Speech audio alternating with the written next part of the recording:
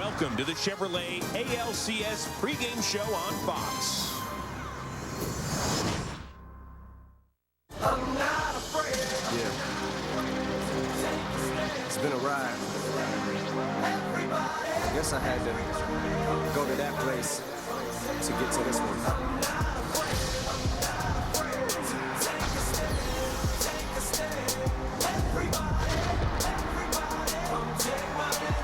3-1 Detroit and a home run by Johnny Peralta.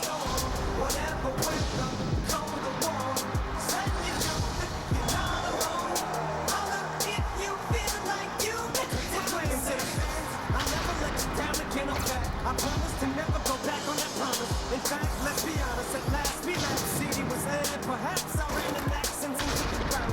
Cause I'm raising the bar. I shoot for the moon, but I'm too busy gazing at stars. I feel amazing and I'm not afraid. Rangers, Tigers. Game 4 of the ALCS is next on Fox. After last night's win, the fans were all cheery, but today the weather is a bit gloomy here in Detroit. Tarp has been on the field all day long, but we are told there will be baseball today. However, we are under a rain delay as we get you all set for Game 4 of the American League Championship Series between the Texas Rangers and the Detroit Tigers. As you can see, it's nasty. It's not a hard rain, but it's been very constant for several hours now. Temperature 59 degrees, not a lot of wind, light rain, but we are under an official rain delay. Hi, everybody, and welcome to Fox's continuing coverage of the ALCS alongside Eric Karros and the White Sox two-time All-Star catcher A.J. Brzezinski. I'm Chris Rose, and guys, we've seen some players on the field playing a little long toss, getting ready, getting loose. But the weather has slowed us a bit. It really has. You know, and it's surprising that the big man upstairs didn't get the note. Verlander is not throwing today. But we do have some weather, no question about it. But it's one of those things, it's just constant drizzle. Not enough to really impact or stop the game. Once we get going, I think this thing will play in its entirety. But right now, just wait for it to pass by. As a player, this isn't the rain that really affects you. It just annoys you more than anything. As a player, you want to be dry, you want to be comfortable, you want to be, feel good when you're out there. Right now, you can kind of slip maybe a little bit here and there, and in the back of your mind, it's always there. But they are going to play baseball, and I want to know how on the weather report, it's only 96% humidity when it's raining behind me. You know what? That's somebody that we can ask, okay? You guys are amateur AMS seal of approval guys. I want a professional weatherman. So right now, let's head out live to Los Angeles, Storm Scout, and let's say hello right now to Rick Dickert. Hey, Chris, and that's Joe Torre. He's got the real credentials there. Yes, we are watching this last little band of light rain move across Detroit. As you can see, it's just starting to exit the area now. I think once we're through with this, we're going to be okay. Maybe just some drizzle, cloudy skies, kind of a damp, cool night in Detroit. But once the game gets underway, I think we're going to be fine. Temperature will be near 60 degrees. Winds will be light out of the east at 5 miles an hour. I'll continue to track the radar, bring you another update in about a half an hour or so. Back to you. All right, Rick, thank you very much. Rick, hold tight. I want you to answer AJ's question. What was it again, that it's 96% humidity? Yeah, but it's raining. So if I look behind me, I see rain coming down, so I don't know how that works. I'm not a weatherman, obviously. All right, what do you got, Rick? The air has to be completely saturated. And yes, water's falling from the sky, precipitation, but the humidity still is just below 100%. If you see that thick pea soup fog, you know the air is completely saturated. When you can't see across the mound, that's when the humidity is 100%. All right, Rick, thank you very much. How is it that the one guy on the set who didn't go to college asked the smartest question? I went to the Harvard of the South, Dr. Phillips High. Come on now. There you go. All right, let's get baseball's stance on this whole thing and send it down to the field where we find our Ken Rosenthal. Thanks, Chris. Here with Senior Vice President of Baseball Operations, Peter Woodfork. Peter, the estimated start time is 5:15. How realistic is that? I mean, I think we're looking at the weather, so nothing's, 100%. But as of right now, our hope is that it breaks up at 4:30 and goes to 5:15.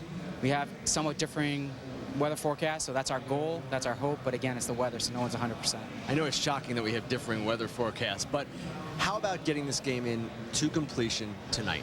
I think that's the goal. If we're going to start the game, we want the ability to complete it. We want to make sure that we have a window of at least 3.5 to 4 hours of dry weather where we're not questioning the integrity of the game or the players in the field, and the fans can enjoy the game as well. So I think both of those, all three of those, are things that we're considering and trying to get the game in as our #1 priority.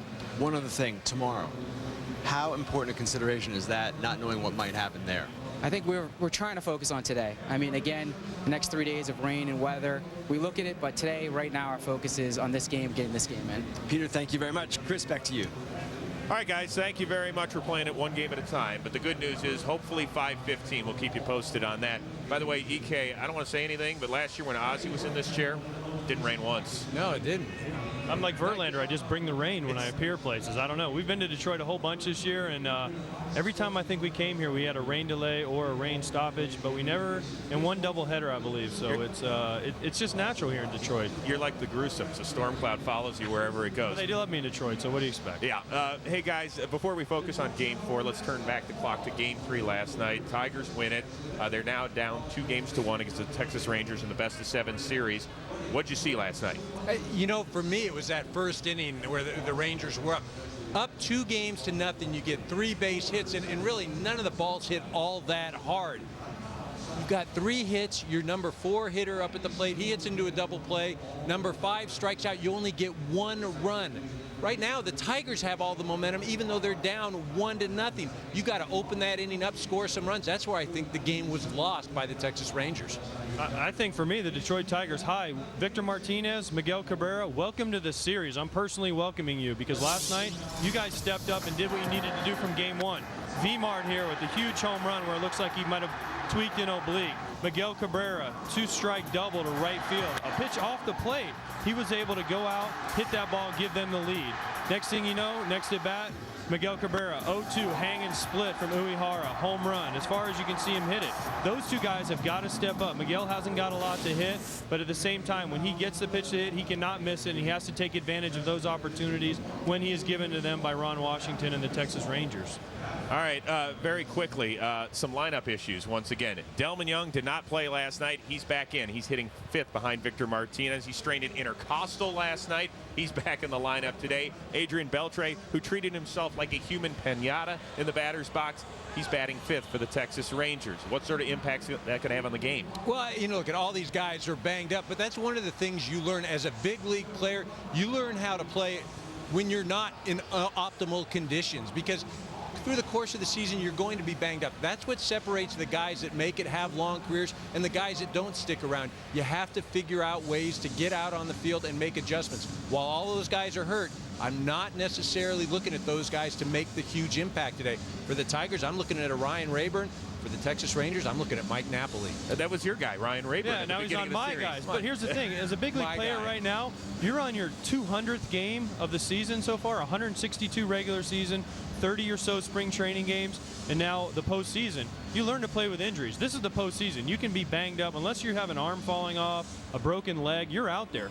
And if you're one of their guys, and they're big guys, you will play. You'll find a way to play. The trainers do a great job of getting you ready, and they've done that throughout this series. And you will see those guys out there, and you'll see them perform. We'll see if they can make it. All right, guys, before we talk about the pitching matchups next segment, one quick Twitter update. Have you noticed that over Eric Karros' head, we've got the hashtag postseason? Okay, you can follow the ALCS all season long right here on Twitter. You get exclusive behind-the-scenes knowledge from these two guys, our experts that play Major League Baseball or are still playing. And also, you can follow us at MLB on Fox. And if you want to talk to me as well, at Chris Rose. But we can talk to you about ice cream selection.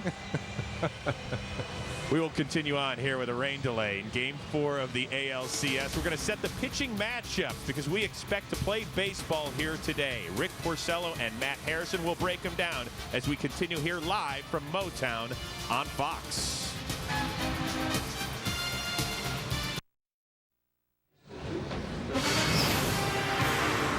Welcome back to the Chevrolet ALCS pregame show on Fox.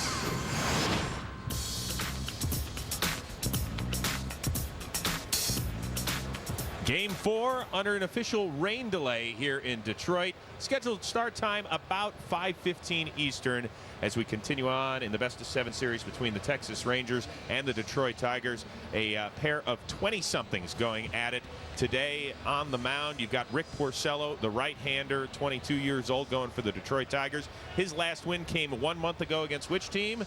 Chicago White Sox? Just checking. Matt Harrison, the left-hander, he clinched the ALDS against the Tampa Bay Rays. That was 8 days ago. So tell us a little bit about Rick Porcello, what he brings to the table. Basically, Rick Porcello is very similar to Doug Fister, the starter for the Tigers last night. Sinker, changeup, but if you look at him, he's just not quite as good. He's got the good stuff. He just doesn't throw it in the exact location the way Doug Fister was able to do last night.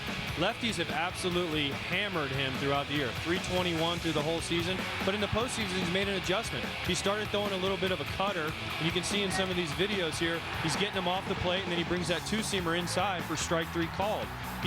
He is one of those guys that has got to handle left-handed pitching. If he does not, or left-handed hitting, if he does not handle the left-handed hitters, although there is only 2 in the Texas Rangers lineup, Josh Hamilton and David Murphy. He's handled Hamilton in the past. Murphy's hit him a little bit, but he's got to get those lefties out so he can go to the righties where he's much more comfortable. You know, Matty Harrison, he's going for the Texas Rangers. And this left-hander can be really a hit-or-miss guy. He was 5-0 from September 1st on and looked like, hey, he's that number 1 or number 2 guy. But the thing about him is he can lose it all in 1 inning. Gets his pitch count up high, elevates, loses control. But if he establishes his curveball early, his changeup, he throws 95 miles an hour. He can basically be unhittable and be a real strikeout guy. Hey, as far as the Rangers go, only 1 quality start so far in the postseason. Anybody else shocked about that? Because they had an amazing winning percentage during the regular season, the best since the St. Louis Cardinals in 2004. I know I'm shocked about it because I know for a fact when we've played the Texas Rangers, it always seemed like their pitchers were giving them 6, 7, 8 innings, whatever it took to get through the lineup. That's the thing Nolan Ryan brought here. That was the mentality he wanted. Pitch count doesn't matter. Give me 6, 7, 8 innings, whatever you can give me. And they haven't got it done in the postseason yet. They still have found a way to win the first series, and they're ahead 2-1 right now. Yeah, you know, they had 99 quality starts this season, which was the most in the AL. And that's something, obviously, that hasn't happened so far in this postseason. I also think, though, that Ron Washington has a little bit of a shorter leash than he would during the regular season. We saw that the other day with Derek Holland, and rightfully so, because he's got a bullpen right now that is a lot deeper than what he had for a majority of his regular season. Well, quality starts is something that Jim Leland's staff has given him at least through the first 3 games here of the ALCS. Of course, we had the start and stop rain delay situation, so Justin Verlander only threw 82 pitches and went 4 innings in game 1. Since then, they've really been lights out. Max Scherzer pitched well enough to win, just 1 bad ball to Nelson Cruz in the 7th that tied the game. And then last night, Doug Fister was sensational. You know, I think if you looked at the 2 staffs heading in, you went, okay, edge to the Tigers based on Verlander a little bit, and then the rest of the way, you're thinking probably the Texas Rangers. But Scherzer and then last night Fister, both sensational. Both have been amazing, and Max Scherzer gave them everything that they wanted out of him except for 1 hitter to Nelson Cruz. We talked about it yesterday. Nelson Cruz hit the 1 mistake he made. Doug Fister, unbelievable, throwing those sinkers, breaking bats, getting guys to hit balls off their knees. If they continue to pitch like this, they're going to win this series. And EK was talking about the Rangers. The one thing the Rangers have that they didn't have, they have an all-star starter, Alexi Ogando, coming out of the pen throwing 100 miles an hour for him. Well, wait a second. I've heard that out of his mouth during this series. Yeah, I've been saying, what are you jumping on the Ogando bandwagon now? No, I just wanted to beat you to it. I know you were going to go there. I wanted to get you before you could. Well, that's... I mean, he's right, though. Then I'll talk about Jim Leland, and we can win this series if. And I'll tell you, we said it at the beginning of the series. It's the starting pitching of the Detroit Tigers against the offense of the Texas Rangers. And right now, the starting pitching has been there for the Detroit Tigers. This is a huge game. It's a swing game, and for me, today's ball game, whoever wins today wins the series because of the the Detroit Tigers starting pitching, the way they have things lined up. The rest of the way, huge game today. Yeah, just to confirm, once again, at the beginning of the series, you picked the Rangers in 7? No, I picked them in 6. All right. I picked the Rangers in 6. Okay, and then you had... I picked the Tigers in 6. Okay, well, if they win the next 3, then you're right. Okay, way to go, Kreskin. Once again, we are under a rain delay here. Game 4 of the ALCS, so text away at will. You can also follow us on Twitter. Scheduled start time, 5:15 Eastern. Much more coming your way from Motown after this.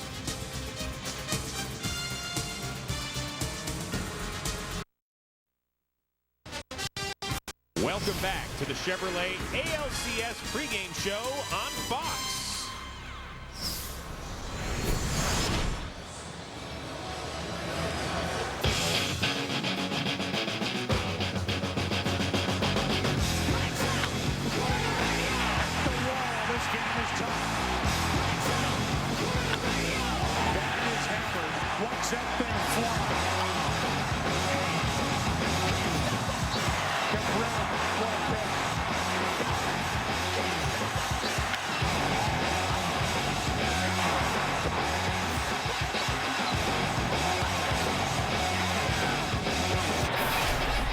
Last night, the heart of the lineup produced for the Detroit Tigers. They trailed a best-of-7 series 2-1. Today, Mother Nature is reigning supreme here in Game 4 as we have a rain delay between the Rangers and the Tigers. Right now, let's get a weather update from Storm Scout and Rick Dickert.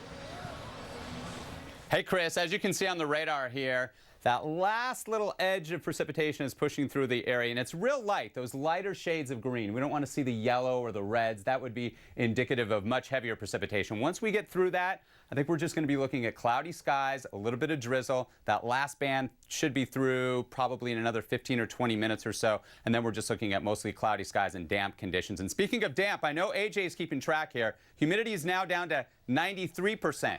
And if he needs an explanation between dew point and relative humidity, I'll give it to him as well. Thank you, Rick. Are you happy with that explanation, AJ? That's better, but it's still raining, Rick, so whatever works. Okay, let's get some words of wisdom from the two guys who will call Game 4 of the ALCS here on Fox. Send it upstairs to Joe Buck and Tim McCarver. Hi, guys. What should we talk about? Well, not humidity, because we've covered that already to the tilt. Okay. Dew point, humidity, those are out. We can talk about last night.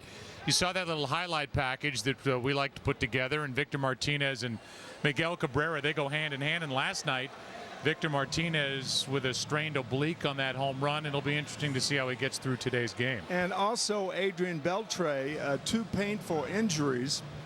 The one thing to keep in mind about Victor Martinez, he'll be hitting right-handed against Matt Harrison today. But you've got to anticipate, with only one left-hander in the lineup, ground balls to the left side of the infield. Matt Harrison has induced more double play ground balls than any pitcher in the American League. So that means the shortstop and the third baseman are going to play pivotal roles, and Adrian Beltre is going to come into play. And can he bend over with that sore left knee? He had an MRI last night. Everything's fine, but it's very, very painful. And I think defensively, the Rangers should worry more than they are worrying about him offensively. Yeah, and I think we both agree really with what Eric Karros said a minute ago, and that is how things change so quickly in a postseason series. I mean, Texas Rangers had all the momentum. They win the game on the walk-off grand slam. They come here up 2-0. No big deal. We'll just roll right through. Well, now they lose last night. This game is so big for each side because if Texas wins this game, they know they're at least going home and they can deal with Verlander up in the series. But if Detroit wins this game, they even it up and they have Verlander, their ace, going tomorrow. Things really can turn around with today's game. I had never really thought of it in that vein until Eric said it, and I agree with him. Whoever wins tonight's game wins the series. That's it for now from us, guys. Back to you. Thank you, Joe and Tim. Appreciate it. A lot of talk about Adrian Beltre and his health and Josh Hamilton. We haven't talked a lot about Michael Young and his struggles. I mean, this is a guy that drove in over 100 runs, and he hasn't produced anything yet in the postseason. How concerned are you if you're Ron Washington? Well, Ron Washington, if I am Ron Washington, we asked Ron Washington, he said, you know what? I'm not concerned. He's hitting fourth. I said, would you move him anywhere? Would you? No, Eric, wouldn't do anything. He's my man. Had over 100 RBIs during the season. Remember, he led this Texas Ranger ball club. Arguably the MVP of this Texas ball club because of what he did offensively. Hit over 330. He needs to show up, though. That's the bottom line. He's had too many opportunities where he hasn't come through. 3 for 27. He eventually will come through. It just better be in the next few days. All right, well, hold on. Would you move him? Would you move him in the lineup? I wouldn't. He's Michael Young. He's the all-time Rangers hits leader ever. You know what? I would move him, though. But you don't have alternatives right now. Really, the only guy to go against Porcello today that you would put up there would be Murphy. Napoli doesn't have good numbers. Beltre doesn't have good numbers. Cruz doesn't have good numbers. You can't have two left-handers. Michael Young hits Porcello well. So I get where Ron Washington's coming from, but I'm not so sure that you can leave him in that fourth spot as you continue to move through this series if he struggles. All right, guys. Well, you know what? No matter how tough it is right now for Michael Young, it is really nothing compared to what he felt in the offseason. The Rangers' all-time hits leader took a smack to his ego with trade rumors. Young stayed. He produced one of his best seasons and solidified his stance as one of the most professional players in the game. If you've been living under a rock or just haven't been paying attention, then you may not have heard Michael Young come out and say he was willing to move off third base to make room for Adrian Beltre. Michael Young is probably on his way out of Texas. The breakup here is beginning to feel like it's inevitable. It was a tough offseason. You know, when it first started happening, I didn't feel like I signed up for any of that. Drive to deep right center, and there's that guy Young with a double. To think about this organization not with him is pretty far-fetched. You know, it was a weird moment to think that our clubhouse would be without him. It would have been a huge blow. I mean, absolutely, especially for the fans, especially for the DFW area. Trust me, I want quiet off-season. I want off-season where I can go home and play some golf and, you know, hang out with my kids. I'm always going to be on Mike's side because he's just a great guy. Like, whatever happens, I'm on his side. You know, honestly, I was thinking who's going to step up and be the leader if he's not here. You know, it basically got to that point. And Michael's the face of the franchise. He has been for a while. He's a professional's professional. What he's done for the Texas Rangers as an organization is huge. A lot of people don't understand how hard it is to switch from positions like he has. Not to mention the fact that he's an MVP caliber player, especially for our team. There's number 2,000 for Michael Young. When we found out that he was reporting to spring training, it was a huge weight off our shoulders and really nice to have him back in the clubhouse. Once I got to spring training, it was about putting that completely behind me and focusing on the task at hand. I was getting ready for a season, getting ready to help my teammates, getting ready to win. That was the best day I had in a long time, because then at that point it just became about baseball. And at the end of the day, that's all I really am, as a baseball player. I'm glad he didn't get dealt. I mean, you saw what he did this year. It's the MVP-type numbers, and, you know, that's why we're here.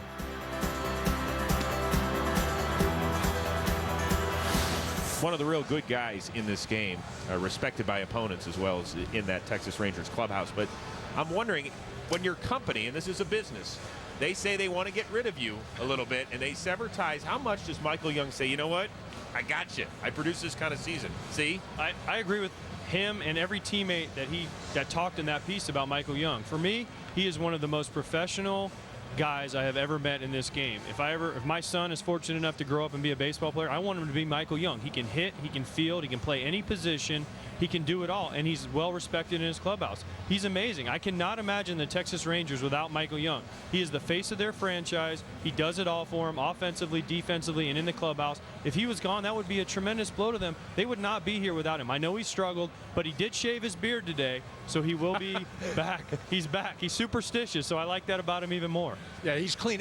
For me, he's the MVP, not of this ball club, but of the American League, just because of what he did for that Ranger ball club this year. He played third base, he played second base, he played first base when guys were injured. On top of that, as a former player, to have to deal with what he dealt with in spring training and then to come out and have a positive impact, to have a positive year, I mean, people don't understand how difficult that is. That's why Michael Young, no player could have sat in Michael Young's shoes and did or done what he had done this season. That's why, for me, he's the American League MVP. He didn't pout. He didn't pout at all. He went out and did his job as a professional, which is what you want to do. And the thing about Michael Young is he always hits. And I remember Ozzie Guillen, who sat in this chair last year, said in 2006 we went to the All-Star game and he got to pick the team. The first player he wanted on his team, Michael Young. He could play any position. And what did he do in that game? Triple off Trevor Hoffman to tie the game and put us ahead and give the American League the home field advantage for the World Series. Well, you remember what Ozzie said.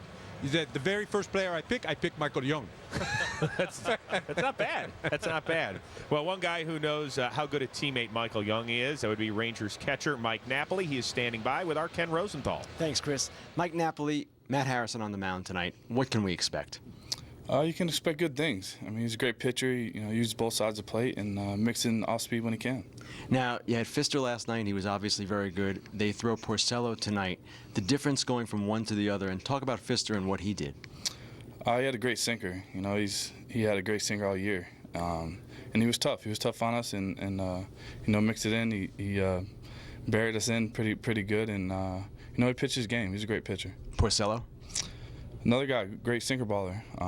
We're going to have tough at-bats and try to chip away some runs any way we can. Now, you played for the Rangers' biggest rival before this, the Angels, and I'm wondering the difference between the two teams, in your opinion. Well, I mean, we had great ball clubs over there, too. But over here, I mean, it's just stacked up and down the lineup, and, we got good team chemistry, and when we get on the field, we just get things done. It's fun, and we love playing for Wash and have a good time. And finally, you're back catching tonight. One of the raps on you in Anaheim was that you weren't a strong enough defensive catcher, and yet here it seems like they never want to take you out of the lineup at catcher. What happened?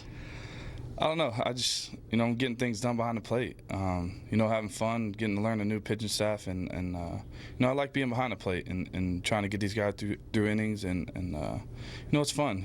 I'm loose behind the plate, and I think I'm showing that I can do it and get it done. Mike, thanks very much. Chris, back to you. All right, Kenny, thank you very much. You saw Mike Napoli, the jersey unbuttoned. He's not going to button that up in time for the game. I mean, that's the way he rolls out there on the field. That's his look. That's his thing. That's the way he feels comfortable. I can't pull it off because I don't have the chest like Nap. Nap's got the big barrel chest. I don't have that. So great look for you, Nap. Do they need a little bit more from him? Well, we talk about Michael Young and his struggles. Mike Napoli, remember, he had that collision at home plate in the ALDS in Game 2 with Sean Rodriguez. Well, Game 4. Since that time, though, he is 2 for 14, so he was a bit dazed, hasn't swung the bat, and also during that time when he got hit, he swallowed his chew. This is one of those things that, you look at the rigors of being a catcher, and AJ can speak to it, but look at that, you're down. This guy has been an offensive force, and he just takes a pounding. Not only does he go down, but the chew that he's got in, that goes down too, and you are messed up right there. But he has not swung the bat like he did in August and September, and he is a huge part of this offense. That hurts, by the way. Anyone that says it doesn't hurt, I'd say Chris Rose. I wanted him to get in the batter's box the other day and face Valverde. I want him to put his gear on, and I want a chance to run him over because that hurts. Swallow your dip, swallow your chew, whatever. But when you get hit by a guy like that, you feel it for a long time. You're making it sound like I'm signing up for this stuff. I'm not. I didn't want to step in the batter's box, and I don't want to get hit, okay? What I need to do right now is get to break. We're still under a rain delay here in Game 4 of the ALCS.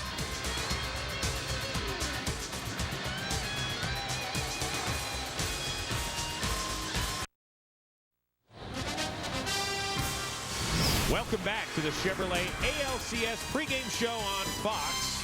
Game 4 of the American League Championship Series, officially still under a rain delay here in Motown. We have a little bit of an update for you. Start time has now been pushed back a half hour to 5:45 Eastern. As you can see, we've had light rain throughout the entire afternoon. Tarp has been on the field all day. But right now, let's get a weather update out in Los Angeles. Storm Scout and Rick Dickert. Hey, Chris, and you can see it on the radar with me. Look at this. Just to the west of the park, you have dry conditions. To the south, and that's where all this moisture is coming from, dry as well. We're right on the back edge, and we just need that back edge to push through. Once that happens, the trend should be for drier weather. Maybe still some sprinkles or a lingering shower through the evening, but the bulk of that moisture should be out of there, and we should be able to get the game in.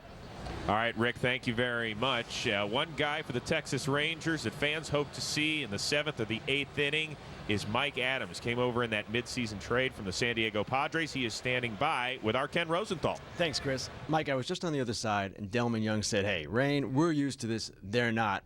So I'm wondering, what is going on in your clubhouse right now during the delay?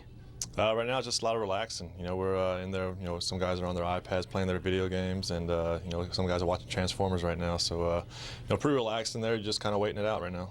Now, last year you were in a pennant race with the Padres. You get traded to the Rangers this season in July, and you told me it's a lot more stressful over here. Why? Just because the expectations. The expectations are very high here, and. It's a team that was in the World Series last year, so we're expected to try to make that same run we did last year, or they did last year, and it wears on you a little bit, but it's part of the game. It's what makes it fun, and it's exciting. You came over to this league, first appearance right here in the rain. You give up a home run to Brennan Bach. What do you remember about that, and just the transition that day? That was a long day. I had a 5 a.m. flight that I caught. I got here. I remember it raining a lot. The ball was a little bit slick. I threw a changeup that I hadn't thrown in a while, and I remember him hitting it out. But it wasn't the start that I was hoping for when I first came over here, and it all turned out okay though. Everything's been a lot better, and hopefully we don't have no replays of that. Now, last thing, on Sunday, the rain out in Texas, you walk into the clubhouse parading in your Dallas Cowboys jersey and cap. Your general manager, John Daniels, is a huge New York Giants fan. Has this created a conflict between you? I hope not. I hope not, because you know, hopefully we work together for a while, and you know, it's one of those things that you know, my pride for the Cowboys is strong. You know, I'm not gonna let that falter, and you know, he's just gonna have to accept that. And you know, when the Cowboys play the Giants, well, I mean, we'll see what happens. Chris, he said that, or John Daniels said that when he did the background check on Mike Adams, they discovered that he had Cowboys season tickets. Back to you. All right, guys, thank you very much. How'd you like to sit down during contract negotiations? Try and hammer that one out. You know, remember back in July, a lot of trade talk about Heath Bell leaving San Diego, and Texas was one of the destinations that was mentioned. I think they got the right guy, because here, he was used to being a setup guy, and he's been nails the last 6 weeks. Well, he really has, and he came right into a role that he was in San Diego, and has stepped right in and done extremely well here for Texas. And this is the thing, this bullpen is a lot different since his acquisition. Feliz has been a lot better in the closing role. They've bridged the gap. Now, as AJ mentioned earlier, that since he's on the Ogando fan club, that Ogando, now he's in the bullpen with those three guys. If you're a hitter on the other team, you're just saying, man, please, let's get to them early, because I don't want to have to see those guys at the end of the ball game. I totally agree with you. Since he's come over, I know Heath Bell is a great closer, but they already have a great closer here, Neftali Feliz. This guy just gave them more depth. They brought in Uehara. They brought in Mike Gonzalez. Now they add Mike Adams. Wow, and you can tell he must be from Texas because of that draw and a Cowboy season ticket holder. I mean, every day, just think about this. He gets to go to work at Rangers Ballpark in Arlington and look right across the street, and what's there? The Cowboy Stadium. So he's got to come to work with a smile on his face every day.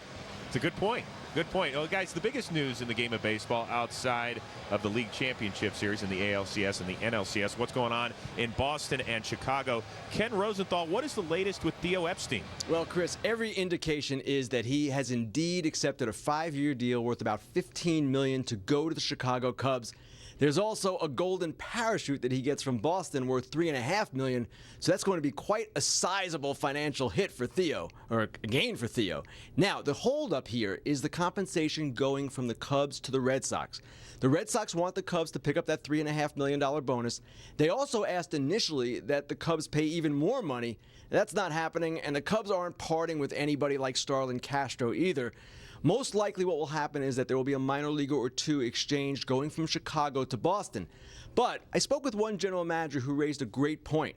If you're Boston, you've got all the leverage here because it's now out that Theo Epstein is supposedly going to the Cubs. Why not simply insist on, hey, you've got to take John Lackey's contract if you want Theo Epstein. What's he worth to you? One other thing to note, Brian Cashman's contract status still unresolved with the Yankees. Epstein's new deal, the whopping new deal, is not expected to affect those negotiations too much. Epstein with the Red Sox was making about $2.7 million. Cashman with the Yankees has been making about $2.2 million. Cashman is going to get a raise. He's going to be back, but he's not going to be at Epstein's level. All right, Kenny, thank you very much. Back to Theo Epstein. Let's see, he broke an 86-year curse with the Red Sox. Now he's got 103 years and counting with the Chicago Cubs. It's a great move by them. You know, what does he have to do first? Does he have to gut the farm system? Does he sign big-name free agents? What do you think happens next? No, I think what you do is you've got to bring your own guys over there first and then establish a culture that you want. Look, you're straddled with some contracts over there right now. And the other thing, you probably want Ken Rosenthal to be quiet right now because you don't want him making any more suggestions about taking John Lackey with you over to Chicago. But it's not going to change overnight. And really, the last place to win a world championship in any sport, the last best place will be when somebody wins it for the Chicago Cubs. Are you allowed to say anything about the Cubs? What? Contractually, I think that I am, but I didn't know that GM's got paid that much. He's making, what, $3-4 million a year? Theo, sign me up, assistant GM. I'm going to retire soon. Maybe I can just slide in when you're done there. But, wow, congratulations to Theo Epstein if it ends up there. Now in Chicago, we've had a manager traded and a GM traded in the last 2 weeks. I didn't know it worked like that. Now, the first order of business, what does he do about Mike Quade, who's got a year left on his deal? Does he stick with him? Does he bring his own guy in? Does Terry Francona join him on the north side of Chicago?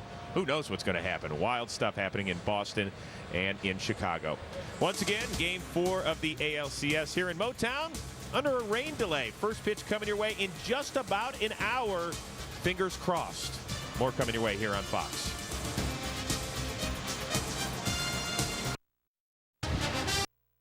Welcome back to the Chevrolet ALCS pregame show on Fox.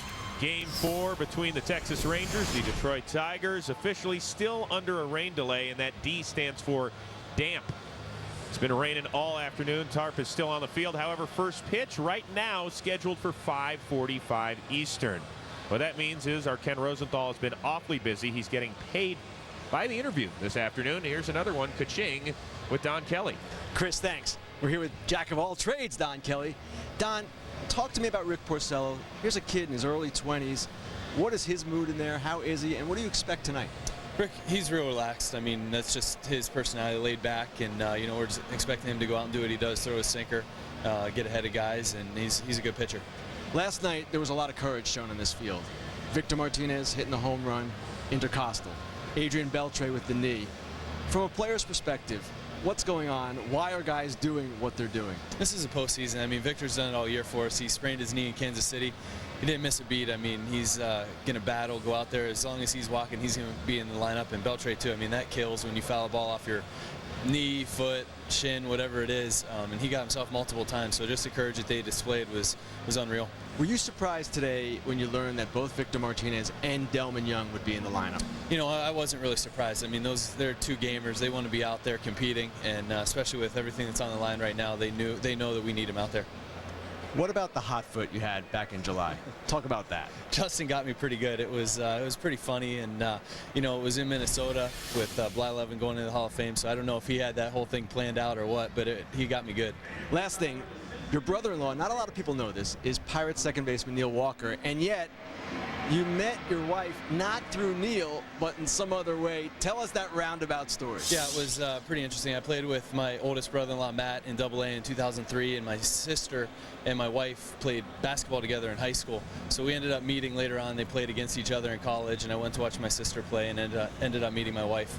Pretty good story there. Now, Yankee Stadium, the home run you hit there, the big one. Talk about that. That was exciting. I mean, Game 5, back against the wall, season on the line against the Yankees, and to go out there and be able to help the team out and get on the board early, it was, it's every kid's dream.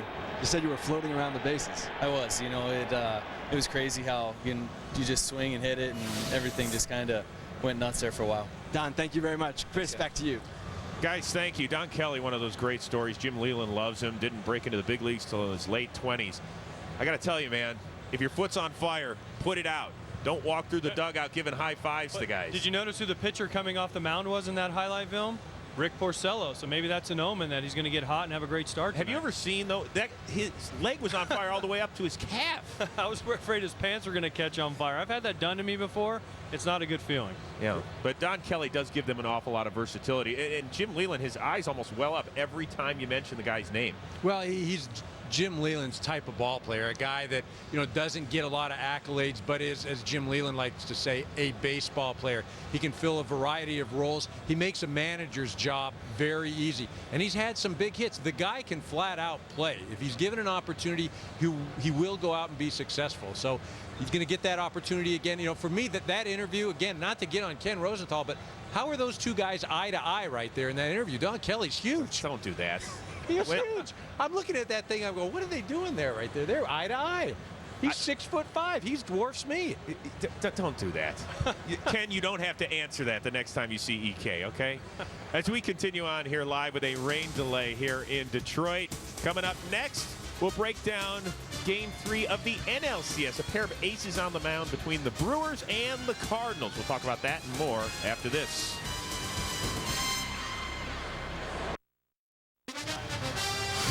Welcome back to the Chevrolet ALCS extended pregame show on Fox. Game 4 between the Rangers and Tigers. Currently in a rain delay. We are waiting for first pitch, hopefully right around 5:45 Eastern. As far as the Game 5 starter for the Detroit Tigers, the likely Cy Young winner in the American League, Justin Verlander. He is standing by live with our Ken Rosenthal. Thanks, Chris. First, I want to tell Eric, I want to thank him actually for informing the world that I am short. No one knew that until he said that. I was standing on a higher step. Don Kelly was on a lower one. That's how it happened. And now I'm here with Justin Verlander, and we're sitting down nicely together. Now, Justin, it's not your day to pitch, and yet it's raining. It's kind of not the proper order of the world. What's going on? It's supposed to rain tomorrow, too, so don't worry about it. This has been tough. it's I think it's especially been difficult as a starter to go out there and get 1 inning at a time, 4 innings at a time. It's really hard to kind of get in your normal rhythm, but you just got to try to maintain and do everything you can possibly do to keep yourself in your pitching mechanic rhythm. Now, when we ask you this time of year how much this is affecting you, you guys never say yes. But the next spring, sometimes we get the truth. So when I ask you next spring, how much does this disrupt you? What will you say? What, as far as the weather or? The weather and just your pitching overall. I don't know. That's yet to be seen. I'm doing everything I can possibly do. Like I said, I feel like getting 1 inning in New York and then coming back and then getting 4 innings in Texas. I feel like it's kind of difficult, like I said, to maintain your pitching mechanic rhythm and make sure everything feels good and you get yourself in the proper position on the mound. But hey, everybody's got to deal with it. It's just so happened that it fell on me a couple times, but. I'm doing everything in between my side sessions. I threw 2 bullpens in between last start and this one to try to get everything in order, and we'll see how it goes. Now, you had mentioned that you wanted to pitch this game, Game 4, and Jim Leyland said no. And what Jim has basically told us is, hey, this guy needs the time between starts now. He's thrown more pitches than anyone, a ton of innings. I know that's how he feels. How do you feel? I feel good. Whenever my number's called, I'm ready to go. And I made that very clear to Jim. But, he got a lot of flack for not letting me be in the bullpen in Game 5 against the Yankees, and that worked out pretty well for us. So, you got to have the utmost faith in him. I know we do. I know I do. That's why he's the manager and we're the players, because if you put the ball in air court, we're going to go out there every time at risk of whatever. At this time of the year, you don't care about injury. But he looks at the bigger picture. Porcello tonight, he is kind of where you were in 06. And I'm wondering what you see in him, knowing what you went through as a rookie in 06 going to the World Series. Well, I see it, first of all, a very mature 22-year-old. Ever since he's been here, he's been mature for his age. He had a little bit of experience. In 2009, he pitched game 163 against the Twins in one of the most electric environments I've ever seen there in the Dome. So he's got that under his belt. He's going to go out there and attack. He's got a great sinker, and if he's getting his off-speed stuff over for strikes, that makes it all the more tougher, especially on left-handed hitters when he's riding that cutter in under their hands, gets him off that sinker down and away. So, that's one of the keys I look for him is throwing his off-speed for strikes in any given count and keeping guys off balance and keeping them off that sinker. Justin, thanks very much. Okay. Chris, back to you. All right, guys, thank you. The funny thing was with that camera shot right there, how do I know that Kenny wasn't standing right there? Okay. If I knew that's what you were going to say, I wouldn't have had you say No, anything. I apologize for that. Well, you won't get any more of those comments. All right. Kenny does great work. I hope he's interviewing down there up until game time. Which hopefully will I don't want to be down there. Which hopefully will be 5:45 Eastern. You can actually tell right now some of the Tigers are coming on the field, and I think that's why the fans are cheering. The rain is letting up a little bit. Skies are clearing. Once again, we're hoping for a 5:45 Eastern start time. So Justin as far Verlander there, by the way, I Chris. couldn't tell. I was just looking from here. It's He did his screen's a interview little with dark. Ken. Now he's going to go get his bullpen work in for tomorrow's start. Well, look, you've got the combination here, at least the comparison between Roger Clemens in '86, the last starting pitcher to win the MVP, and Justin Verlander, and the numbers are nearly identical. I know that you, earlier in the show, said that you would vote for Michael Young for the AL MVP. What about you, if you had to vote? I knew You you can't were going vote to for yourself either. Well, I don't deserve to win it this year, but in other years maybe. But the biggest thing about Verlander and the MVP, they have a Cy Young award. I know he did great. He won 24 games. He struck out 250 guys this year, led the league in ERA, the Triple Crown. But at the same time, he has a Cy Young. He's going to win that unanimously. If he doesn't, I want to meet the writer who doesn't vote for him. I'll shove him out there with Chris Rose to try to hit off of him. But that guy's the best pitcher in the American League for me. Starting pitcher, right-handed, throws 100 miles an hour, best curveball in the game, one of the best changeups in the game. I know I don't look forward to facing him. I know nobody that looks forward to facing him. And if he doesn't win the AL MVP this year, it's not because of lack of stuff or lack of interest or lack of doing anything. It's just because there's guys that play 160 games, and those are the guys for me that deserve to win the MVP. By the way, we got that on there. Did you see that? The stat? Yeah. I mean, go ahead and talk about how great Verlander is, and then go, by the way, I took him deep 3 times. Yeah. Well, there's one grand slam in there. We did show it. EK said I couldn't hit his curveball, but we have video proof to prove that I can. 68 big league at-bats against Justin Verlander, most. I know. How many strikeouts? That's what I want to know. There's some strikeouts in there, too. We don't have to look that one up. So Verlander, as you can see, is getting loose. Very quickly, I'm wondering about the psychology in the clubhouse right now of the respective catchers, Alex Avila and also Mike Napoli of the Rangers. Are they hanging out with the starting pitchers? Are they going over a game plan as there's a delay, or you're just kind of on your own? You've already done that, and most pitchers have such a set routine that they're just so narrow and just focused on what they're going to do in the game that you try to keep them loose. You try to do what you can to say, hey, do this, do that. But once you've sat down, you've had your meeting, you've talked about this, you're planning for a 4 o'clock start. I know it's an hour and a half, hour and 45 later, but it's the same thing. You just try to keep them loose. You try to keep the clubhouse loose. You don't want to make it too different than any other normal start. The start times move back, but it's the same kind of thing. It's nothing's changed here. It's just a little bit later, and you try to have fun with it. I know you said focused. You wanted to say a little weird because starting pitchers. I know you position players. Y'all think the starting. Well, no, they don't talk to people. They literally go into their starts and they don't talk to people. Is that true?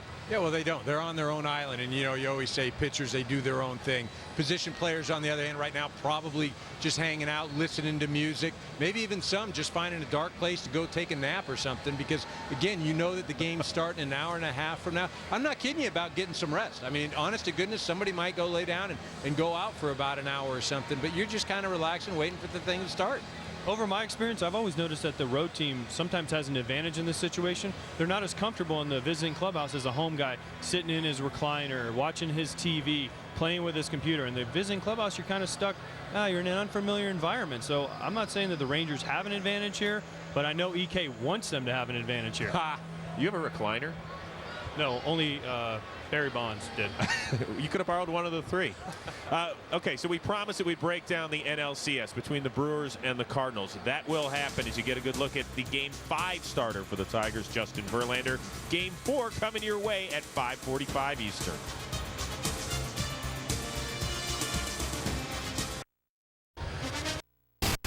Back to the Chevrolet ALCS pregame show on Fox, where Game 4 is officially under a rain delay. We are hoping for first pitch right around 5:45 Eastern time. Now, Texas Rangers lead the Detroit Tigers in the best-of-7 series 2-1. It was 2-0 until Doug Fister took the mound last night. He was sensational, AJ. He was unbelievable. Michael Young summed it up best. He kept throwing those sinkers in, and they kept taking the bait. You see him rolling over, foul balls off their shins. Great job, Doug Fister.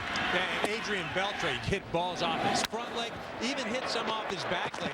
I saw him in the clubhouse, and Mike Napoli was kidding him. He said, hey, you might have to wear my shin guards today up there at the plate. That's how nasty Doug Fister was. Just kept running the ball in.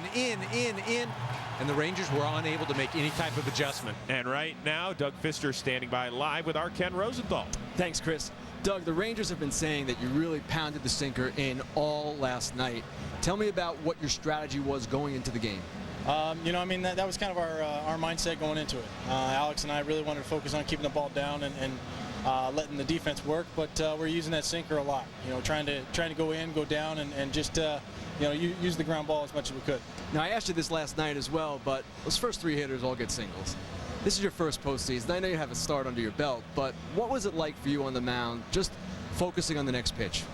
That's kind of what we've been doing all year. So it's been kind of an easy transition into the postseason, because that's just kind of doing the day-to-day work. We're constantly doing the same things every day. So it's just okay. It's just another game. It's just another pitch. So we just really wanted to focus on the little things. So you're not nervous out there in that situation? Didn't feel anything at the time. No. Okay. Now, during the division series, you mentioned that you had no routine, which for a starting pitcher is highly unusual. Most starting pitchers are intense creatures of habit. What is it about no routine that makes it work for you? Well, Justin said, no routine is my routine. So, but no routine is for me, something that, growing up, everybody said, hey, you need to find a plan, a routine and stick with it, something that works for you. And I just kind of figured that, okay, we're going to different places. We're going to be traveling a lot. In the minor leagues, every place isn't the same, don't have the same sort of equipment and stuff. So, things are constantly changing, and what happens if, so-and-so doesn't have this or I don't have that, okay, now my routine's messed up, and it's kind of a mental game. But so I figured, hey, if I don't have a routine, I just get to go out there and, kind of stay focused, but kind of free-flowing around the clubhouse. Hey, it's going to, work for my advantage. You are really free-flowing around the clubhouse. Yesterday, you're talking to Benoit, joking around. That's normal? That's pretty normal. We had the football thrown around in there a little bit, kicking around with Victor, and sitting there joking around with Paulie and Benoit on the other side. And so, it's just kind of a routine, just a daily routine. Doug, thanks very much. Chris, back to you. Guys, thank you. How clutch has he been since he came over late July? I mean, look at what he won. Game 5 in New York. Game 3, a must-win situation. He has been nailed. Well, yeah, he has been nailed. But I was trying to figure out, was there a ball that was hit hard against him at all yesterday? I mean, he gave up some hits, but nobody squared the ball up. And he has the ability to get inside on right-handers with a couple different pitches. They all end up being inside, but they all get there in different ways, whether it's a four-seamer, a sinker, two-seamer. The guy is not a lot of fun to hit off. And then you couple that, the guy's 6'8", not fun for a hitter. I'm just jealous that Doug Fister has no routine. I'm one of the most superstitious, routine-oriented people you'll ever meet when it comes, and I play, 140 games a year, and I do the same thing every day. He only takes the ball 30 to 35 times a year. How the heck do you not have a routine, Doug? What do you do? Like, you got to have something. There's got to be something. We got to find out. We got to send Ken in there to find out. There's got to be somebody that has something that he's hiding on us. All right, I'm kicking myself for even asking, but what are your routines? I can't even. Let me tell you. We don't have a long enough rain delay. We could go the whole game with me talking about him, and one, you wouldn't believe him. I've told 2 people in my life about it. One is Harmon Killebrew, who recently obviously passed away, and the other is Rick Riley, who wrote an article in Sports Illustrated about it, and he couldn't believe it. And Harmon Killebrew almost fell out of the table laughing at me one night at dinner. So it takes over 3 hours for me to explain what I do every single day. Just give us a taste. No, I don't want to taste. You don't want to know, because you guys will think I'm the craziest person you've ever met. I know that I've been voted the meanest player, but you now think I'm the craziest person you've ever talked to. I want to. Do you have a routine for this show? I do. I try to sit next to Rose and sit next to you and just try to look as good as I can between you two beautiful people. Good try. This, of course, is just half of the World Series equation. The other half is unraveling these days in St. Louis, where they will play Game 3 between the Brewers and the Cardinals tonight. Let's look back first at the highlights of Game 2. The Brewers had a 1-0 lead. The joint was jumping. That's an electric atmosphere until Albert Pujols comes to the plate. Oh, and what does he do? Goodbye to left field, John Jay. He also comes around to score. My man Pujols, he's hot. And Ricky Weeks, guy spent a lot of the time on the DL in the second half. He goes deep here. So it got Milwaukee within 5-2 in the fifth, but then it was just too much Albert Pujols. Albert Pujols, unbelievable. 4 for 5, 4 extra base hits, 5 RBIs. That's why he's the man. That's why he's the guy in St. Louis, and they got to find a way to keep him. So the Cardinals win that one 12-3 the final. This is kind of a loose, sort of different Tony La Russa Cardinal club, but the superstars are shining brightest so far. Look at the numbers for Braun, Fielder, and Pujols. And we talked about it in this series with Miguel Cabrera, especially with Victor Martinez somewhat ineffective batting behind him. Why in the world, unless the situation really dictates it, AJ, would you ever pitch to one of those 3 guys? Any of those guys, you can pick your poison, but you don't want to give them anything to hit. Ron Washington said it last night when he hit the double off Colby Lewis. They weren't trying to pitch to him. He just reached out about that far off the plate and hit a double to right field. He's the best hitter in the American League, right-handed hitter that I've seen, and he can hit anything. So just better off standing up, going like this as a catcher, putting him on first. That way you'll know where he's at.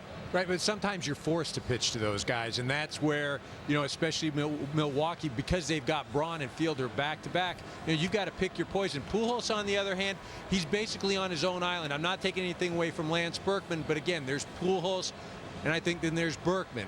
They're at different levels, different stages of their career. But again, sometimes you don't have a choice, and those superstars, they do what they do. Now, Albert Pujols, remember how many games he missed this year, and then there was talk he might be out the rest of the season? I mean, this guy continues to confound you. You look at the numbers he puts up, the presence he has. The Cardinals were left for dead. They were not supposed to be in the postseason. You put them on their back, and they're in the postseason. Is there any question Braun and Fielder, who of course is a free agent to be as well, just like Pujols in the offseason, best 3-4 combination in baseball right now? Absolutely, no doubt about it on my mind. The one thing that makes him so good, one hits right-handed, one hits left-handed, so you can't match up with them. And both of them hit righties and lefties just as well.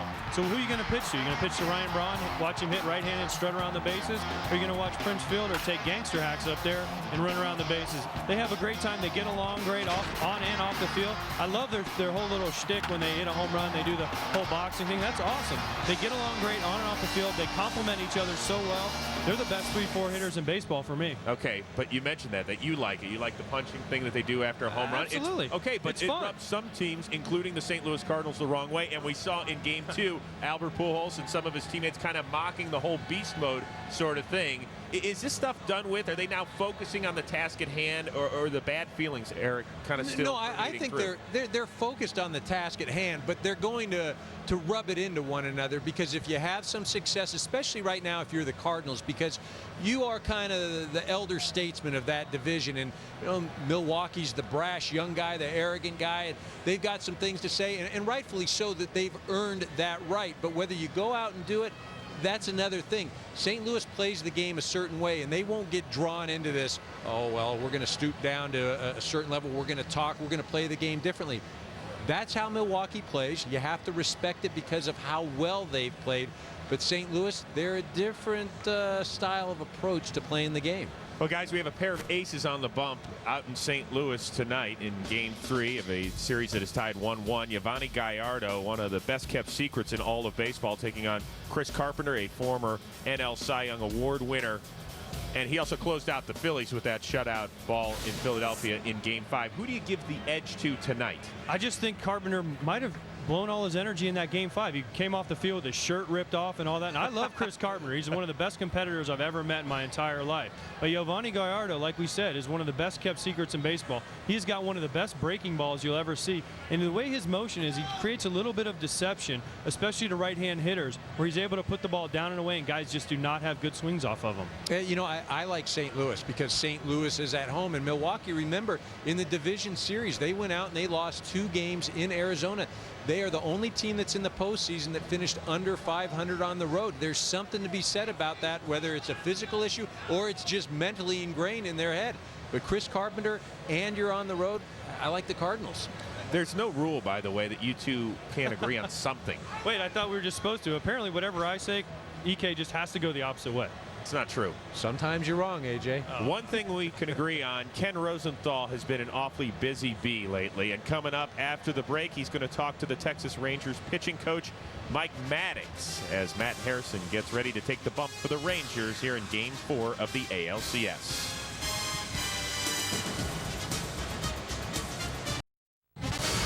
We are back on the Chevrolet ALCS pregame show on Fox, where Game 4 is still under a rain delay here in Detroit. First pitch expected right around 5:45 Eastern as the Rangers lead the best-of-7 series 2-1. Now the Rangers, first let's get a quick weather update, if you don't mind, from Storm Scout and Rick Dickert. What's up? Hey, Chris, look at the radar here. We've been talking about the back edge of that rain that's been pushing over the Detroit area, and now it's right at the edge of the park there. So I anticipate a drying trend within the next several minutes. And look to the south, Chris, look to the west, nothing. Once this all pushes off to the north, we should be good. Hopefully we'll have that start coming up in a few. Back to you. All right, Rick, thank you very much. So it's getting promising. I mean, there's almost no precipitation out here right now. The skies are clearing a bit. The humidity is falling. You don't have to give us that. We do know that once the game starts, it'll be Rick Porcello for the Detroit Tigers, Matt Harrison for the Texas Rangers, who was a guy who was not even on the Rangers playoff roster a year ago when they won round 1, round 2, and made it all the way to the World Series, and that got him determined to have a better year in 2011. It's very frustrating not being able to play when it comes down to the time where the games really matter, but being on the side as a cheerleader, wasn't as fun. Seeing those highlights again from when we won ALDS and CS and seeing the guys celebrate, it really made me, upset, I guess. It actually might have helped me career-wise that I didn't make the playoff roster. It made me drive a little bit harder to make sure that I was going to be a part of it this year and turn a lot of things around. I was better prepared this year and more focused. And I think, just being more aggressive this year has really helped me to be more consistent, and I was learning each time out. Shopping strikes out on a pitch up. So Harrison back to striking people out, getting his 9th of the game. Really interesting for a guy in his mid-20s to say that Eric had helped his career. Well, the key word for me was he said it helped him be more consistent, because this is a guy that, again, he can throw like your number 2 starter, or he can throw like a guy that should be left off the postseason roster. You're just not really sure what you're going to get, although he has been a lot better as of late. He's got a great arm. He's going to throw 95. The key for me against Matt Harrison, if you're the Detroit Tigers, take some pitches early and let him or make him establish a strike zone. What a great trade, too, for John Daniels and the Texas Rangers. Mark Teixeira for Matt Harrison, Elvis Andrews, and Neftali Feliz. He did his homework somewhere. Matt Harrison, though, be careful today. Danger, danger for you, because the Detroit Tigers over the years have absolutely killed you. So be careful today. Establish that sinker early. Get those ground balls. But be careful, because Ryan Rayburn and the Detroit Tigers are coming. So how much does Matt Harrison mean to the Texas Rangers starting rotation? Well, let's find out. Their pitching coach Mike Maddox a few moments ago joined our Ken Rosenthal. Thanks, Chris. We're here with Rangers pitching coach Mike Maddox. Mike, Matt Harrison last season did not even make the playoff roster. How far has he come? Well, I think that was a tremendous motivation for him last year. And it was pretty much the Cliff Lee story firsthand, you know, that Matt Harrison kind of did what Cliff Lee did and learned from it and talked to Cliff about it. And he came back very motivated this year, was not going to let this opportunity pass him by. So you got to give kudos to Matt for what he did all year and earning his way on the postseason. Now, what is the key for him against this particular lineup tonight? They go out and pound the zone. That's the big thing, you know. These guys are very high-energy offensive ball club, and you got to be on the attack. And that's when he's at his best. He is on the attack, you know, challenging them early and often, and that's what he's got to do. Now, your starters in the postseason have not gone all that deep into games. How much of a concern is it for you as we go forward? Well, you know, we need to go deep. Game 1 was the rain, and, you know, nobody got innings out of their starter. Our Game 2, you know, fortunately, Scott Feldman was able to pick up Derek Holland, and he got us all the way to the 7th inning, which kept our bullpen fresh, which we needed because we played 11. And then yesterday, you know, Colby was out there, and I thought Colby had his good stuff. Just, you know, baseball goes that way sometimes, you know, and I thought he threw the ball very well, but their hitters were just a little bit better than he was. Now, you rested your primary relievers last night. What is the state of your bullpen right now with Agondo, Feliz, and everyone else? Our bullpen's fresh right now. We're fully armed because, you know, when you're on the road and like that last night, you know, we have to cover 8 innings, and, you know, sometimes that's a blessing in disguise. Mike, thank you very much. Chris, back to you. All right, guys, thank you very much. And some props right now to Mike Maddox. Here's a guy that loses a former Cy Young Award winner in Cliff Lee in the offseason. They're like, well, where's your ace? I mean, who's it going to be? What about the depth of your rotation? They have answered every question, Eric. Well, he's been great since he's come over as a pitching coach from the Milwaukee Brewers. I played with Mike Maddox early on in my Dodger career. Very cerebral guy. Very good teacher, and what he's done coming over to Texas to an organization that was so offensive-minded, he has actually convinced guys that you can pitch in that ballpark and be successful. Ron Washington told us the other day, we asked him about Mike Maddox and his impact with the Texas Rangers. He says, look, I didn't know anything about pitching, but Mike Maddox, he runs that staff, he runs that bullpen, and he's taught me a lot and made me a better manager. What does a pitching coach mean to a staff? What does he do? Well, first of all, he gives guys confidence. He's able to look at the pitcher in the eye and say, this is what you're going to go out and do today. This is how you're going to pitch, guys. This is how you're going to approach it. And during the game, if there's an adjustment that needs to be made, you'll see the pitching coach go out there, pat the guy on the shoulder, touch him, say, hey, man, this is how it's going to be. You need to make this adjustment. Stay back. Stay tall. Let's use this pitch. Let's try using that pitch. Pitching coaches are very important. They mean a lot to the team. They give guys confidence. They give them that shot of energy when they might be dragging. They get them through those tough times when they're up and down. And we used to laugh all the time because we'd watch a guy's film and he wouldn't have a good breaking ball that day. And Greg Walker, our old hitting coach of the White Sox, used to say, hey, they got a pitching coach too now. He's going to make an adjustment. So guys make adjustments between starts, and where does that come from? The pitching coach. And it has obviously worked with today's starter, Matt Harrison, who has an ERA of under 3 on the road, and the Rangers have won 14 of his last 16 starts. I promise you, the weather is starting to clear. I don't have my AMS seal of approval, but it's looking a lot better here at Comerica Park. First pitch will be coming your way at 5:45 Eastern.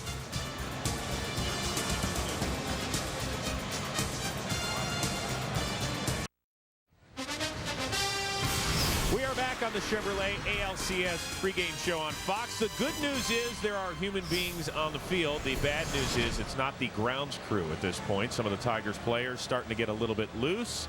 We are under an indefinite rain delay here at Comerica Park in Detroit, Michigan, getting you all set for Game 4 of the ALCS between the Texas Rangers and the Detroit Tigers. Now, we can tell you as we're sitting here, very little rain out there right now. It's starting to clear up a little bit. As you can see, the players are getting loose. The GMs talking to the league officials about what is next. We have yet to see the grounds crew, but the good news is, AJ, that there are players on the field. That means we got to be close. That means we're getting close. That means they want to be out there, and they're not afraid to go out there. You see the pitchers out there throwing, just trying to get the blood flowing before tonight's game. Well, guys, obviously 2011, a great year for milestones. We saw the all-time saves record. We saw a guy hit 600 homers, another guy get 3,000 hits, and some miraculous defensive plays as well. Here are your plays of the year, 2011.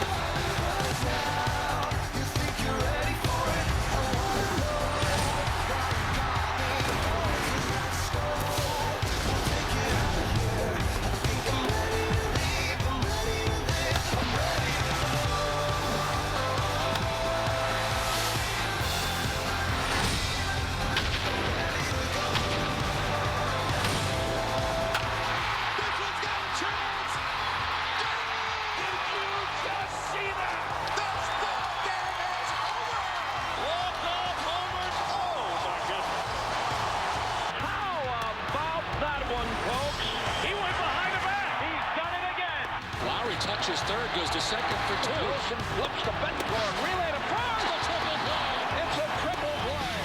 Swing and a miss. He struck him out. Verlander has done it again. Liriano has his no-hitter. Absolutely masterful performance. Jim Thome has hit his 600th.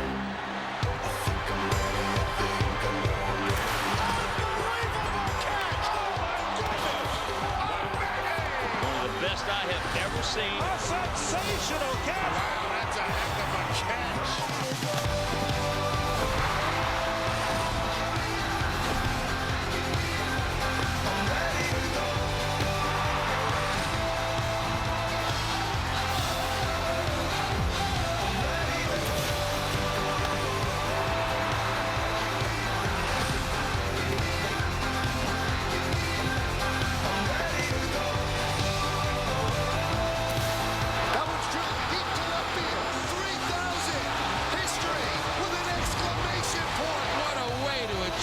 The milestone of 3,000. 602 career saves. The greatest relief pitcher in the history of baseball. To left field, in comes Crawford. Can't make the catch. He pops up. The throw to the plate is going to be off the mark. The Red Sox lose, and now they must wait and see what happens at Tropicana Field. Line drive down the left field line towards the corner. This one, it's gone. It's gone. Evan Longoria has just hit the Rays for the American League wild card. That's it. Gotta go. He makes me laugh. Moment of the year, Eric Karros? You know, I'm going to say for me, Longoria hitting that home run in Tampa Bay. I was watching baseball that night, going from game to game, watching, and it seemed like just when the Red Sox lost, they go over to that game, and Longoria hits that home run. And, you know, as a former player, just the emotions, and, you know, you just look at that, and as a fan, that was the most exciting time for me. For me personally, Jim Thome hitting number 600. A former teammate of mine, one of the best guys you'll ever meet, not only in baseball but in life. And for Jim Thome to hit 600 home runs, never doubt in my mind you get there, Jim. I love you. You're one of the best teammates I ever had. Congratulations. And hopefully all the ones I gave up to you, hopefully I'll stop giving them up to you and continue to play. What are you saying? Did you serve? Come on. I gave up a few when I was in Minnesota. He was in Cleveland. I know Rick Reed, he must have hit at least 10 off of in about 11 at bats. So. Yeah, pretty special guy, Jim Thome. Once again, the weather is clearing. That is the good news. We have seen ball players on the field. That is great news as well. However, we are still under a rain delay as we get ready for Game 4 of the ALCS.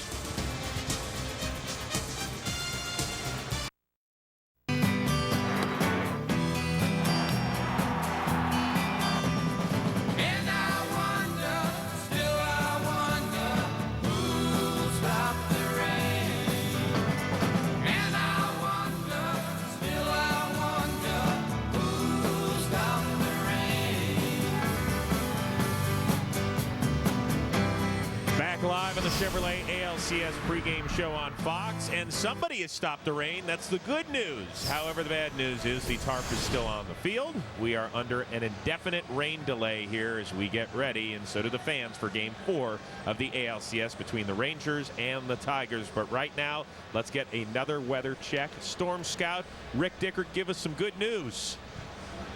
I got good news for you, Chris, and I'll tell you what, you guys have been saying it. It's drying out there, and we've been waiting for this back edge of this band of rain to finally push north of Comerica Park, and that's what's happening now. All this moisture has been coming from the south, moving north, and you can see to the south of it, it's dry, it's clear. So I think the drying trend should continue. We'll be looking at cloudy skies for the rest of the evening. Won't rule out some spotty drizzle or real light lingering showers, but overall the heavy stuff should be out of here. And it will be a humid night, and tell AJ I will send him a handheld hygrometer so he can check in on the humidity wherever he goes. He can track it, trend it, even utilize it, for his skills on the field. Thank you, Rick. A what? A handheld something. Sorry, Rick, but what is a hygrometer? I don't know. We're going to have to figure that out. Yeah, it measures the humidity. Yeah, you can't, there you go. You can't eat it, so I know that. You can take it out, and then, then you can really watch and see, how the humidity affects your game. I like it. Thank you, Rick. See, Thanks, you're getting Rick. presents. You've been on this network for 4 games, and you're already getting gifts. Does that mean I can take it on the road with me and, determine when the rain's going to come and if we're going to be rain delayed? The guys in the clubhouse would love me if I could do that. Listen, that's too much. It's Absolutely. a parting gift. It's a parting gift for you from Rick. So thank you very much, and also we appreciate the update. Our Ken Rosenthal, once again, very busy this afternoon, going from dugout to dugout. He is back with the Rangers and their veteran left-hander, Darren Oliver. Thanks, Chris. We're here with Rangers left-handed reliever Darren Oliver. And Darren, this is your 6th straight postseason. All right. Is this the best team you've been on? I guess time will tell. We'll see what happens in the next week or two. But, as of right now, we do have a pretty good team. Now, you're 41 years old. I hate to say that, but it's true. No, man. Keep that. All right. There are some guys on that team who could legitimately be your sons. What is it like for you mixing up with guys that are so young, really a different generation? They kind of keep me young. So it's a lot of fun. I get called a lot of names, especially in the bullpen when I'm warming up. But that's all right, though. I'd rather be doing this and doing what they're doing, watching the players. So I'd rather be out there playing. Your bullpen has been spectacular this postseason. Tell me what you see in Ogando. This guy, coming from starting and going in the pen, he throws like 98, 99 miles an hour, and he keeps it low at the knees. It's just a bonus for Wash to have somebody like that in the bullpen. He's our secret weapon. Feliz. And then he's throwing 101, just like the second secret weapon. So he's got so many options down there, so I'm sure it's good for Wash to have that kind of flexibility in the bullpen. Now, lucky for you, you don't have to face this team on an everyday basis, but when you look at your lineup, what strikes you most? Just, the offense. They can go out there and they can put up a 5-spot, with a quickness. I've seen it during the course of the season. So it's pretty scary. When those guys are clicking on all cylinders, it's a lot of fun to watch, and you got to feel for the opposing pitcher sometimes. Now, Darren, being left-handed, still being effective out there, how long do you want to keep playing? That's a great question. I kind of let my family decide that for me. So, after the end of the season, we have a little roundtable discussion, figure out which way we want to go, and, it's getting to the end. I know it, and I'm fine with it. Tell me about your family and how that discussion goes. How old are your children? 11 and 9, 2 boys. So boys have a tendency to be hard-headed sometimes, and, it's tough for my wife sometimes on them. Sometimes they don't listen. It's just like any other kid, For some reason, they just don't listen to their mother as much as they do their dad. So the conversation, it'll be real quick. It'll be something like maybe one more, Dad. We'll see what happens. I'll have to talk him into it. Maybe I'll take him on vacation and we'll discuss it. Darren, thanks very much. Chris, back to you. Guys, thank you very much. You faced Darren Oliver when he was a slightly different pitcher. He could really bring the heat a little bit, huh? Yeah, he could bring it. He was a starter back in the day, and he's had a great career, and he's evolved into a situational left-hander. And Ron Washington has used him in crucial situations when he needs to get that left-hander out. He's a great complement with Mike Gonzalez. And again, he is a guy that when Wash needs to get that big lefty, Darren Oliver gets a call. You guys have both faced him. Who do you think has better numbers? EK. Why do you think? He faced him more. He's the kind of guy EK would hit. He threw those He's faced him in 12 on his times. You've faced him 10. EK. I know I have 1 home run. I know it's a grand slam one. I know that. You get grand slams off everybody. Unbelievable. I think I have 7, and I think that 2 of the pitchers we're talking about, I've got him off of. So okay, you're 2 for 10 all time against him. I know I'm better than 2 for 10. I know I'm better than 2 for 10. 5 for 12, a pair of homers. That's better than 2 for 10. But I got more RBIs. So what do you want to balance here, power or average? He's just happy you're not in the Tigers lineup tonight, Eric, and you're up here. All right, once again, we are under an indefinite rain delay, but the skies are clearing. There are players on the field. We'll have more from Motown live after this.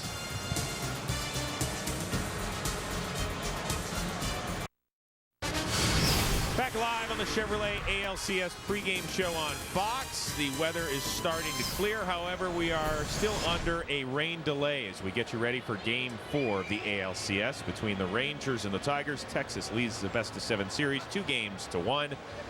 Temperature of slightly under 60 degrees. Now, last night, the Tigers a 5-2 winner in Game 3 to get to within 2-1 in this best-of-7 series, and that simply continued the love affair between the Tigers and the city of Detroit.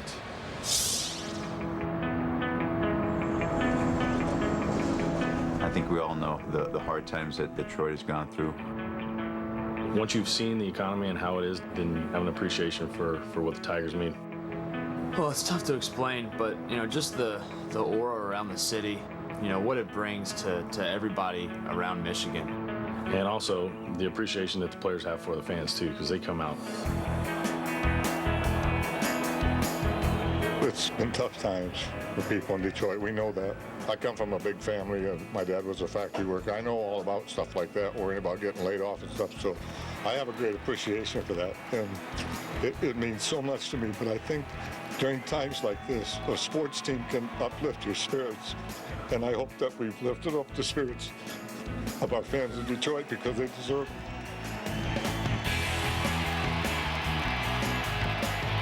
What we've done, what the Lions are doing now, has really, helped with the spirits of the city. And, right now it's a great time to be a Detroit fan.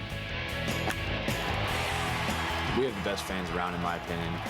People are coming downtown excited. It's a fun experience for everybody in the city, and they can use it.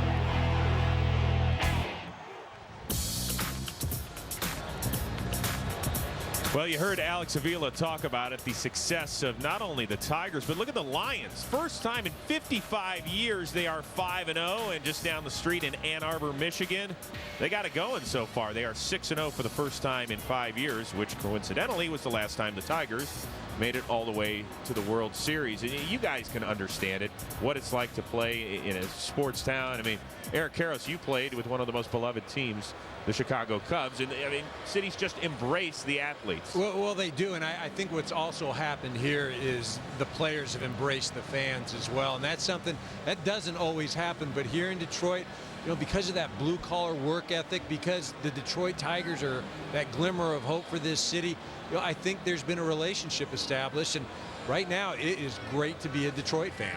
I agree with you. And I always said I've been coming here 3 times a year for 10 years now, and since this stadium was first built.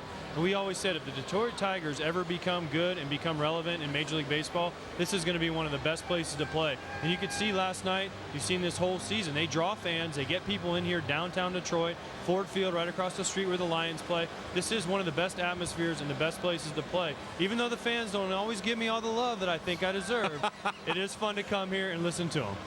Think you deserve. That's going to help you get some exactly, more. Exactly. I mean, I figured I've been playing against them all this time. I've made plenty of outs for them. I mean, they should love me. That's why Leland gives you the big bear hug. Exactly, So that's the love that you've been asking for. All right, we'll continue on here live on Fox this afternoon as we are approaching the 6 o'clock hour Eastern. It has stopped raining. These fans are waiting. Thank you for your patience. However, Game 4 is still under a rain delay. More coming your way from Motown after this.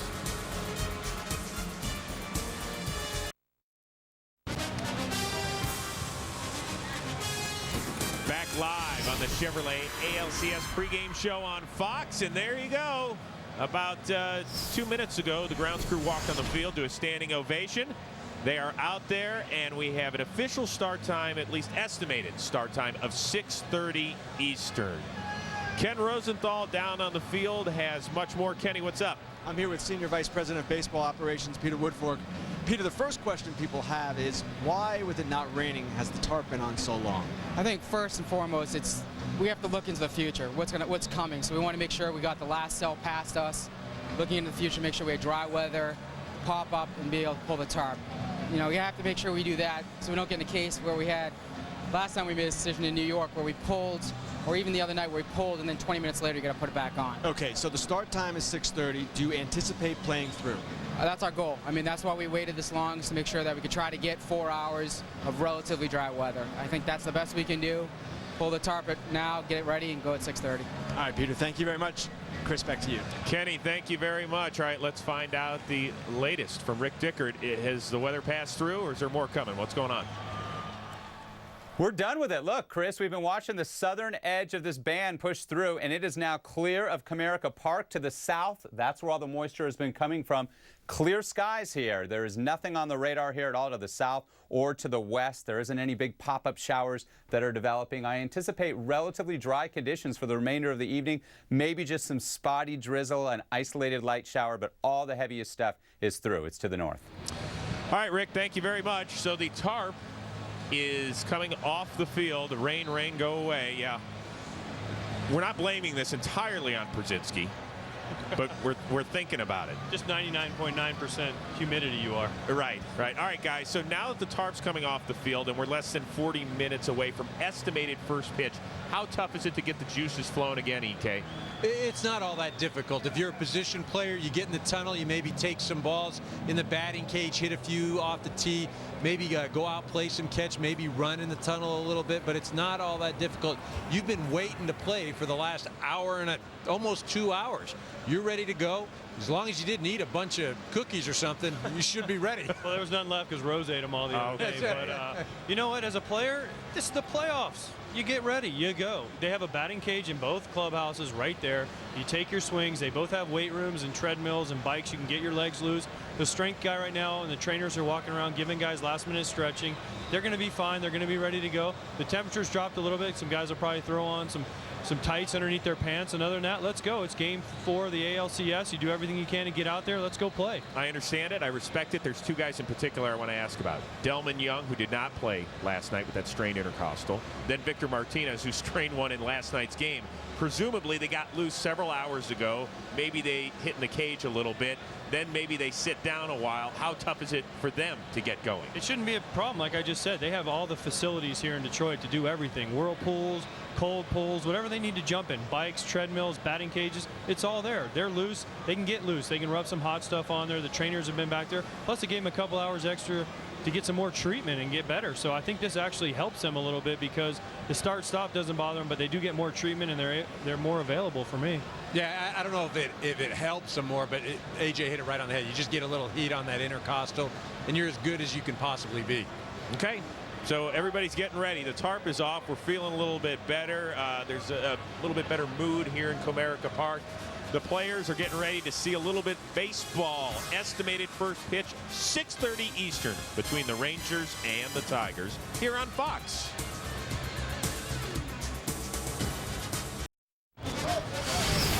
Back live on the Chevrolet ALCS extended version of the pregame show on Fox. Getting ready for baseball. Estimated start time 6:30 Eastern as they are pulling the tarp off the field. It'll be game 4 between the Texas Rangers and the Detroit Tigers. So what are the teams thinking right now? Rangers GM John Daniels standing by live with our Ken Rosenthal. Thanks, Chris. John, from what I understand, the biggest concern for both teams here is losing your starting pitcher, the way the Tigers and Yankees did in game 1 of the division series. Tell me your perspective on that. Obviously, that's something that neither team wants to see. You know, I think you want to see the game played with the guys that the managers roll out there. But I think factoring everything in, the MLB looked at it. The forecast looks pretty good. You know, there's always a chance, but it's relatively small. As well, I think as we've seen weather forecasts, you never know 100%. But you know, we didn't want to get into a situation where all these fans have sat here for a couple hours waiting for the game. Now the skies have cleared, and you don't want to have to send them home. Plus, there's some rain in the forecast the next few days that could complicate things. So I think all parties agreed this is the best case. Were there different forecasts along the way, and was that part of the delay? There always are, right? I mean, no, that wasn't necessarily part of the delay. I think everyone wanted to wait till the skies cleared somewhat so they could dress the field and get it ready. John, thank you very much. Chris, back to you. All right, guys, thank you. We saw him chatting briefly a little bit earlier with Dave Dombrowski, the GM of the Texas Rangers, as you quickly see the Ranger starter Matt Harrison now popping out of the dugout. Presumably he will start his warm-up going against Rick Porcello. But quickly, guys, I want to get to the two GMs, two of the best in baseball. They both were active during the July trade deadline. Who, in your opinion, did a better job? Well, look, they both did great jobs because they're here. But for me, John Daniels went out and he built a team that would be successful in the playoffs by solidifying the bullpen. We've seen how much of an impact that the Texas Rangers bullpen has already had in this series. And he went out and got some guys. Look, this is a guy that was in the World Series last year, and he knew that he would have a good team, but he wasn't satisfied, went out and made some more moves. Remember, he's only 34 years old. He looks like he's not even 34 years old. He looks like he's about 14 years old. But Dave Dombrowski, let's talk about him. His moves weren't necessarily made at the trade deadline. His moves were made in the offseason. They knew they had to catch the Twins. They knew they had to compete with the White Sox in the Central. What did they do? They went outside the best setup guy in baseball last year, Joaquin Benoit. What else did they do? They went out and got Victor Martinez. Then after the trade deadline, who did they get? Delman Young from the interdivision rival Minnesota Twins. They just gave him to him, said, here, take him. What has that guy done? 3 homers in the ALDS. Great September, led him to the playoffs. Dave Dombrowski, you've been awesome. John Daniels, I know EK loves. He loves the Rangers. I love the Tigers. Dave Dombrowski. Yeah, well, both these teams obviously had great Septembers as they made their run to the postseason. Dave Dombrowski can give himself a pat on the back. Just for the fourth or fifth time, right? I was thinking he could go inside and maybe get himself one of those cookies that EK was talking about. Oh, okay. All right, once again, what are we, about a half hour from estimated first pitch? Matt Harrison, he's already come out as they've taken the tarp off the field. We are waiting for the arrival of Tiger starter Rick Porcello. We'll talk about the pitching matchup and more when we come back.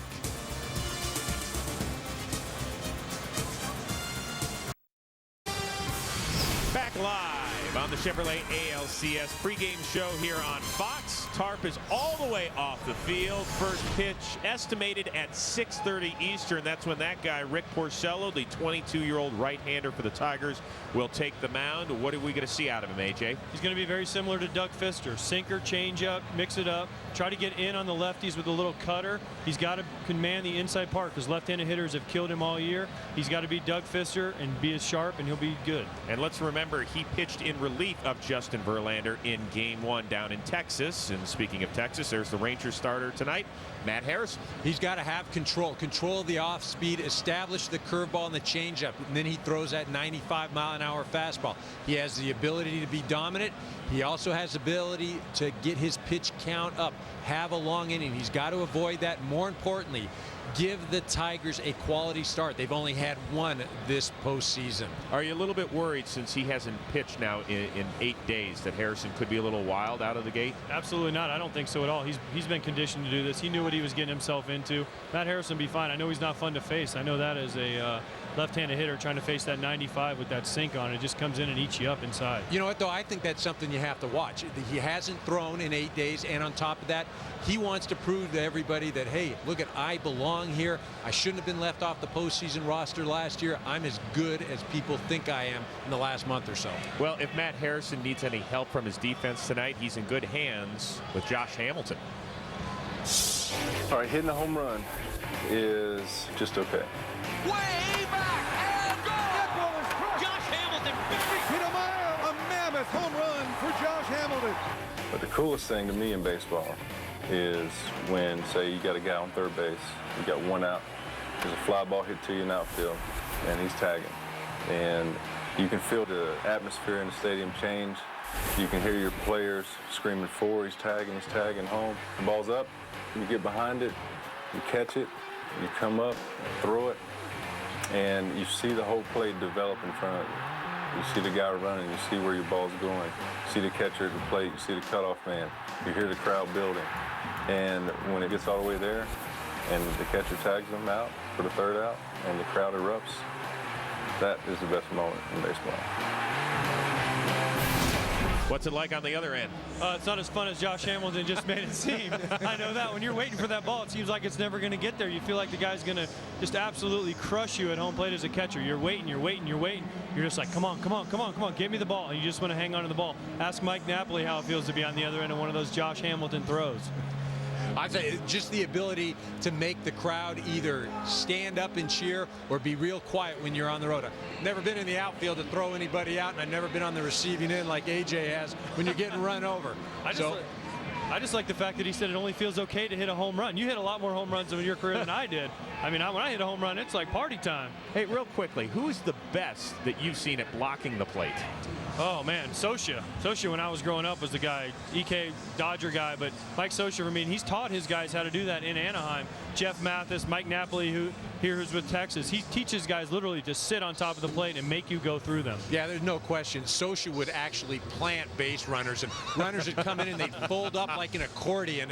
Not a lot of fun if you saw Socia at home plate. All right, EK, you told us during a rain delay the toughest thing for a ball player to do is kind of stay out of the kitchen and the snack room. Well, let's see what Joe Buck and Tim McCarver have been doing since we last checked in with them. Joe? Well, if my face looks a little bit fuller, I've had one bratwurst, I've had one hot dog, I had some shrimp, I've had more Mountain Dew than any person should have prior to a baseball game. You have ketchup on your upper lip, too. Wonderful. How about you? What have you? I know you've had one hot dog. I did the same thing that you did. You know, we had a chance to talk to Josh Hamilton before today's game, and you know, this is kind of a different era where we're getting more involved with some of the players before the game and getting their thoughts about tonight's game and this series in general. How did you come away feeling about Josh Hamilton after sitting down with the Texas center fielder? Well, I just think he's one of the great players in the last 2 decades. We talked about his swing last night and what he does on defense. And speaking of defense, segue from Josh Hamilton to Adrian Beltre, because he's playing in a lot of pain tonight. Victor Martinez will be playing in a lot of pain. But if Josh Hamilton is important on defense, so is Adrian Beltre, because Matt Harrison throws so many ground ball double plays, or at least opportunities for ground ball double plays. So the left side of the infield becomes very, very important for the Rangers. And Victor Martinez, you mentioned, he had the oblique, and he did it on a home run swing that tied the game last night. Then he threw his helmet down the steps, and you knew he was in pain. But when we talked to him before the game, you know, there was just never any doubt that he was going to play in today's game. And at that point, and this is now hours ago, he hadn't really swung the bat right-handed, which is how he will swing it tonight against Matt Harrison. And one would have to assume that that's going to be a break for not only Victor Martinez, but for the Detroit Tigers, because the pull is right here. It's the oblique. So hitting from the right side, I would think, would be a lot more comfortable for him. That is it from us for now. Guys, you've been working hard.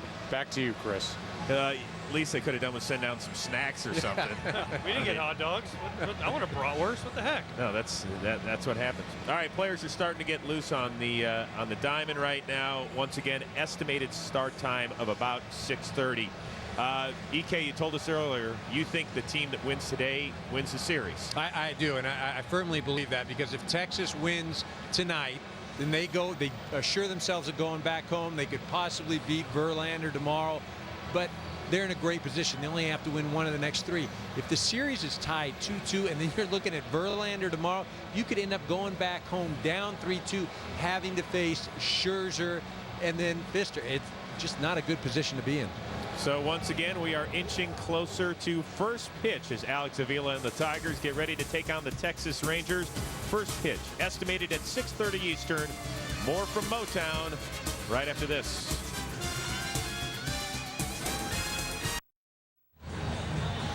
Welcome back to the Chevrolet ALCS pregame show on Fox.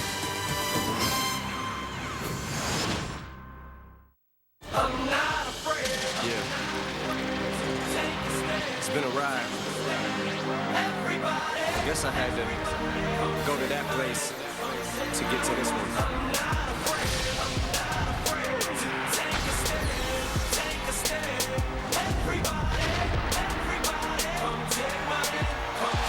Detroit and a home run by Johnny Peralta.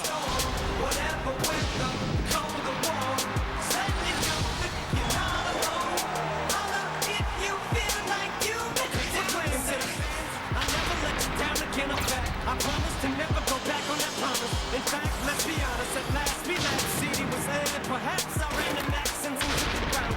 But I'm raising the bar.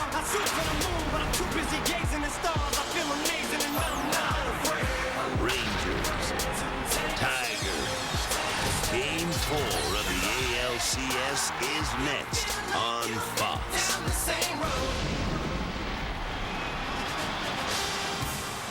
We are getting ready for some baseball here in Detroit, Michigan. Still under a rain delay, but estimated first pitch between the Rangers and the Tigers, 6:30 Eastern. It's Fox's continuing coverage of the ALCS. Eric Karros, AJ Pierzynski. I am Chris Rose. And guys, it was really the heart of the lineup that got things going last night for the Motor City Kitties. Absolutely. Victor Martinez and Miguel Cabrera, welcome to the ALCS. We talked about this earlier, but hey, they finally showed up. They need these guys to hit. Victor Martinez with a huge tying home run. Miguel Cabrera following it up the next inning with the RBI double to right field. Then a home run later in the game, both on 0-2 pitches. I know Ron Washington said they weren't trying to pitch to him. They made mistakes, but hey, that guy is that good that if you throw him anything he can reach, he will hit it, and he will hit it hard. So for the Detroit Tigers, the series just started. Why? Because V-Mart and Miggy are back. Well, you know what? Both of those guys are going to have to produce tonight, and why it becomes so important for those two to have another big night. Whoever wins tonight's ball game, they win the series. I don't think there's any question. If Texas wins tonight, they're up 3-1. They know they're going back home. They've got 3 games to win 1. If you're Detroit, on the other hand, you win tonight. You're 2-2. You've got Verlander going tomorrow, which probably a win at home. And then you've only got to win 1 game at Texas with Scherzer and Pfister on the mound. All the momentum in your favor. You heard Justin Verlander in an interview earlier tonight with Ken Rosenthal say, you know what, I wanted to be out there for Game 4, but we'll see him tomorrow for Game 5. All right, we've got a lot more coming your way here from Detroit, Michigan, as we get you closer and closer to Game 4. You've noticed the hashtag throughout the ALCS right over Eric Karros' head. It says hashtag postseason. Why don't you follow us on Twitter? It's at MLB on Fox. All the behind-the-scenes photo and information you need. It's just a click away. More from Motown after this.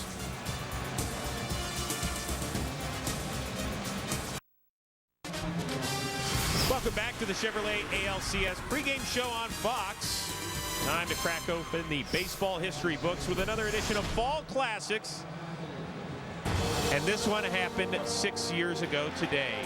Game 2 of the ALCS. Our AJ swings for the fences and finds air against Kelvin Escobar. But the ball hit the ground, so Josh Paul never tagged him. AJ gets to first. Mike Sosier's wondering what happened. Here's what happened. It's into the left field corner. This ball is off the wall. The White Sox have won. Controversy in Chicago.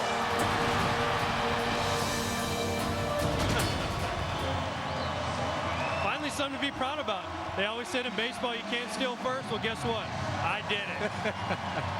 Hey, listen, you did the right thing. The White Sox didn't lose another post game. But I still wonder, did the ball actually hit the ground or did I just fake out? Let's not get to that. Let's get to tonight's starting pitcher for the Tigers, 22-year-old right-hander Rick Porcello. For the Texas Rangers, it's Matt Harrison. Let's start with Porcello. What are we going to see? A lot of sinkers and changeups, a little cutter into into lefties, trying to keep the ball down. He's very similar to Doug Pfister. He needs to locate as well as Pfister did last night and take care of the lefties. If he takes care of the lefties, he will have success because lefties have killed him. And this lineup for the Texas Rangers is loaded with righties, so take care of Hamilton and Murphy. Yeah, Matty Harrison on the other side for the Texas Rangers. He's got a real live arm. He's going to come at you with a 95-mile-an-hour fastball. Has a curveball and a changeup. The key for him will be, can he establish that curveball and changeup and then put you away with that fastball? Also watch him early, because if he's not getting the ball over, the Tigers can be patient, elevate his pitch count. The Rangers, all they're looking for right now is a quality start. They've only had 1 this postseason. And Texas has won 14 of his last 16 starts. Very quickly with Porcello, he hasn't won in exactly a month against the White Sox, of course. Okay, are you worried at all about confidence? Quickly, 30 seconds. Absolutely no chance. He came in through 2 great innings in Game 1 here. He's going to be fine. He's totally confident. He's a young kid. He's brash. He's going to be good. Yeah, I'm watching right now for Matt Harrison to see how he is, see how the nerves, the focus early on in this game. All right, as you can tell, this place is finally rocking, and kudos to the fans as well for hanging out. Some of them have been here since about 3 o'clock Eastern. They've been sitting through the rain. They've been sitting through our pregame show as well. They're ready to see some baseball, and they'll see that coming your way at 6:30 Eastern. The Tigers got on the board last night thanks to an injured Vmart. He's going to try and keep things going in the right direction tonight against the left-hander, Matt Harrison. Detroit fans, though, they want to see an appearance by Papa Grande against the Texas Rangers. We promise you'll hear from Joe and Tim right after this.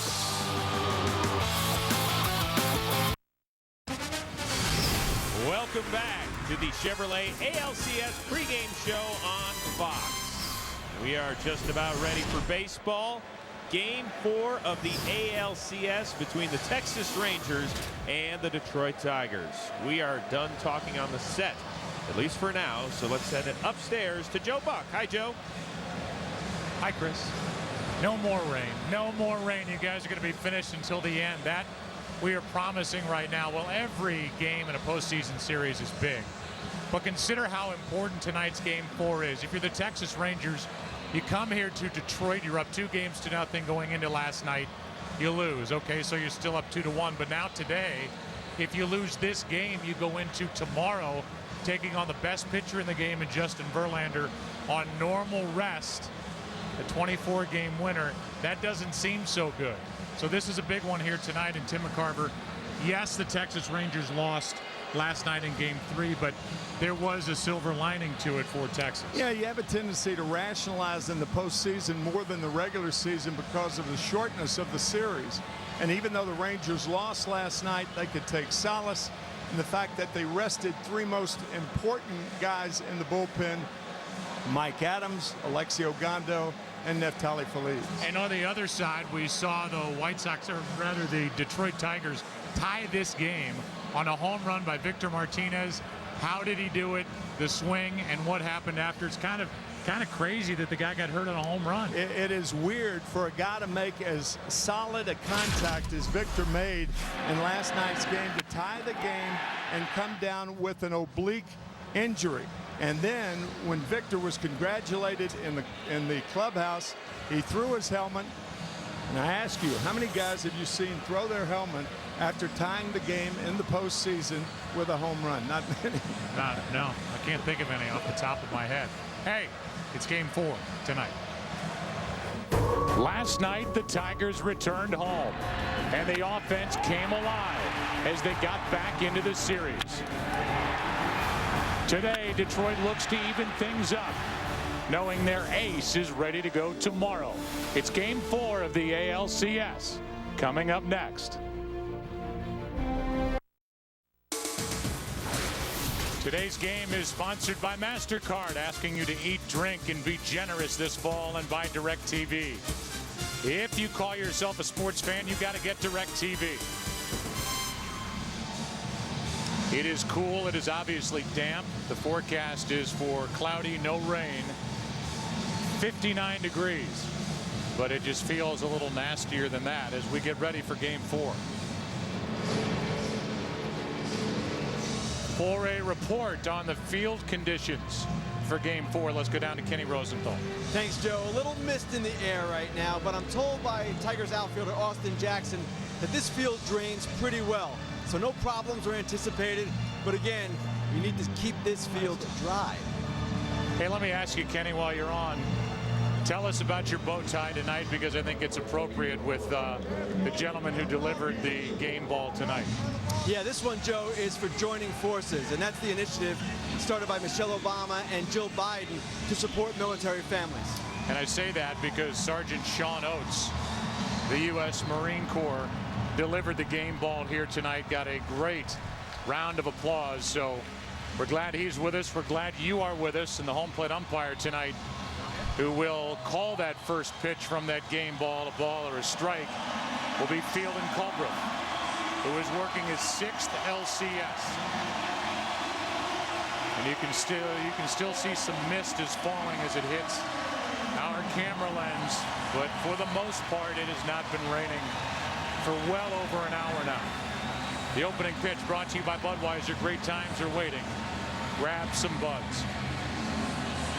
And so now all eyes are on 22-year-old right-hander Rick Porcello, and here's the Rangers starting lineup brought to you by Taco Bell.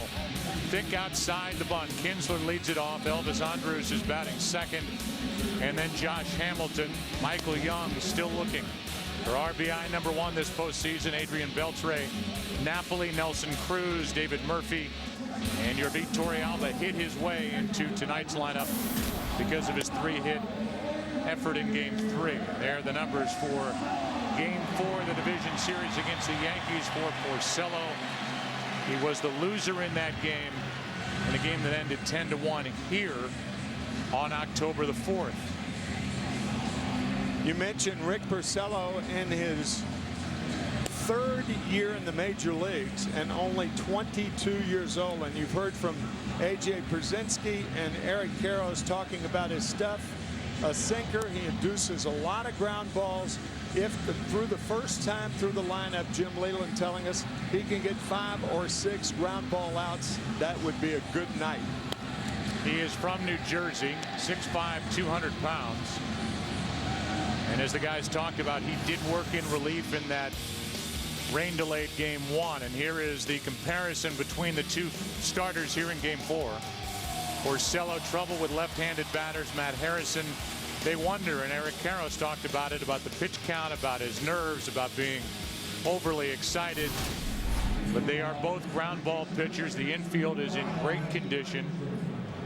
Jim Leyland and Ron Washington, the two managers, are set to go. And finally, a game that was supposed to start at 4:19 Eastern. We will get after it at about, at least on the scoreboard clock, about 6:34. I've got it at 6:30.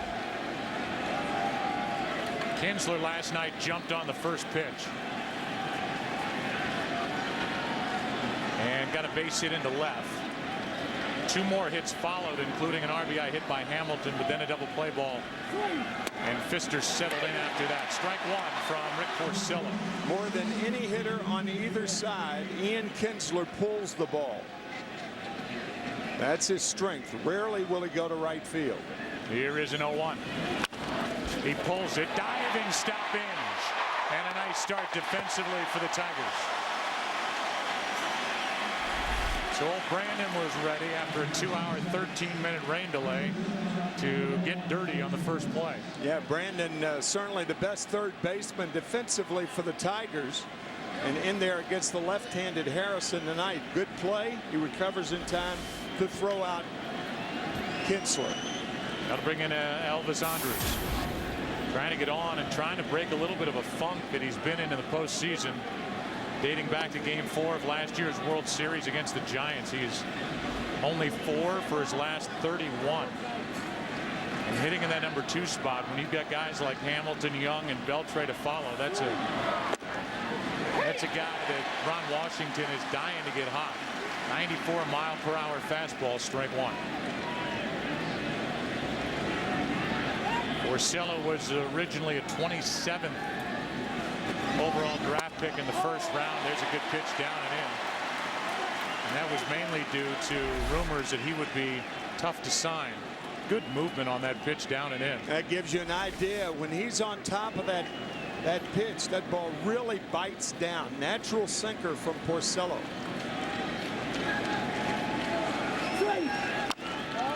Jam shot is fouled. Rick in Game 1 went 2 innings, struck out 1. And when he took over, he had to deal with the heart of the Rangers lineup, which after talking to him yesterday, he said gives him a little bit of a leg up, since he's already faced the big bats in this group once in this series. Ball 1. There are their faces. Colbreth behind the plate. Jeff Nelson, Tom Hallion. Crew chief has worked his way from home plate all the way around to third base. Vanover and Jim Wolf, who worked the plate last night, is banished into right field. 2 out and a strikeout for Porcello. And here's a look at the defense for the Tigers. Delman Young does get the start, but he cannot throw at all. Jackson in center, Rayburn in right. You know about Inge, Peralta, Santiago, Cabrera with Avila catching Porcello. And a good start for Porcello, and now it's Josh Hamilton.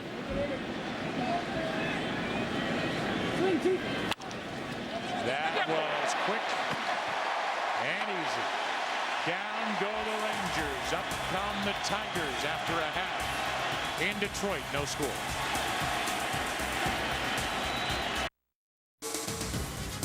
Today's game on Fox is sponsored by Taco Bell. Think outside the bun. By E-Trade, investing unleashed. And by Fiat.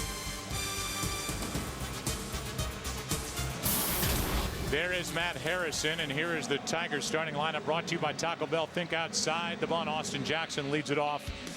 And Ryan Rayburn, it's another jumbled up lineup for Jim Leland. He switches guys around. Cabrera, Martinez, then Delman Young, who when he was healthy was hitting third. Now he's hitting fifth. Avila, Peralta, Santiago, and Inge batting ninth, playing third against a left-hander, Matt Harrison, 26-year-old, who, as they talked about in our pregame show, was left off the postseason roster last year. Those were his numbers from the clincher in St. Pete against the Tampa Bay Rays 2 Tuesdays ago, when the Rangers advanced, having won their third straight. Jackson behind on that 95-mile-per-hour fastball, strike two. Ron Washington telling us before the game he is not worried about the stuff of Matt Harrison. He's got as good a stuff as anybody in the American League, but he's worried about the control of his stuff. Here is his 0-2 pitch. Hello. Austin Jackson up and in, 1-2. Little duster early right here. Jackson with 3 hits last night. That's part of the game. Pitch inside to get him out of way. That's inside. That's inside, says home plate umpire Field and Culbreath. And it's 2-2. 500 hitter is Jackson against Matt Harrison.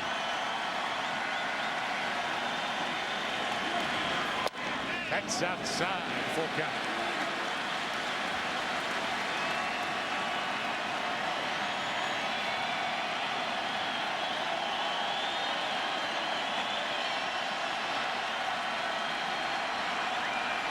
A leadoff walk.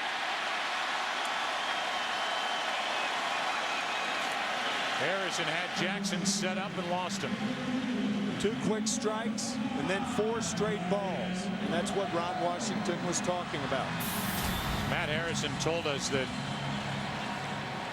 when he was left off the postseason roster last year, obviously it was crushing to him, but he said, you know, looking back, it's probably a blessing in disguise, because had he pitched well in the bullpen last year, they may have kept him down there. Now this year he wanted to be a starter. They made him a starter.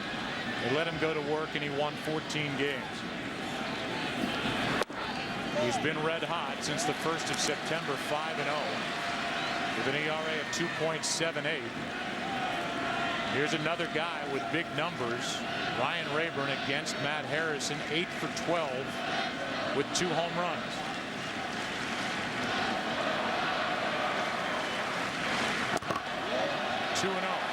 After the 2 strikes to Jackson, 6 straight balls out of the strike zone. There are those numbers since the 1st of September, after they slowed Harrison down and gave him a chance to skip a start.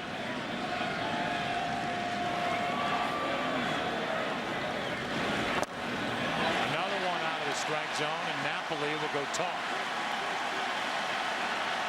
Not much to say other than calm down and throw strikes. Take a look at the defense behind Matt Harrison. David Murphy in left. Hamilton in center. Nelson Cruz in right. Beltre, Badney, and all at third. Andrews at short. Kinsler, Michael Young. Napoli is trying to guide the young Harrison through his second postseason start.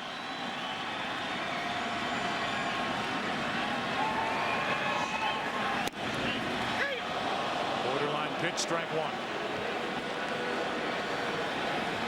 Good hitting situation for Rayburn. He knows he's going to get a fastball. Hitters refer to this pitch as a free pitch. What does he do with it? Fouls it Out of play off to the right, 94. Good jump on it, full count. I would imagine Jackson will be off and running. The one thing you cannot do is get picked off in this situation. It's up to the hitter to put the ball in play. Jackson had a couple of chances to run last night, never did. This is just to get motion on the bases. He takes off and a ground ball to third. Still out at second. Got them both. Well turned. And even with the runner going, the Rangers are able to turn a 5-4-3 double play. Beltre is awfully good. He's awfully good, even with the bad knee. In a lot of pain. Throwing to second base, realizing that if he doesn't get Jackson, if the throw is late, you're still going to get Ryan Rayburn.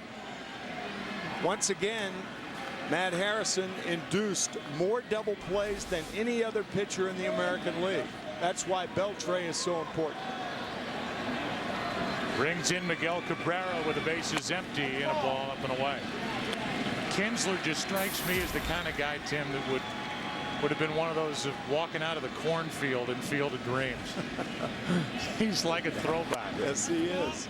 That's ball 2. Up and in, 2-0. He's tough.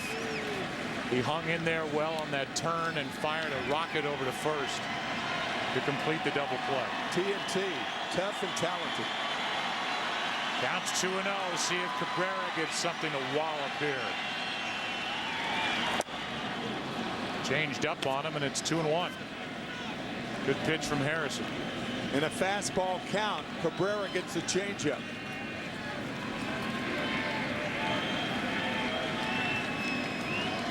The 2-1. That's outside. You don't need me. You can hear Field and Culbreth. It's 3-1.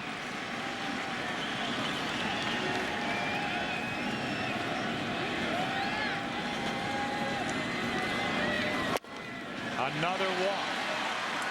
But a double play ball mixed in between. 1 on, 2 out. Victor Martinez coming up and down to the field, and Ken Rosenthal we go. Well, Joe, if you want to know why Victor Martinez is one of the game's most respected figures, listen to this. He knew his home run trot last night was painfully slow. And as he crossed home plate, he told the Rangers catcher, Jorge Torrealba, hey, tell Colby Lewis I'm not trying to show him up. I'm just really uncomfortable. Torrealba said, don't worry about it. And later he told me he knew that Martinez was in pain, and he knew that he wasn't showboating. Torrealba said, I know this guy. That's not him. And this guy was still wondering if he could hit right-handed or how it would feel when we had a chance to meet with him about 3 hours before the scheduled start of this game. Last night, hitting left-handed, and that pull, Tim, is down the right side of his body, and so it'll be a different feel, I would imagine, swinging from the other side of the plate. Yeah, it's about in the area of the lower part of the rib cage, right at the edge of the rib cage, about 4 inches above the waist on the right side. Here's an 0-1 on the inside corner. Good pitch, strike 2. There it is right there. That's from the back. So you'd have to switch that to the other side, but that's where the oblique is. And this is the swing from last night that tied the game. A home run. That was in the 4th inning as the leadoff hitter. It looked like a picture from airport security we just got. It did. Popped up on the infield, and Elvis Andrus waits for it. That wasn't you, was it? No. On your flight to Detroit, we played 1. I don't model for those pictures. In game 4, it might be something you'd want to look into. No score in Detroit. Porcello had a good first inning, 2 groundouts and a strikeout. Michael Young is first up. We've seen him with the full beard. We've seen him with a beard with a mustache part shaved off. And now, not to say baseball players are superstitious, but it's bad luck not to be superstitious. He has shaved his entire beard. And he takes a strike. That's a good line. It's bad luck not to be superstitious. Michael Young, Adrian Beltre, Mike Napoli for the Rangers here in the 2nd. 0-2. Ron Washington said he has not thought at all of taking Michael Young out of the cleanup spot. despite 29 plate appearances without an RBI this postseason. That's because of Michael Young's record of .338 averages, best this year, second to Cabrera in the American League. The 0-2. Good pitch. Put in a good spot, ball one. Here are the regular season numbers, divisional series, and it's dropped down even in the ALCS. The 1-2. Hard hit, right side. And that's the way it's going for Michael Young. 1 out. What a play by Santiago to his left. Jim Leland has told us that if Santiago could run, he'd be a regular second baseman for someone. He reminds me of Placido Polanco. He almost looks like him. Of course, he's a switch hitter and not quite the hitter Polanco is. Polanco used to play second base for these Tigers. What you like him and you think he's a good player? He is a very good player that could be a regular player if he ran better. 1 out, nobody on. Strike one on Adrian Beltre. The Tigers had basically an open competition at second base during spring training.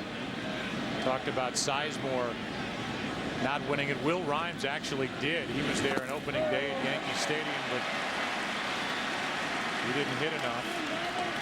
Santiago, for the most part, throughout the postseason, counts 0-2 on Beltre.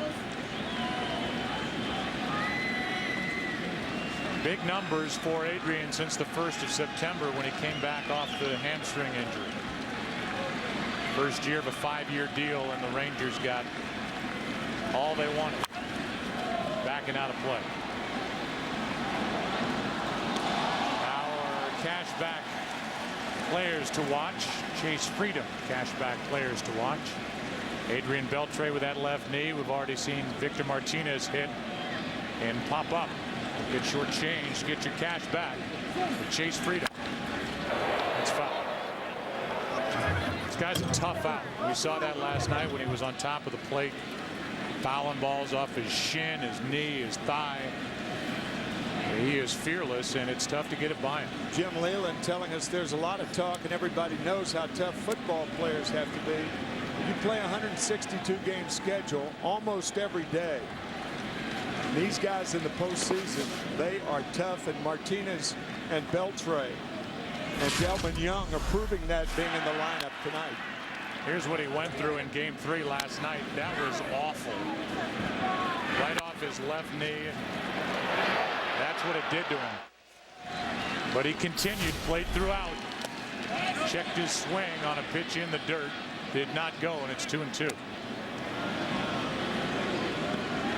That was a lot closer than it looked. It looked to me like when the ball hit the dirt, there was that little wave of the hand. It was very close, I thought.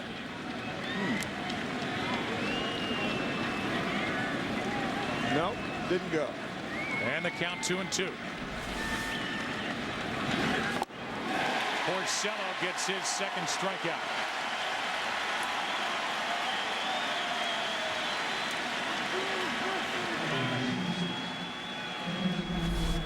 Five hitters for the Rangers thus far. They have not gotten a ball out of the infield. Jim Leland's got to be very happy with Porcello through the first 5. Say again what Eric Karros said during the pregame and what you echoed after you heard it about the importance of tonight's game. That whoever wins the series. I had not thought about that exactly in those terms until Eric said it, and I think he's right on the money. On the outside corner, strike one on Napoli. With the specter of Justin Verlander hanging around for tomorrow, even with some rain in the forecast against C.J. Wilson. Strike 2. 24-game winner. He looks like he's ready right now.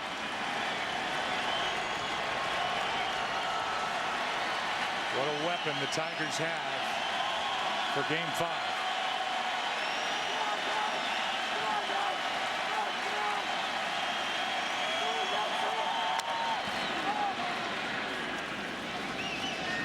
Napoli DH'd last night, and when we talked to him, he said, I would much rather catch than just DH. And if you want to know what Napoli and the rest of his teammates are up against, tomorrow in Game 5. Triple Crown winner. Those three main pitching categories in the AL this year. How about the start for Porcello? Verlander's got to be proud of his 22-year-old teammate. They go to the bottom of the second in Detroit. No score.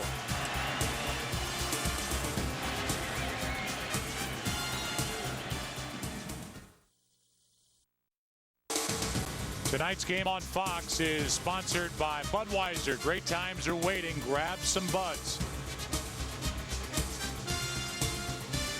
Delman Young is first up. We've been talking about the oblique strain on the part of Victor Martinez.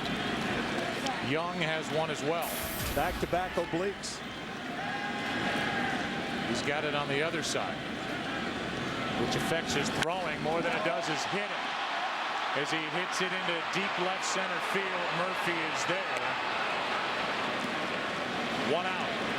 Between innings, here is home plate umpire Field and Colbreth talking to part of stadium security.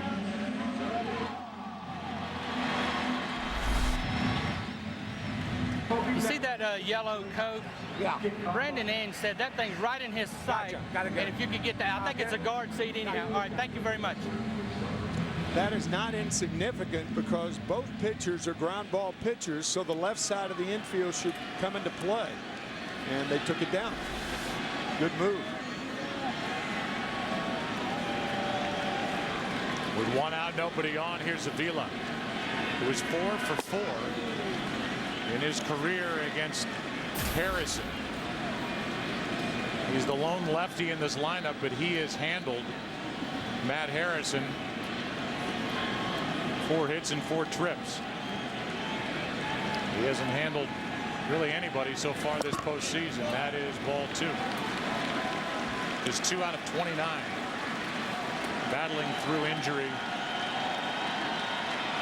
The main injury is to his knee.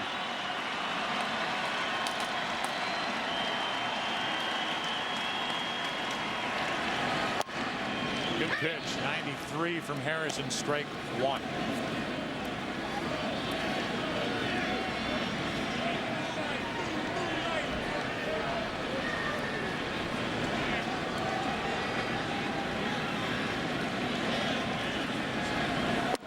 Ball 3.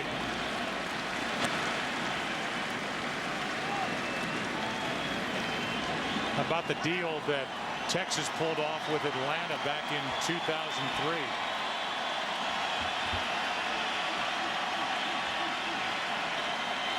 Harrison was a part of it. That's a strike, a full count. But Texas came away with Neftali Feliz, Saltalamacchia, for Saltalamacchia. That trade was July 31st, 2007. Originally drafted 03 by Atlanta was Harrison, and he comes back to get Avila. A pitch off the hands, bad throw, but out.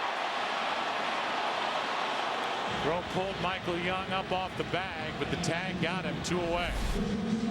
Elvis Andrus made 25 errors on the season. Most of them were throwing errors.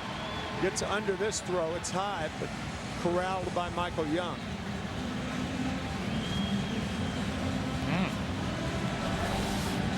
A little closer than it first looked, and with 2 out, nobody on, it will be Johnny Peralta, who homered last night.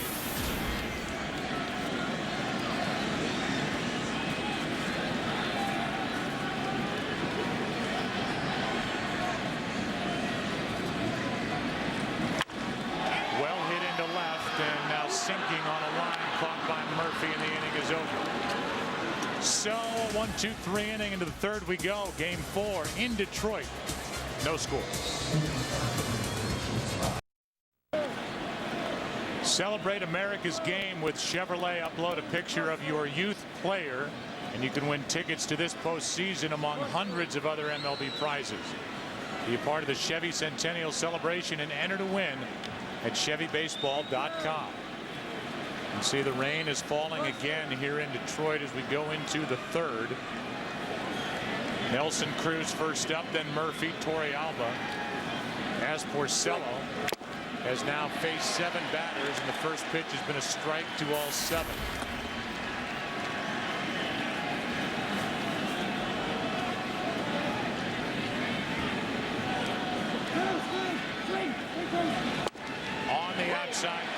strike 2.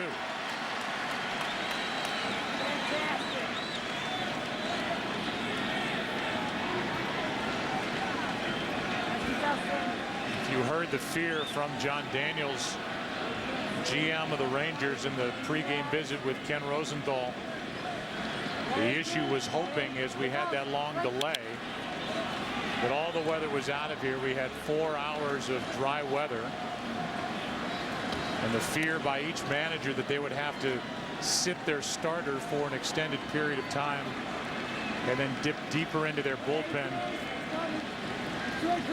go to long relievers, try to make it through such an important game here in Game 4. Justin Verlander, tomorrow's starter, has been delayed twice during the postseason. A writer in Dallas had a great line the other day. Another strikeout for Porcello, number 4. Talking about the Dallas area as the slider is in there to get Cruz. The writer said, concerning Game 1, the cattle and crops needed rain. Verlander and the Tigers didn't. And Verlander telling the media, and Ken Rosenthal was part of the group, hey, if anybody's having a drought, just bring me in and I'm sure we'll get rain. Human rain delay. Here's Murphy, strike 1, so he's been 8 for 8. First pitch strikes. Porcello seems dialed in here tonight.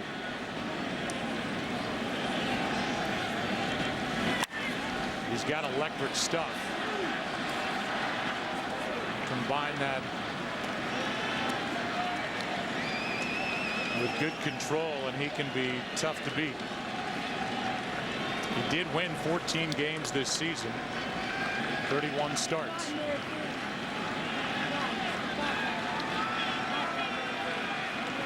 He's got Murphy set up at 0-2 and Murphy steps up.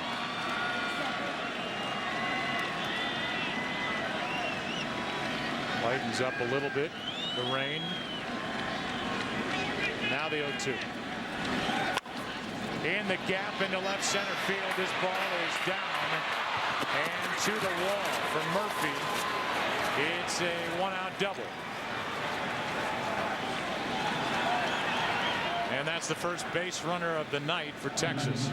I think that ball would have been in the gap and past Delman Young, even had he been healthy. However, that is the main concern, as David Murphy gets the first hit off Rick Porcello. That's the main concern of Jim Leyland, is moving about in left field, running, moving around, and he showed that his range was limited on that double to drive in a run by Josh Hamilton in Game 2. Torrealba had 3 hits last night, 2 singles, a double. And Ron Washington wanted to keep his bat in the lineup as we go back to Game 2 in Arlington. And this is all Delman Young could do to throw it, just flip it from the outfield. So any base hit to left scores David Murphy here easily.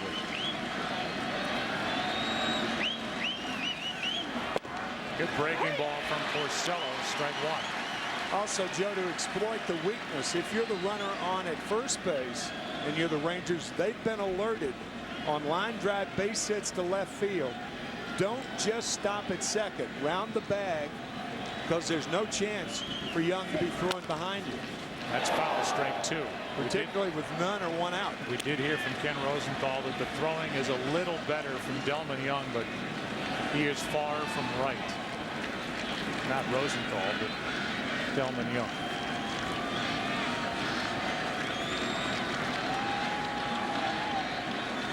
One and 2 the count on Torrealba. He drove home 37 during the regular season. 2-2.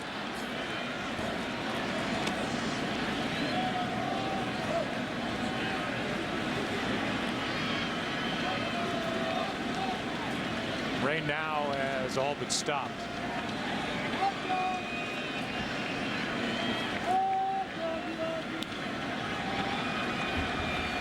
Here comes a 2-2.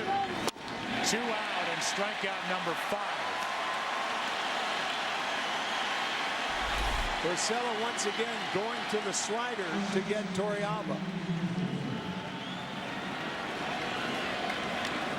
Slider, a very descriptive pitch. Actually slides along the level ground. Torrealba, and that's the biggest surprise. 5 strikeouts already.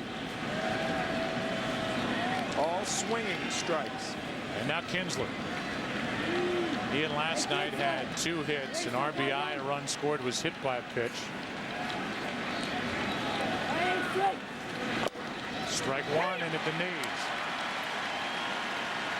I think Porcello's made 1 bad pitch, and David Murphy jumped on it on that double into left center. That high breaking ball, it didn't do anything, and that's how good these hitters are. Make a pitch like that and they don't miss it. Nice play by Avila.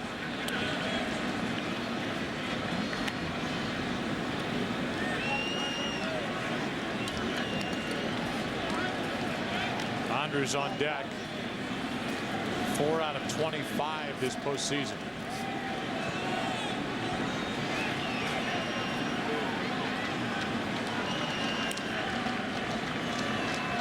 The 1-1.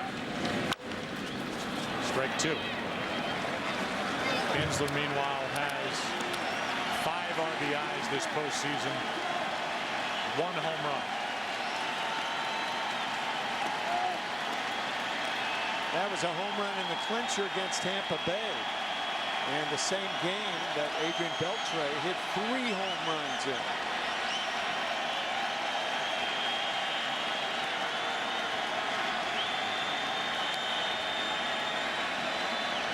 The 1-2. Peralta gets a high hop. Gets the out. Another ground out. Good start for Porcello. Back to the hill. Harrison. Bottom of the 3rd, no score. It'll be 8-9-1 for Detroit here in the 3rd inning. Strike 1 from Harrison.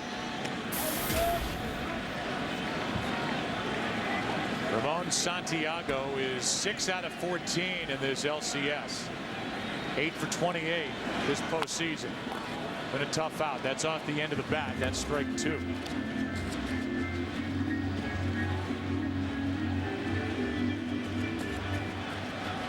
Santiago, Brandon Inge, and Austin Jackson for the Tigers.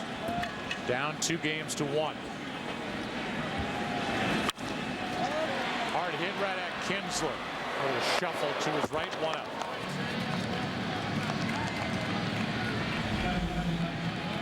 And we give you our State Farm Get to a Better State recap.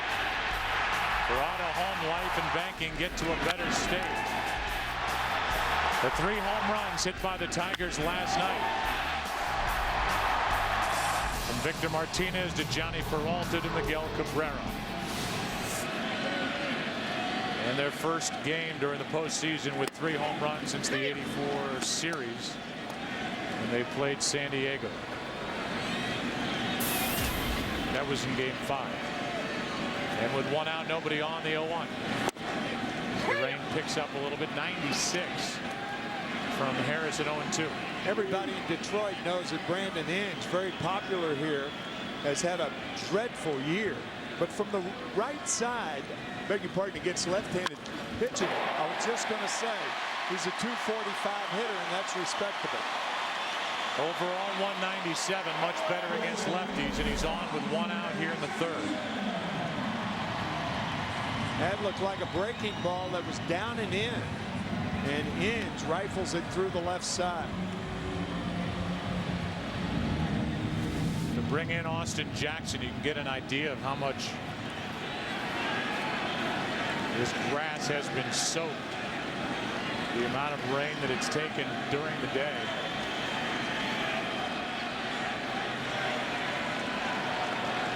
That ball skipped to the left fielder, David Murphy. Ball 1 to Austin Jackson, who walked his first time up.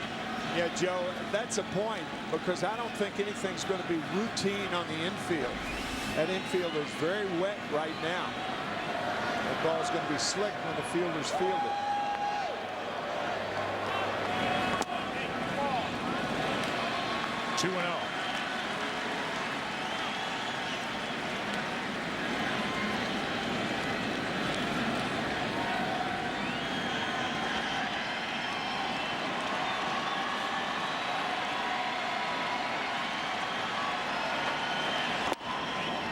2-1.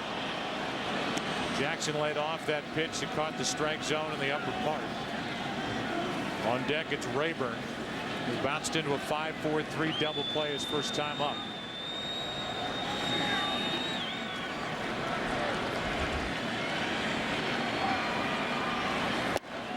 Too high, 3-1.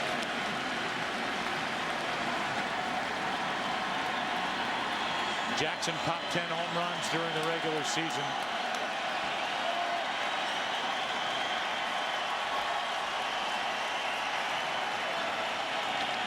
Count in his favor, 3 balls and a strike. Full count.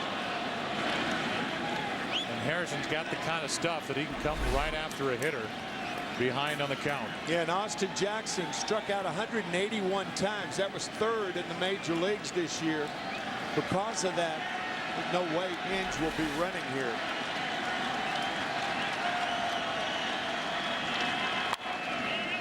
Pretty good swing and still a full count. This Tiger team has been tough to beat since the middle of August.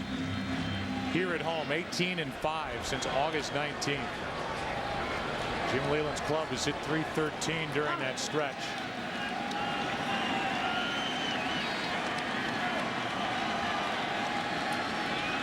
Another 3-2. Another foul ball. Whether it's been here or at Tiger Stadium, since Game 5 of the '68 World Series against the Cardinals, the Tigers are 15-5 at home during the postseason. But there are those numbers since the 19th of August.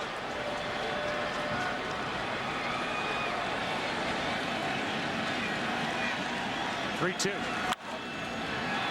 Into right. Will play for Cruz. It's a fair ball, 2 out. So Cruz makes the play, and the inning will now come down to Ryan Rayburn,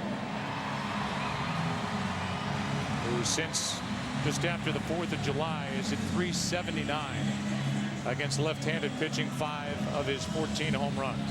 One of the big hits in this series off the left-hander Derek Holland in Game 2, a 3-run shot with 2 strikes on it.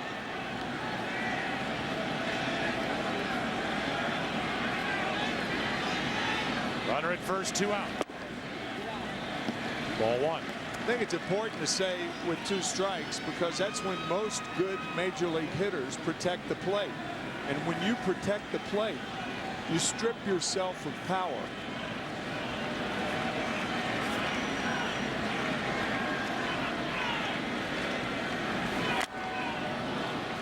.97. That's as hard as Harrison's thrown the first 2+ innings. 1 ball, 1 strike.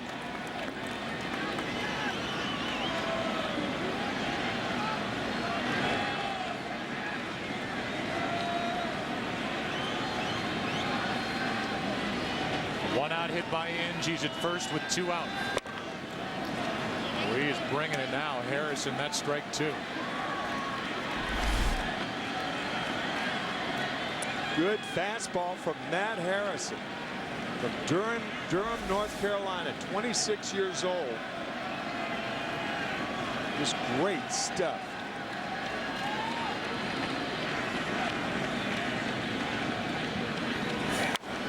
Fouled back, and again that trade. Neftali Feliz, Elvis Andrus, and Matt Harrison.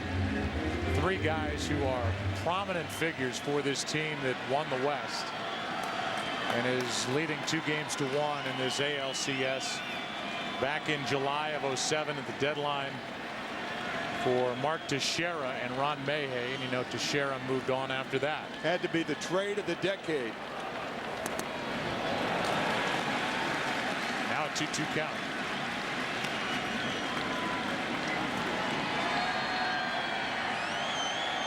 It's like a dry cleaning convention.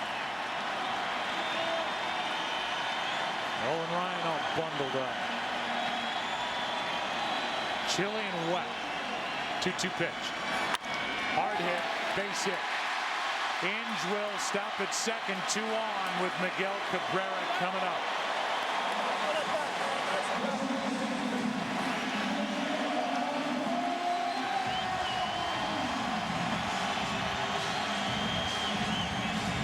And a new baseball for Harrison. They're going to go through a lot of baseballs here tonight.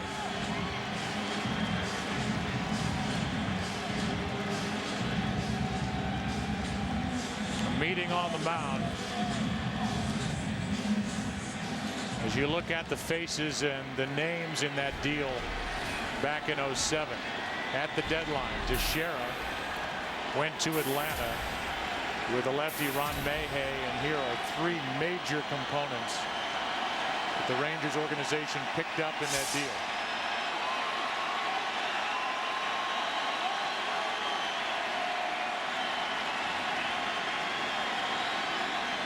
Cabrera, ball one.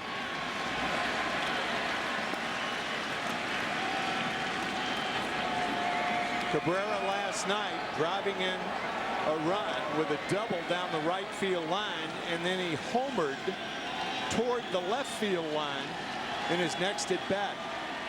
Outfield is very deep, and so is the infield. That is a rocket into left center field. Hits the wall. 1-run scores. That's Inge. Here comes Rayburn. 2-0 Tigers.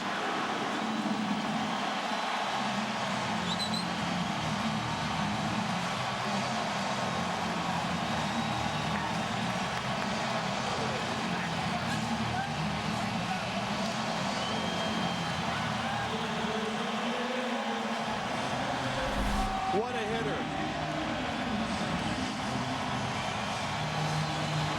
Looked like a cut fastball in on the hands, and Cabrera so quick. First runs of the game.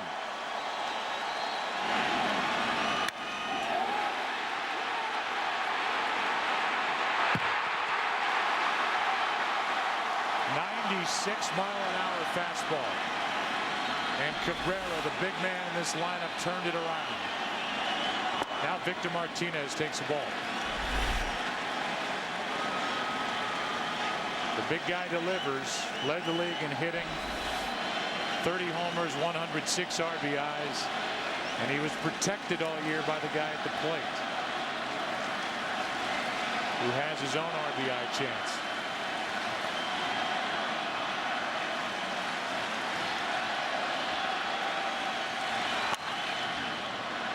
One and one. So Porcello has a lead. And in the fourth, he will deal with the big bats. After Andrus with Hamilton and Young, anybody gets on Beltre. And Ron Washington is working over that gun.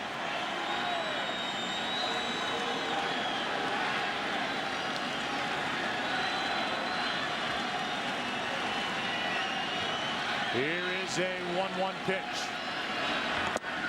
Ball two.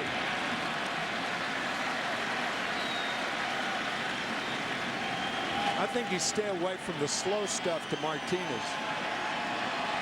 Make him hit the fastball. With his injury and with his problem with his oblique.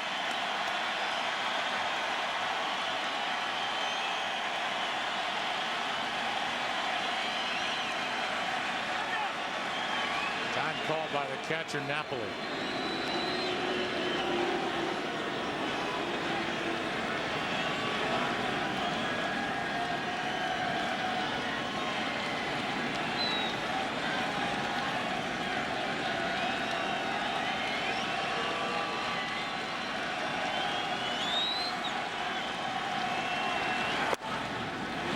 The dry cleaner that the Tigers send their uniforms to know whether a right-hander or a left-hander faced the Tigers that night because of where the pine tar stain is on the shoulder of Victor Martinez. Miguel Cabrera, first two compared to the last two. That big bat. That was Hall of Famer Earl Weaver's job as a 14-year-old in St. Louis, delivering dry cleaning to the Browns clubhouse, the St. Louis Browns in the early 50s. Victor Martinez waits for 3-1. Takes a strike, full count. I might add, that was long before pine tar. Yeah.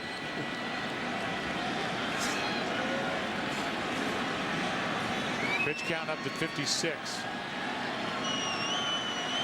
Perfect inning in the second. The Tigers made Harrison throw 20 in the first.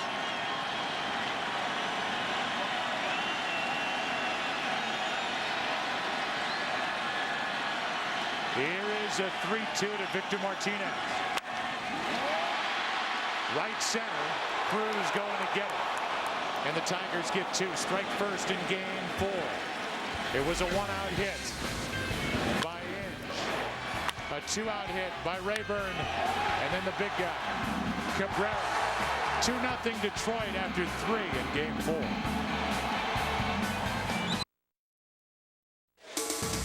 Tonight's game is sponsored by the all-new Volkswagen Passat. That's Das Auto. And by Chase. Don't get shortchanged. Get your cash back with Chase Freedom.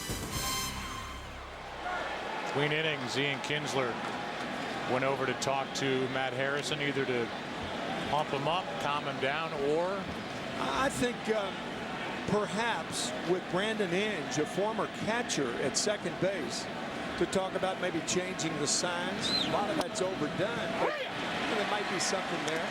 A lot of first pitch strikes from Rick Porcello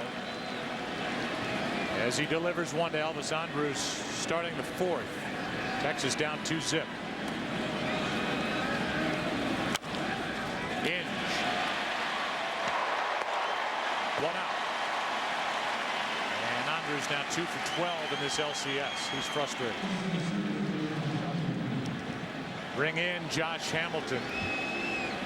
And I saw a little smile creep onto your face, Tim, when we were talking to Josh. And he said, you know, to be real honest with you, I don't watch a ton of tape and film. No video. I loved it. Some of these guys just get too sophisticated. Here's a fly ball well hit into left. Back at the wall. What a catch by Delman Young. Had to go a long way to get it. 2 out.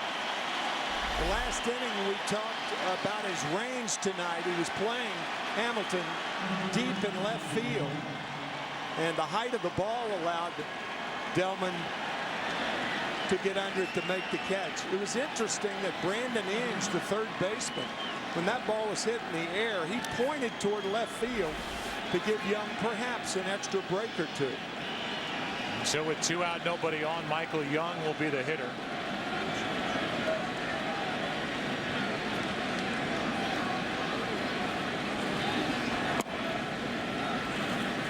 Ball 1. Young was robbed of a hit on a diving stop and play by Ramon Santiago back in the 2nd.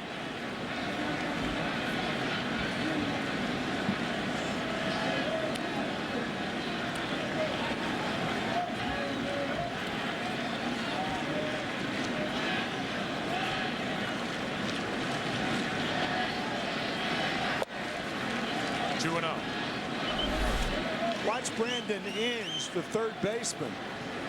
That ball is up, Delman.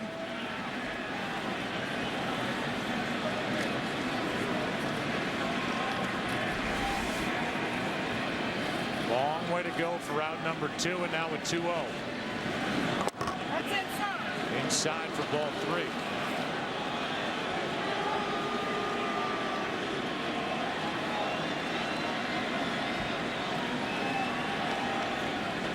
Here it comes, 3-1. Tigers trying to even this series and then hand the ball to Verlander tomorrow in an afternoon start. Full count.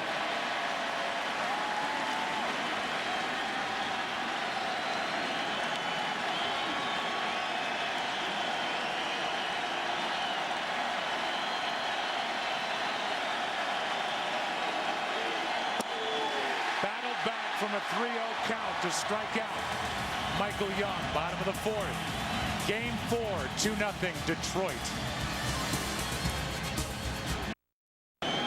Here is tonight's Volkswagen Passat trivia question. What is the origin of the word southpaw? Another name for a left-hander. Harrison changes up on Delman Young, and we're underway in the bottom of the 4th inning. Young made a nice running catch in the top of the inning. to rob Josh Hamilton. 2-0 Tigers. Young, Avila, and then Peralta. That one rides inside. 0-2. A.J. Brzezinski was busy in the pregame with Eric Karros and Chris Rose. A.J.'s with us from the set out there. And A.J., how about catching a game in weather like this? It's not fun, I'll tell you that. The one good thing it does do, and Tim can probably tell you this, is with your glove, if it gets a little moisture on it, it actually will make it harder. And for me, that made it better. But I always struggled. You just prayed and hoped that the rain didn't blow straight in your eyes. 2 balls and a strike. That's a rocket down the line. And foul, just foul, off the bat of Delman Young.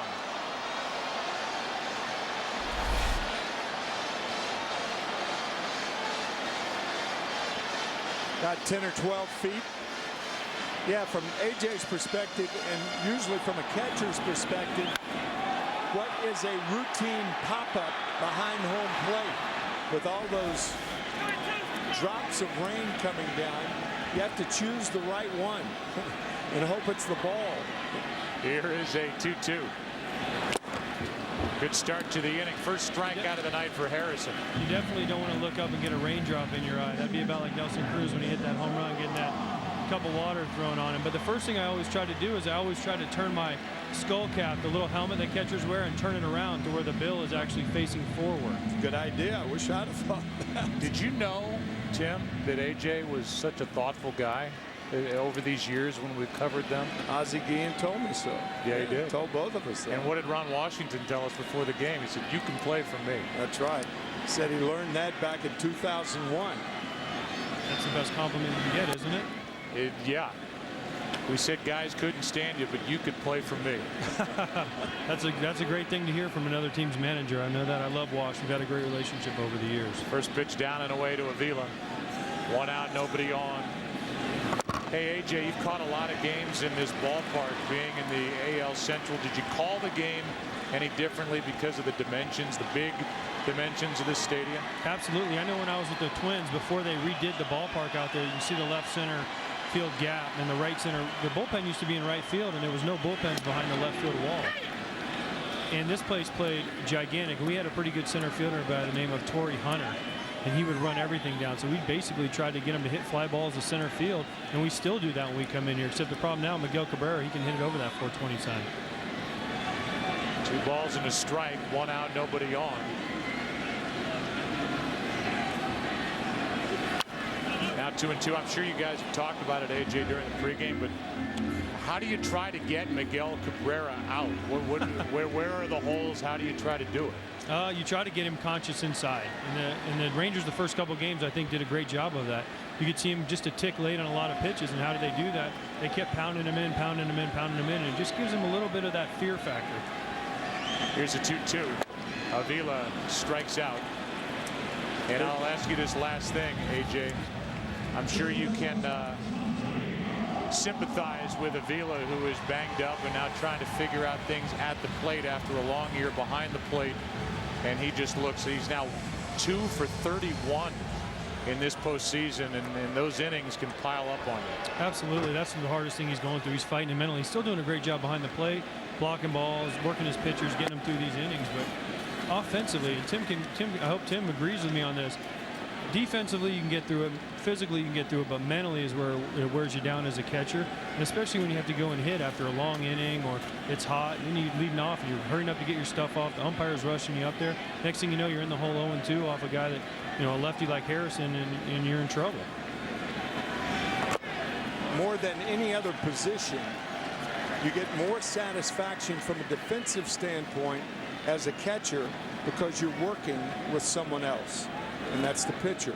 So if your pitcher does well, you get ancillary benefits from that, whether you're hitting or not. However, if you're not hitting and you're losing, then it's a different story.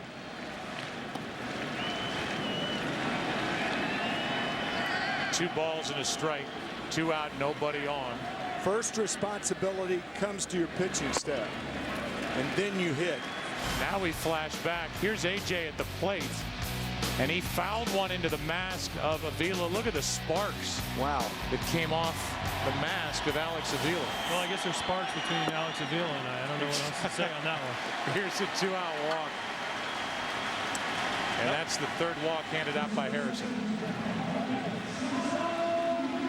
You want that to be your final word of the game, AJ? No, probably not. But I'll tell you what. I'd love to get a snapshot of the ball hitting his mask and making the sparks go, because that's one of the coolest things I've ever seen. It was all Benoit. I remember the game. I ended up grounding out, I think, to end the at-bat. But Alex and I talked about it and laughed about it, and I'm just as happy he didn't catch his hair on fire. Here's a ground ball foul outside third. Well, as a parting gift, whenever the postseason is over, we'll get a still shot of this and have it framed up for you, AJ, okay? Oh, that'd be great. The only thing is Rose said most hitters would have hit that over the right field wall, so apparently I did something wrong on that swing. Just like Chris used to do. Exactly. Just like I used to do. Thanks, AJ. Thanks, guys. All right, 1 on, 2 out, 0-1 the count. Shit in the air. Adrian Beltre, gloves, throws high, but out. Tigers have left 3. We've played 4. Good game. 2-0 Detroit, down 2 games to 1. Back after this from your local Fox station.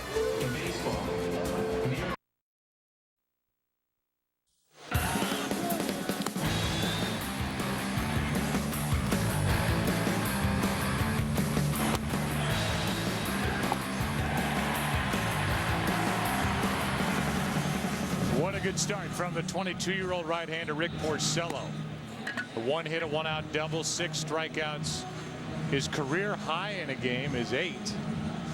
So he is on his way toward that, and Adrian Beltre is his first opponent here in the 5th. 2-0 Tigers, down 2 games to 1. The day game tomorrow in a matchup of the Game 1 starters.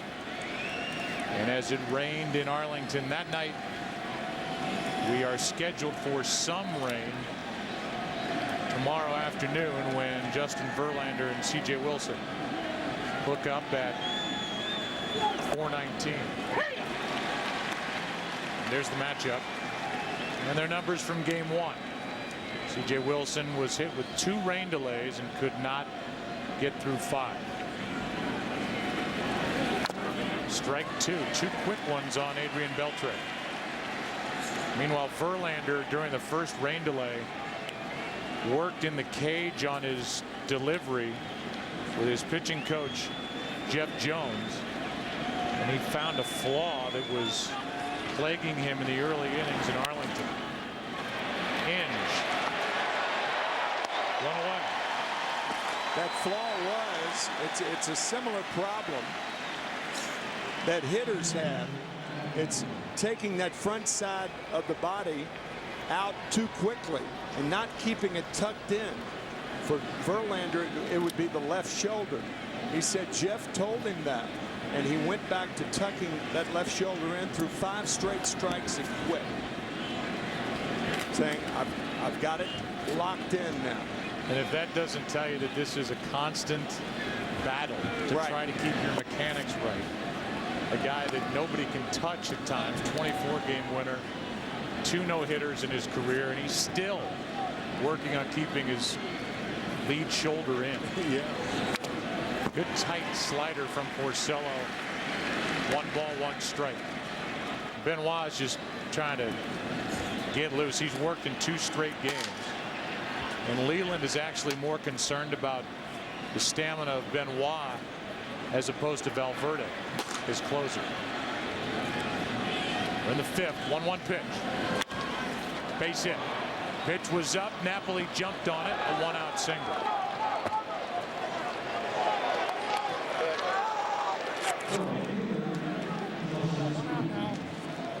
And just one more note as Nelson Cruz walks to the plate about Verlander. He has done seemingly every interview that's been requested, either by us or anybody that comes across his path. He is a great spokesperson for this organization from the players' side. Very well spoken, smart guy. I tell you, there is nobody that has a higher ceiling in the game today than Verlander. You just wonder how many games before it's all over he'll end up winning, and we appreciate his and their cooperation. The last time a starting pitcher won the Most Valuable Player award was Roger Clemens back in 1986 for the Red Sox. Very few pitchers, because of the Cy Young Award that was instituted in 1956, very few pitchers have won the Most Valuable Player award, because often the voters think that they have their own award, the Cy Young Award. But this guy, in my view, is the most valuable player in the American League. The 1-1. Cruz got a rip and fouled it straight back. And actually the numbers for Verlander this year and Clemens when he won it in '86, they are very close to one another.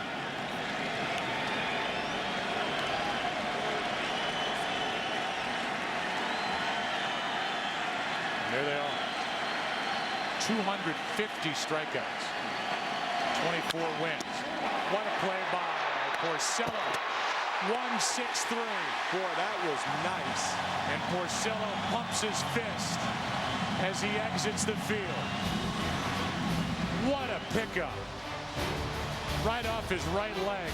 He fielded it cleanly, delivered it cleanly, and was fired up. 2-0 halfway through game 4.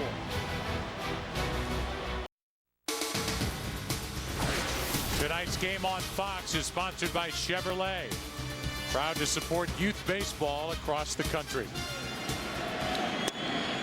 Harrison back to the hill, and he deals up an in ball 1 to Brandon Inge.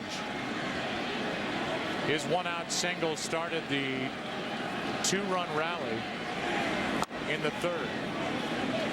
It's followed later by a 2-out hit by Rayburn and a 2-out 2-run double by Miguel Cabrera. The 1-1. We're going to go back to that double play turned by Porcello and Peralta.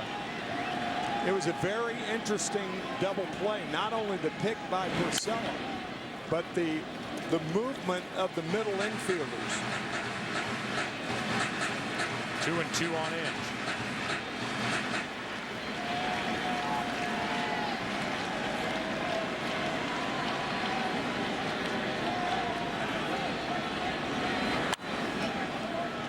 Still 2-2.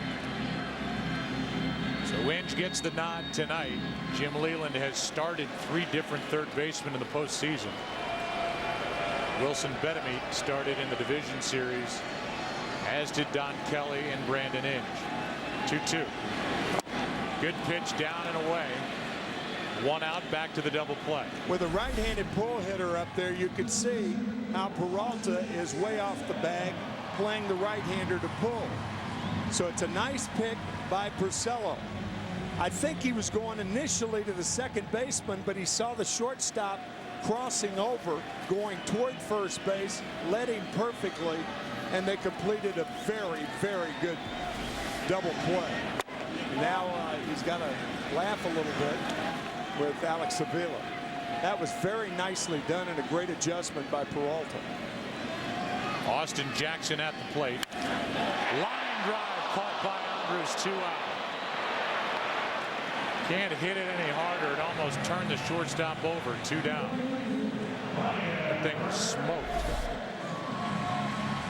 The barrel ball right there. Look at that catch. That's a defensive catch by Elvis Andrus.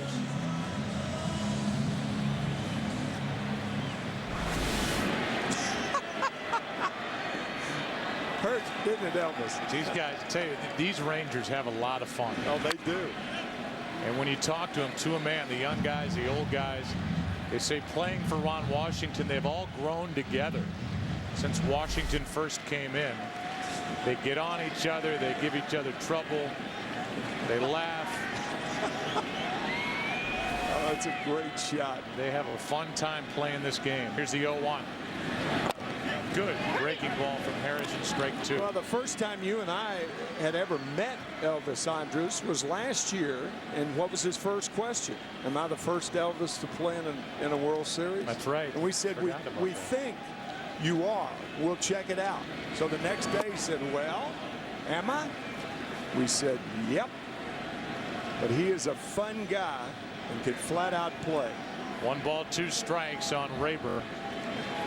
Trying to get on in front of Cabrera, who's done the damage again tonight. Pitch was up, and Rayburn tried to jump on it. Strike 2.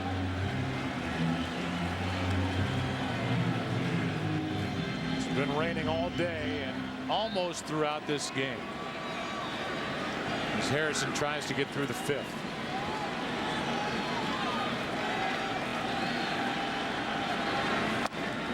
Two and 2.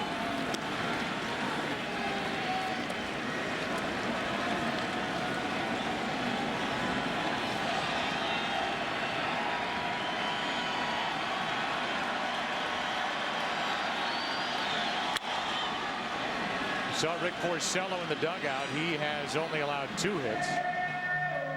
Matt Harrison, the guy on the mound's allowed only 3. The problem is they all came in the same inning. And the last one of them was a double by Cabrera. The only extra base hit of this game.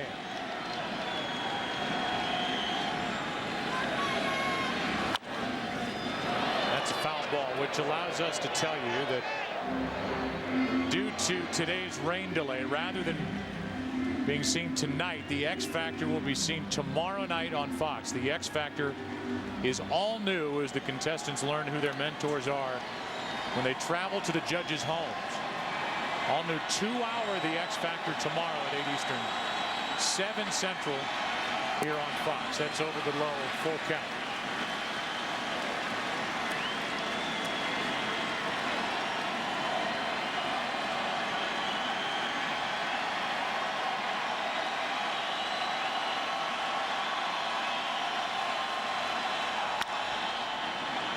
Will it stay in play? Michael Young hoping so it will, and the inning is over. That sends us into the 6th. Rain continues to fall here in Detroit. 2-0 Tigers. Murphy, Alba, Kinsler coming up. Tonight's game is sponsored by Geico. 15 minutes could save you 15% or more on car insurance, and by Rogaine. Men's Rogaine foam. Use it or lose it. You can catch all the action of the 2011 Major League Baseball League Championship Series on Fox and TBS. You can join the postseason debate at MLBFanCave.com and follow the action on Twitter with the hashtag postseason. Legends are born in October. And Rick Porcello is trying to throw his name on that list with the job he's doing here tonight. Bottom 2 in the lineup, David Murphy first up.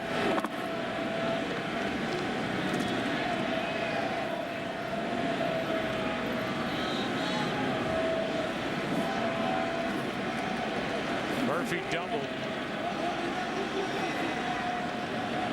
his first time up. 1-1.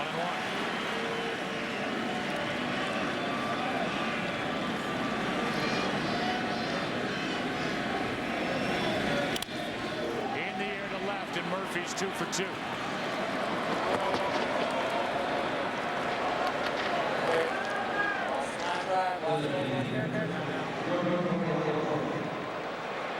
So the leadoff man is on, and the number 9 man, your Vitor Alba, walks in.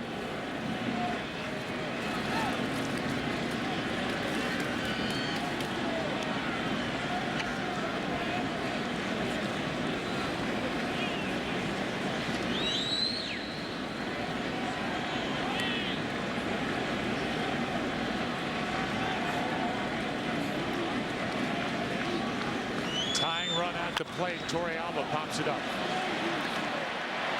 Out goes Santiago. He has it 1 out. And now back to the top of the order, and Ian Kinsler.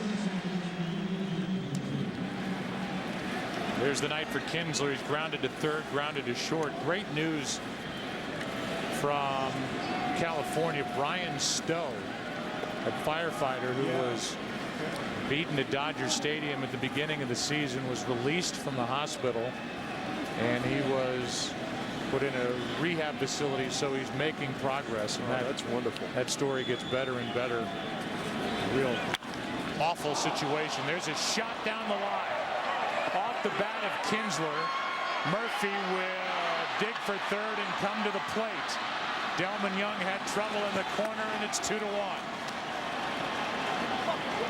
That is a great play by third base coach Dave Anderson, who watched the play develop. He was going to hold Murphy at third base, watched the play develop, and then when the ball scooted by Delman Young, he sent David Murphy, and the Rangers are on the board. It is treacherous footing on those bases. So David Murphy had to go around the bases gingerly. And Dave Anderson waited until he saw the play completed. And once that ball got by Young, he sent David Murphy to score the first run. That's over, but low ball one. Here's the shot between Inge and the line. There's Dave Anderson waiting and now waving.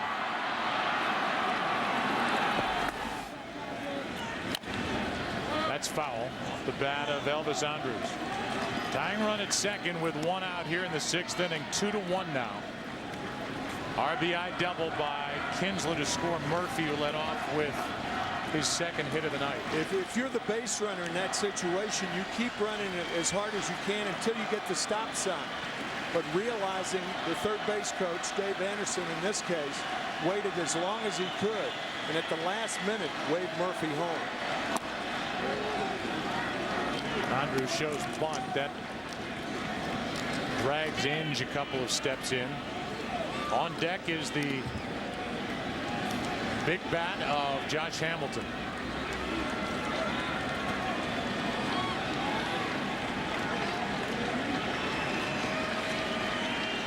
Now it's the Rangers that can't find a hit with runners in scoring position as the count goes to 3-1.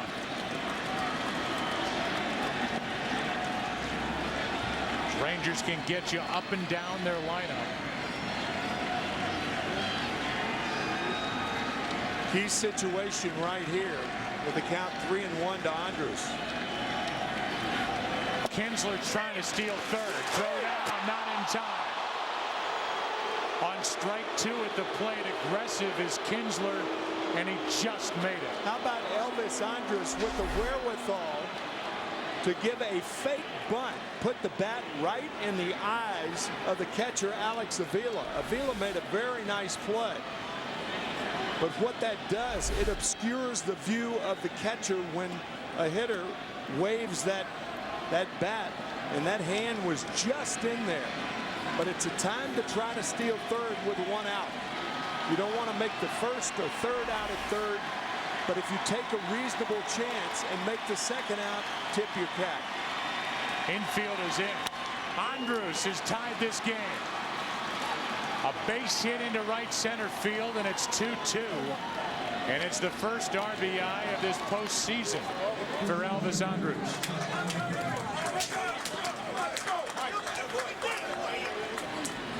That, by the way, the first stolen base for the Rangers since Game 3 of the division series. And you can almost credit Kinsler with bringing the infield in. I think the ball would have been a base hit for Andrus anyway. But with that infield in, it was clearly a base hit in the right center to tie the game. So with Josh Hamilton coming up, a visit to the mound from the pitching coach, Jeff Jones. And it's 2-2 here in the top of the sixth. So the young Rick Porcello, 22, will now try to keep it 2-2 before the heart of his order. Cabrera, Victor Martinez, and Delman Young come to the plate in the bottom of the inning. Daniel Slareth is the left-hander, and Al Albuquerque is the right-hander, getting loose for the Tigers in their pen.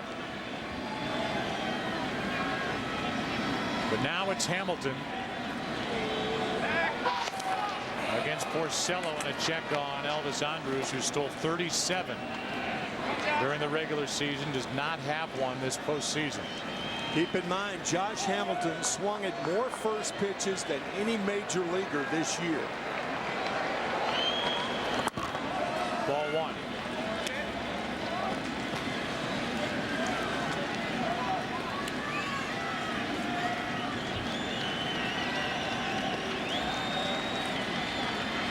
The offense breaks loose here in the 6th for the Rangers. They've tied it and have their big power man at the plate. One of quite a few. That's inside 2-0.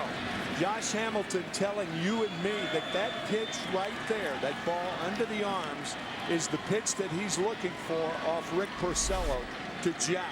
This pitch right here.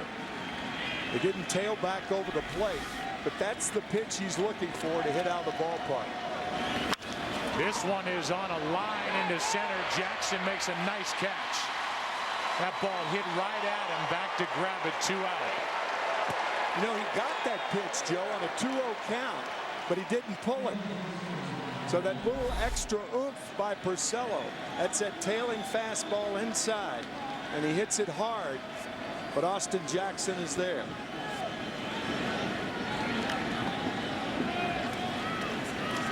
He's hit that one-handed for out number 2. So Hamilton's 0 for 3 tonight, 4 out of 16 in this LCS. And the batter is Michael Young. Again, the heart of the order will bat for the Tigers in their half of this 6th. Ball 1 inside. E-Trade stopwatch. Tigers offense last night, 3 home runs, tying a franchise record during the postseason. And Michael Young, the man at the plate, 1 for 14 in this series. Still no RBIs. 3 for 29 this postseason. He is too good of a hitter for that, and you have to figure, as Ron Washington, his manager, does, it's only a matter of time. But you don't have forever in October. It's got to click here soon. 1-0. He went around, strike 1. Michael Young showing once again that everybody presses, and he is pressing right here. Caught in between, the worst thing you could be and do as a hitter. Porcello, a 14-game winner during the regular season, brings home a 1-1. Instead, he steps off. This is a spot for Elvis Andrus to run. If he can get a good jump.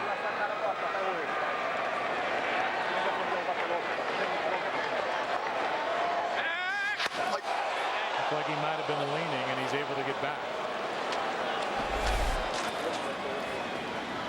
Yeah, you have to lean a little farther with the infield in as bad a shape as it's in. Some moist spots on the way to second.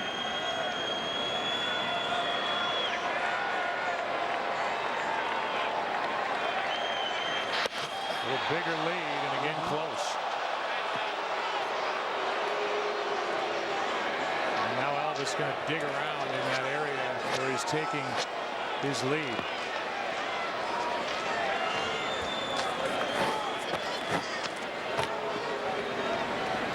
Good news in that the rain has stopped. Here comes a 1-1. Strike 2.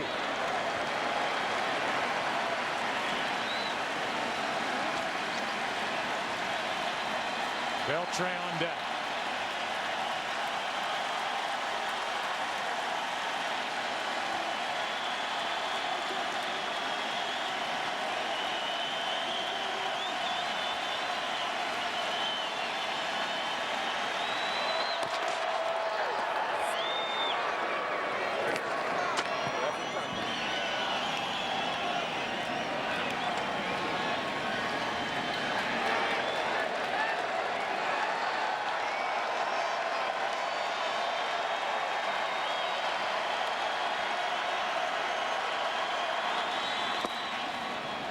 Two and 2.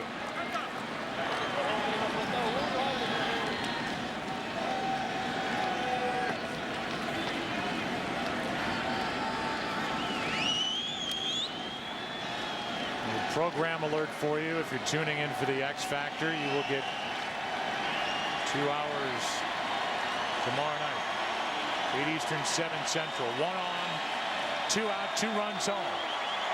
Rangers have tied it. And Porcello steps off. That's called from the dugout. Leland to Avila. Avila out to Porcello.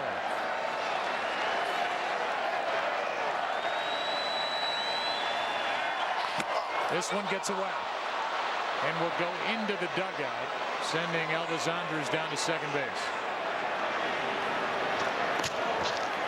Gene Mott was a great manager, and he used to tell base runners, give the pitcher something else to think about other than the hitter. Well, Elvis Andrus did that, draws a ball in the dirt, and is on second anyway. So he didn't have to steal second base.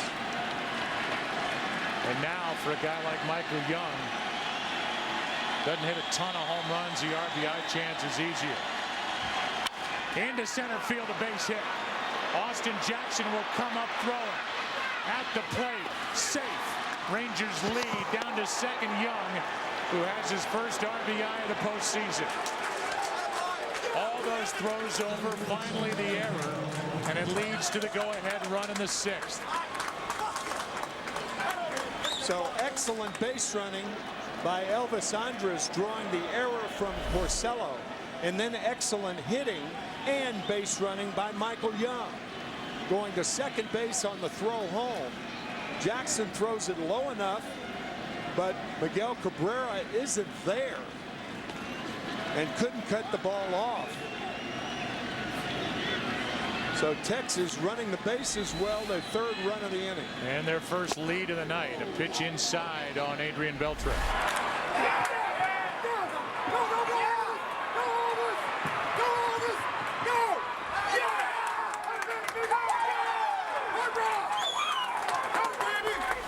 That first yeah was for the slide in home. The second yeah was the slide in second. They count 1-0 on Beltre. Porcello starting to lose his good control. He's been so good all night with first pitch strikes. Here is Ron Washington. We just heard him in the dugout about how excited he gets.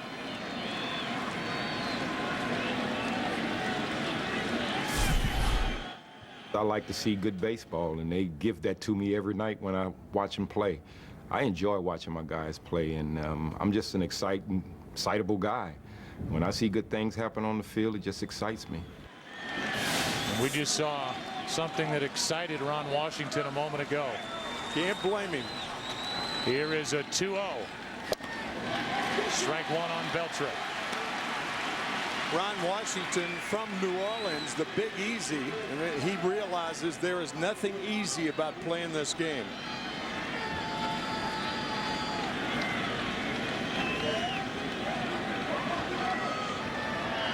You can see in the background Ogando starting to get loose. Inge makes the stop and the throw, but 3 runs in the sixth for the Texas Rangers, finally breaking through. RBI by Michael Young, his first of the postseason, and the Rangers lead 3-2.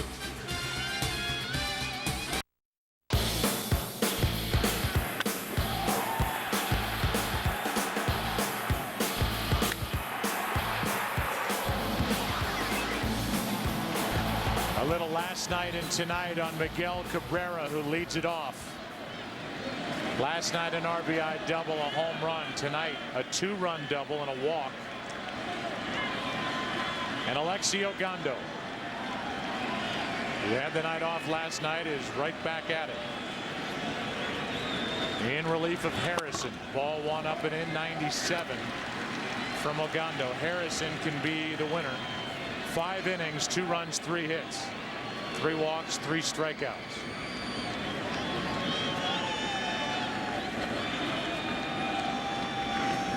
Two and 0.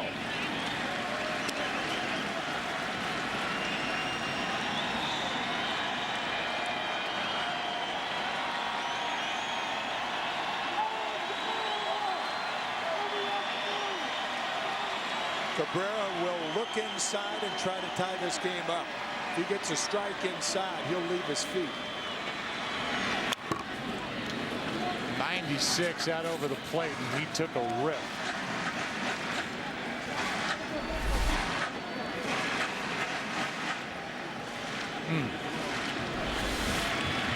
2 balls and a strike.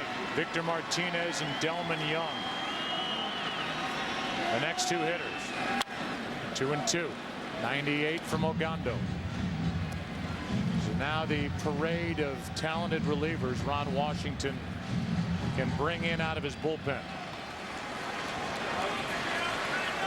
Harrison, the starter on the left, went 5.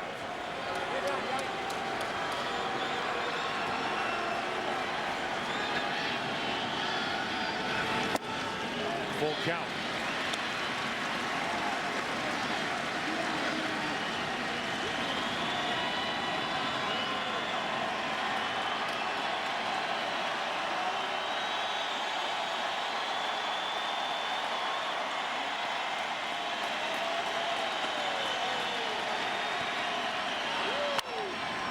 That will find the seats. Tonight's Volkswagen Passat trivia question: the origin of the word southpaw, another name for a left-hander. In the early days of baseball, as a pitcher's left hand usually faces south when delivering a pitch.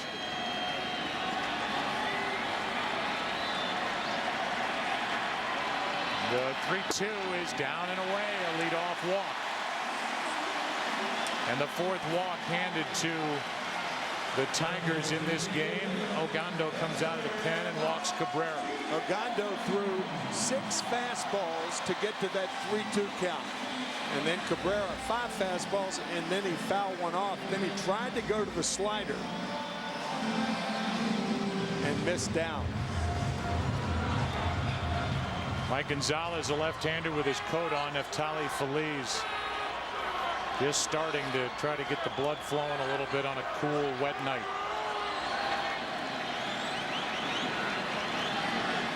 Victor Martinez homered last night from this side of the plate. Ball 1. And while we say oblique, to be more specific, it's an intercostal injury that's down around the side into the low back.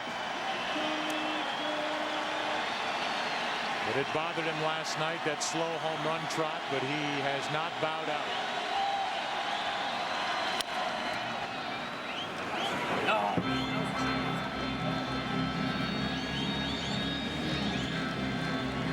This is during pregame.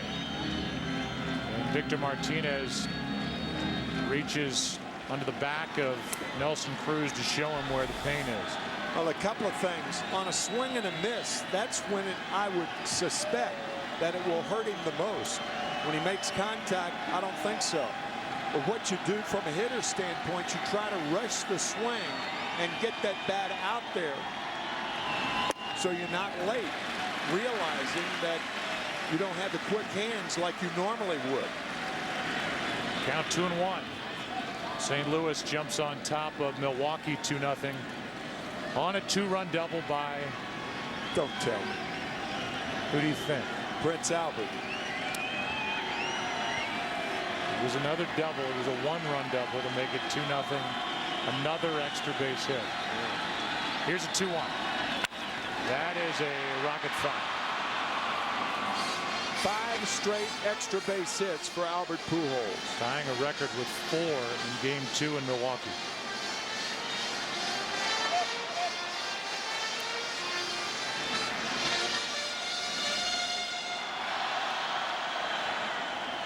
Tying run at first, nobody out. Victor Martinez up, Delman Young on deck. Detroit trails for the first time in Game 4.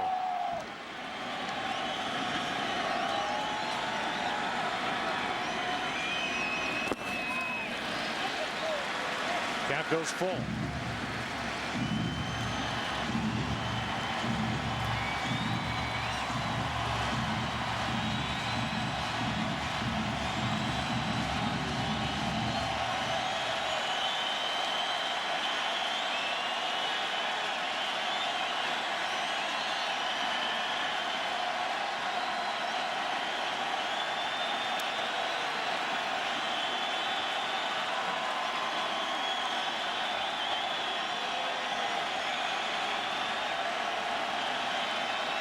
Runner goes on a fly ball into right center field. That will be handled.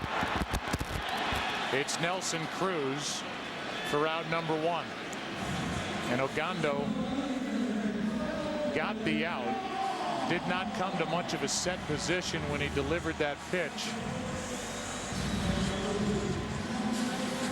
The runner was going on that 3-2 delivery. Here's Delman Young. That's often the best time to send the runner on a 3-2 count. You have 2 slow runners, one at the plate, one at first. You stay out of the double play if you send the runner. That was the intent of Jim Leyland, but the ball was in the air. Strike 1 on Young. Well, that's a fastball swing and a slider. Delman Young misses this by a foot. He is struck out, flied out.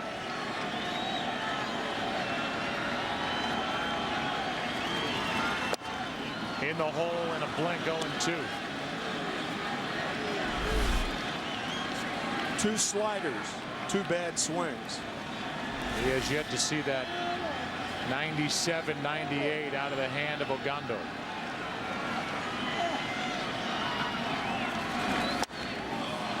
Another slider, 3 in a row, and Delman Young is down 2 out. Pretty simple sequence when you look this bad on the first 2 pitches. Way outside, not quite as far outside. 3 sliders gets Young.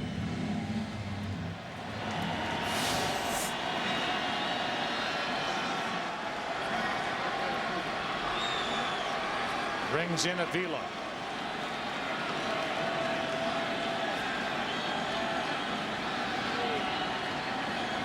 Tying run at first, 2 out now, and Avila takes ball 1 outside. Alex is struck out, grounded out, 1 for 15 in this ALCS.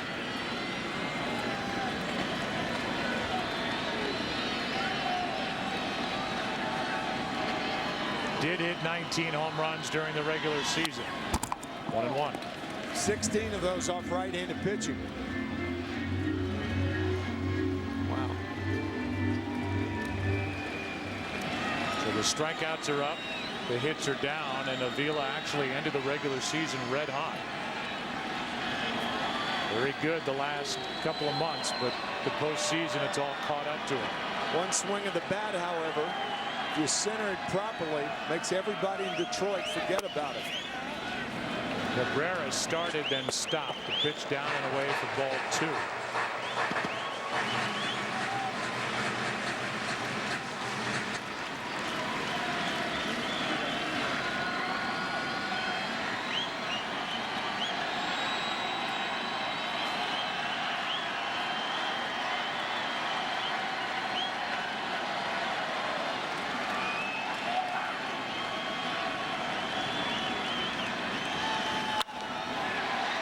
Easy in the air to Murphy and left.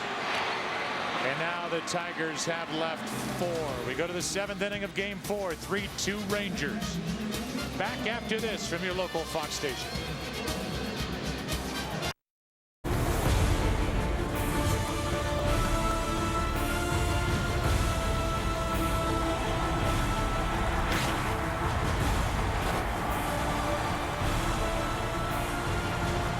It will be our Liberty Mutual game summary as we go to the 7th inning of game 4. 3-2 Texas on top. 2-hour 13-minute rain delay before the start of this one. Miguel Cabrera with a 2-out 2-run double. Texas just came up with 3 runs in their half of the 6th. They lead it 3-2 into the 7th. And Rick Porcello, who committed a throwing error on a pickoff throw at first, was followed by a 2-out RBI single by Michael Young last inning. That broke the tie. Now he's on the short end with Al Albert.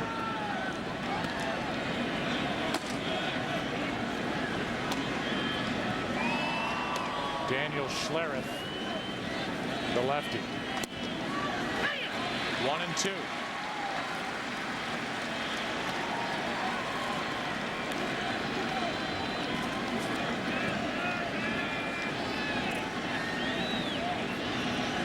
Porcello's next is outside. Napoli is singled and struck out. Nelson Cruz, then David Murphy. And Murphy, who got the night off last night, 2 for 2 in this game, and his single leading off in the 6th inning started the rally. The 2-2. High fly ball into center field. Back is Austin Jackson. 1 out. Let's give you a little game break during LCS play. Here's Chris Rose.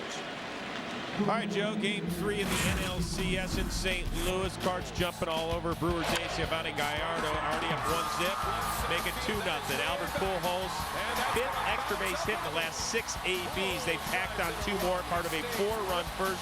They're still batting and leading 4-0 in the first. Joe, back to you. All right, Chris.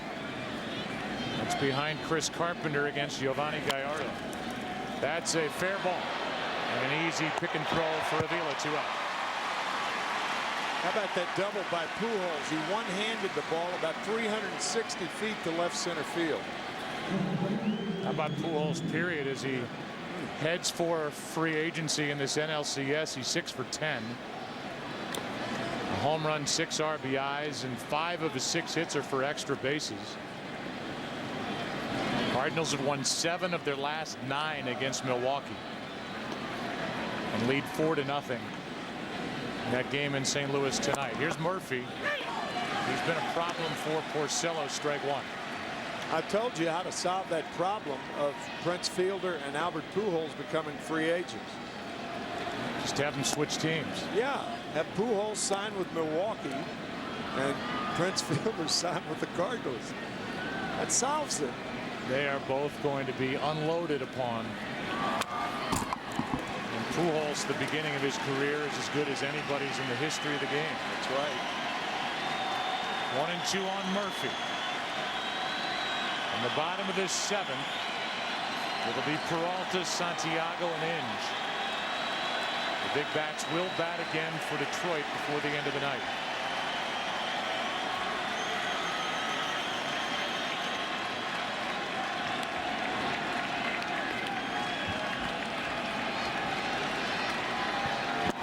Two and 2.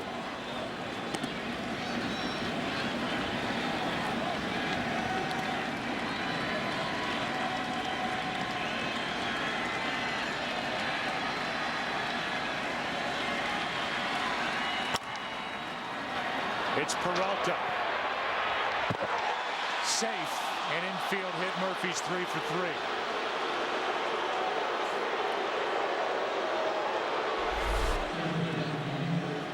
Johnny Peralta did what he could, but Murphy beats the play.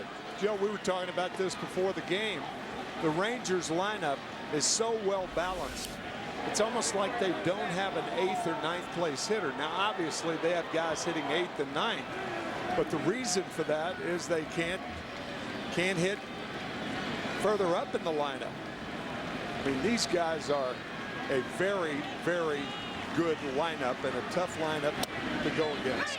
The Geico in-game box score for Texas. You can see the hits up and down the lineup. Murphy has 3 of the 7.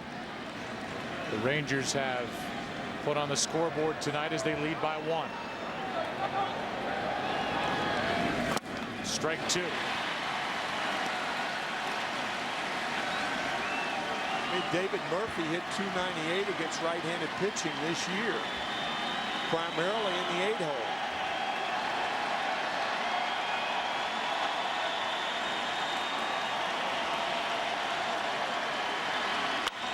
Into right field, a base hit by Torrealba on an 0-2 count. And Murphy will turn, go to third. It's first and third, 2 out, and we'll see if that's it for Porcello. It appears it is. Yeah, that's a real mistake right there. Too much of the plate on an 0-2 count.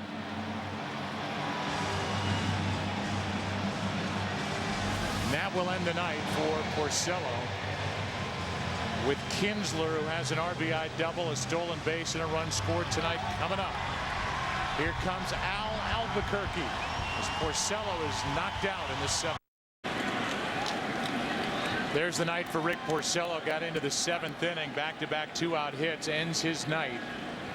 And Al Albuquerque, who spent some time on the DL with a concussion, and according to Jim Leyland, came back and wasn't throwing as hard as he was prior to it, takes over. He's got a devastating slider when it's right. He was knocked around in the Yankees division series in that 10-1 game. A game, ironically enough, started by Porcello. This is his first action of this ALCS, so he's been out for a while. He's behind on the count, 2-0. Leland said, I'd like to find him a low-pressure situation to see if he can get it right. Well, this isn't it. No. First and third, 2 out. Good play, Avila. 3-0. Ryan Perry is getting loose, and I just don't think they're going to have a long leash or a lot of patience with Albuquerque in this spot. No, if he walks Kinsler, the bases are loaded. I agree with that. Nor should they. You just don't know what you're going to get. Those weren't close. No. Now the bases are loaded, and will Leland stick with him? He's young. He's 25 years old. LCS is no place for a youth movement. Now Schlereth joins Perry. This is somebody talk to him, so I give my man in the bullpen time to warm up.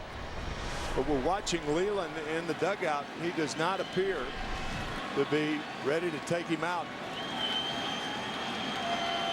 I think you got to take him out right here. 4 straight balls, nowhere near the plate. There's another one. Now the pitching coach is going to go out, Jeff Jones.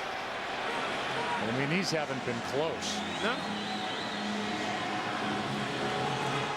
And when he was throwing well,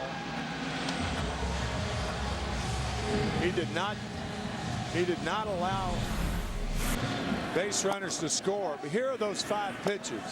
That's the closest, but it was outside, way low, way high. And the first pitch to Andrus. A good play by Avila. Avila's made 2 good plays on balls in the dirt.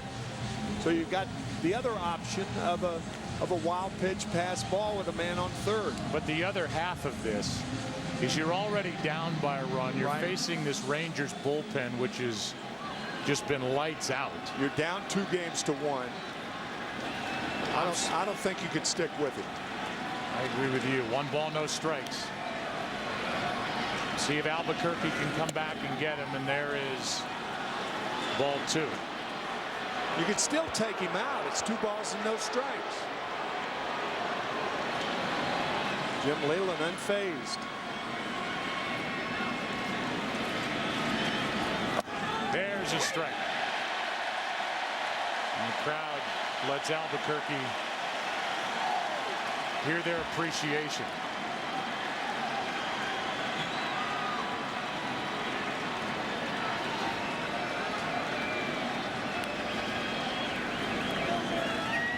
There's another.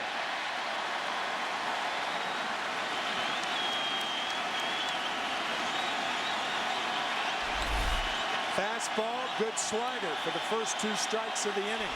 So 6 straight balls and now two straight strikes. Check swing. Albuquerque gets out of it. Leland stayed with the young right-hander. And Albuquerque leaves the bases loaded. Time to stretch. That's a lot of courage shown by Jim Leyland. 3-2. Rangers on top. Tonight's game is sponsored by J. Edgar from director Clint Eastwood in theaters November 11th. And by Liberty Mutual Insurance. Responsibility. What's your policy? Tonight's aerial coverage brought to you by DirecTV. If you call yourself a sports fan, you got to get DirecTV. Good game again.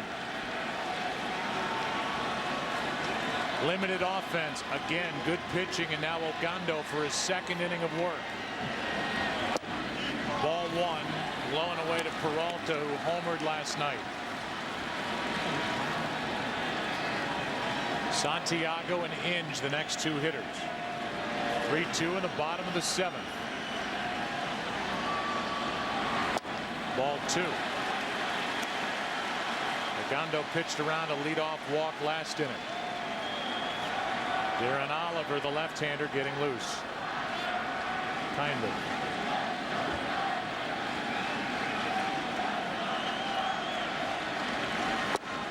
Ball three.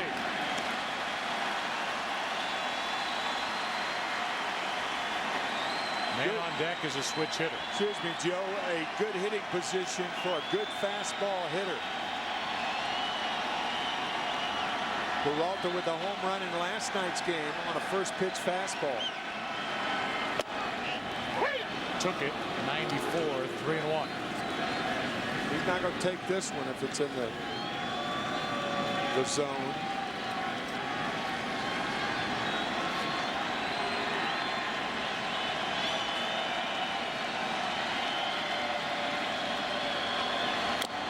Full count.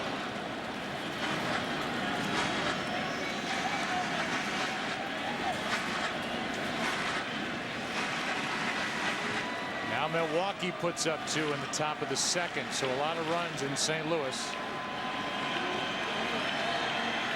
in game 3.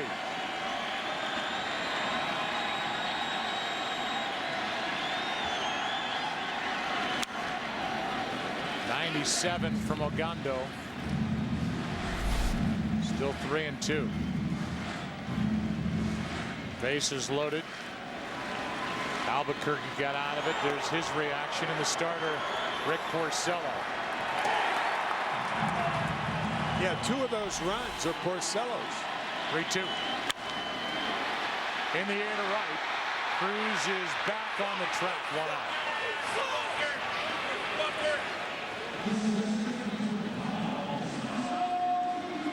That'll bring in Ramon Santiago. The Geico in-game box score. As Santiago digs his way in, Detroit has a 2-run double from Miguel Cabrera, the only RBIs of the night for Detroit. And they have only 3 hits. The total against the starter Harrison in 5 innings. Otherwise, nothing from this Tiger offense. Strike 1.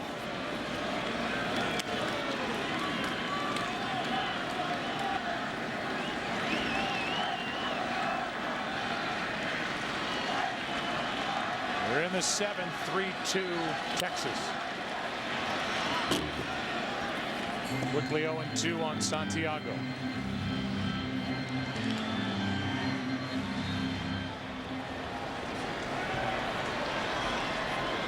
The difference in this game right now is the error on the pickoff throw by Porcello, followed by the 2-out RBI hit by Michael Young.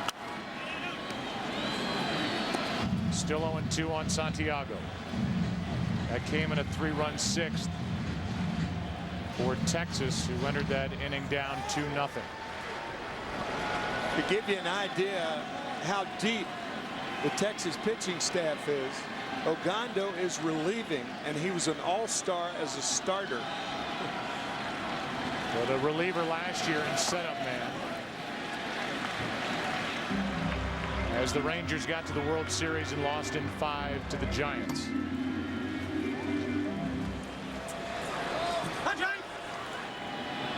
It is getting late, and we came in talking about the importance of this game.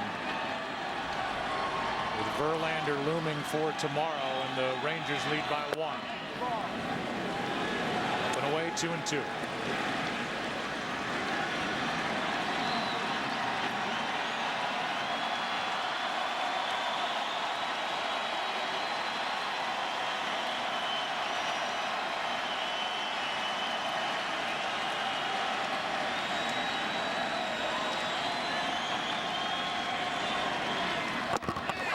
Inside corner, 2 down. Boy, that was a tight nasty slider right at the knees on the inside corner. Watch it drop to get Santiago. There's that release. Slider spin gets him. Now Inge, who does not hit a lot of home runs anymore. A couple of seasons with 27. That power has dropped off. He hit 3 this season. Takes a strike. 98. Ogando this postseason, 8 innings, 2 hits, 9 strikeouts. Opponents hitting 0-77 against him. Strike 2. The odds are that Inge is not going to pull a ball down the third baseline, but Adrian Beltre playing him on the line to prevent a double. It would be very unusual for him to pull Ogando. Here's a fly ball into left. Back at the wall. This game is tied. Unbelievable. And Inge is going deep to tie it.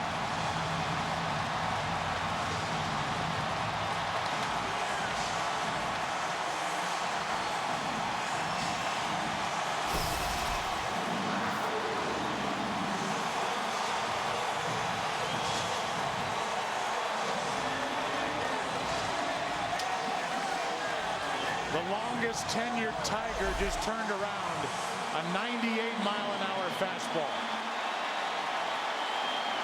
No balls, 2 strikes, tie game. You got to figure it's the biggest hit of his life.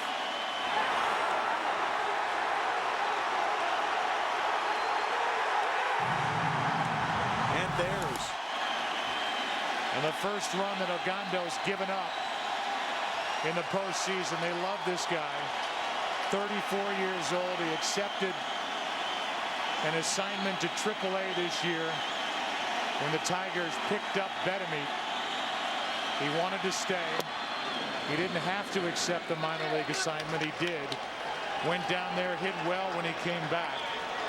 278 the rest of the regular season. And Rick Porcello gets a hug from the latest hero, Brandon Inge. Jackson grounds to Beltre. How about game 4? How about this series? Rangers up 2-1. And because of this, off the bat of Brandon Inge, we go to the 8th inning. Tied at 3.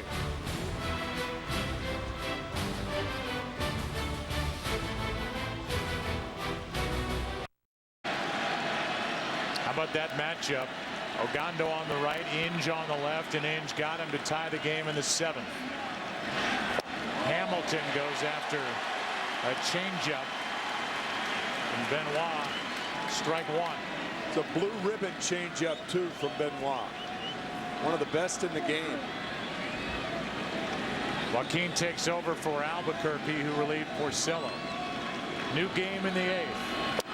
On the outside corner, and despite all the work, 3 straight days, Benoit with 95-mile-per-hour heat due to the rain delay before the start of this game rather than being seen tonight. The X Factor will be seen tomorrow night on Fox. All new as contestants learn who their mentors are when they travel to the judges' homes. Out of play. So an all-new 2-hour The X Factor tomorrow at 8 Eastern, 7 Central, right here on Fox. There are the numbers for Benoit during the regular season. His postseason numbers on the bottom. That's what Hamilton has done 7th inning or later.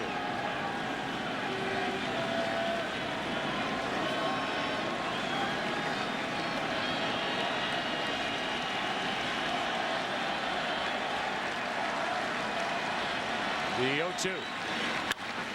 Got under it. Fly ball into center. Austin Jackson has out number 1. And it's an 0-for-4 night for Josh Hamilton. Joe, think about that 7th inning as Jose Valverde warms.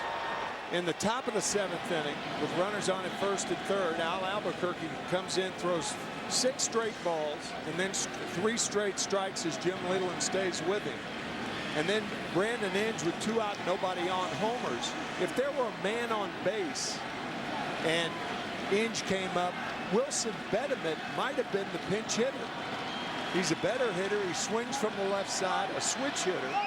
And here it's 2 out, nobody on. The first 2 guys making out. How about Peralta with a bare hand pickup? Man. 2 out.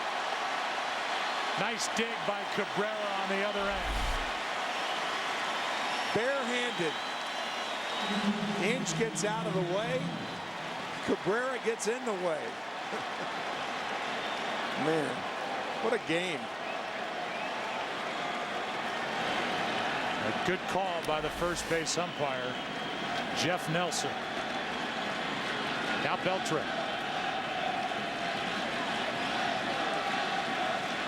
Adrian is hitless. Struck out 2 groundouts.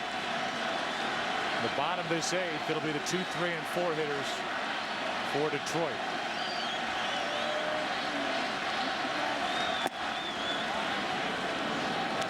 Benoit signed that big deal during November.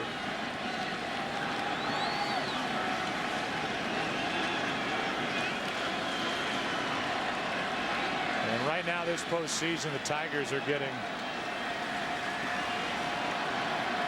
all their money's worth out of their right-handed setup reliever.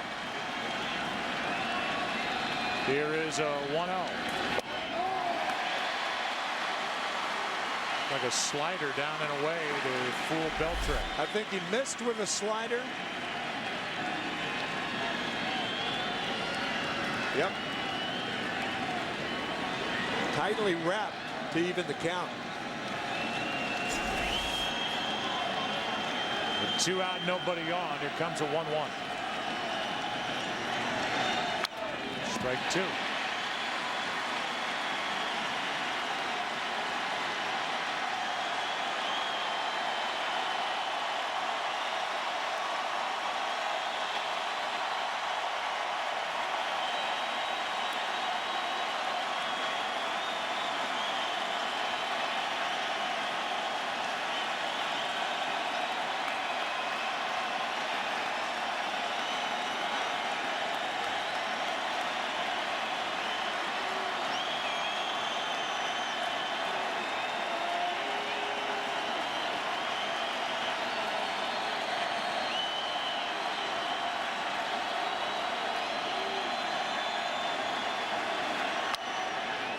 Good swing by Beltre, but late 96.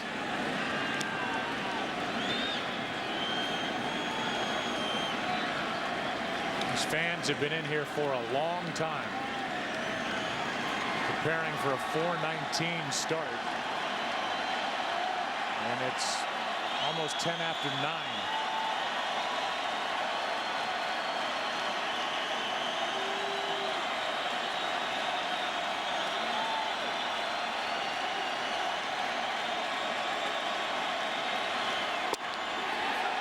Two and 2.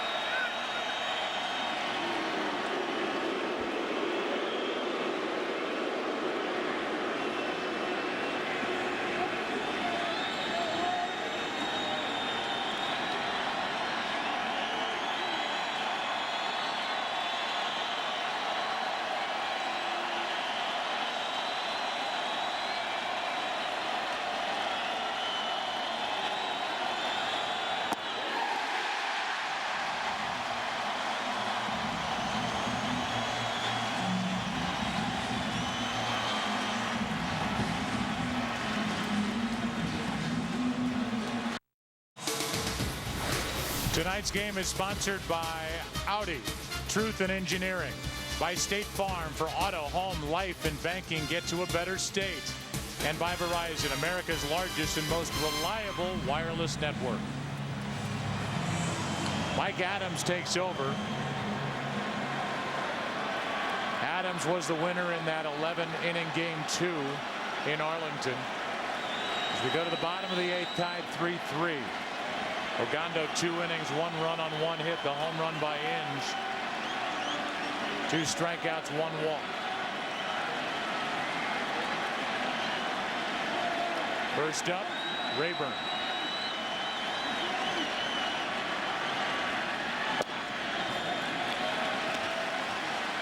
Adams picked up at the deadline from San Diego. John Daniels added to his bullpen.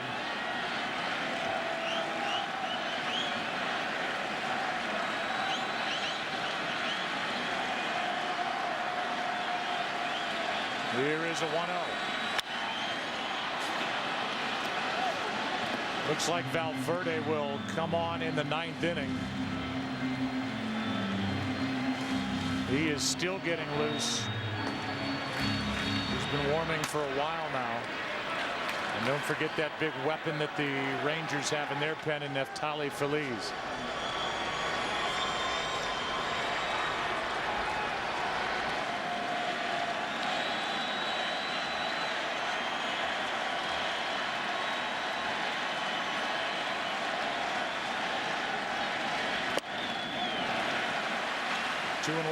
Joe, about a week before that deal was made, the Rangers obtaining Adams, the rumor was, and a pretty strong rumor, was that Heath Bell would be the Padre traded and not Adams.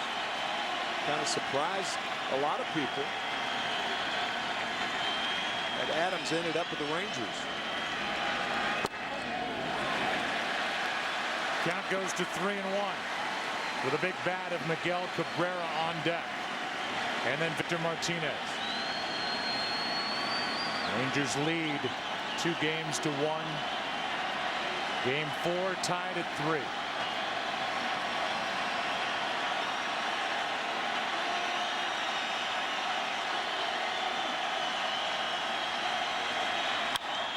To the shortstop, Elvis Andrus. 1 away.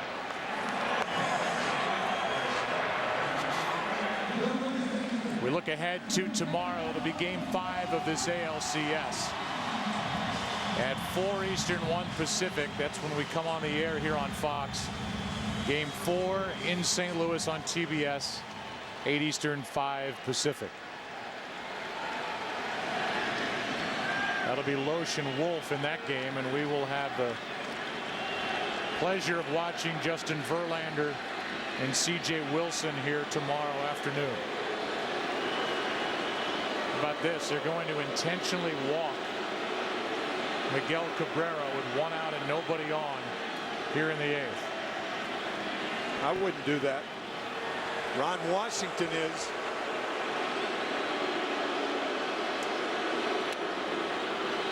In this ballpark, you know, if he pops 1 out, it's maximum effort. Not saying he can't do it. He had 30 home runs during the season. I wouldn't do that. Putting the go-ahead run on with Victor Martinez and Delman Young coming up. Remember last night with runners on at 1st and 3rd, we talked about second base being open. And Victor Martinez, V-Mart as his teammates call him, with that oblique back pull, was on deck. And he's on deck again. And now he's at the plate. Cabrera lashed a double down the right field line, and that at bat to put the Tigers on top for good. There have been 2 gutsy moves by both managers. Jim Leyland sticking with Albuquerque, and now Ron Washington walking Cabrera with 1 out, nobody on.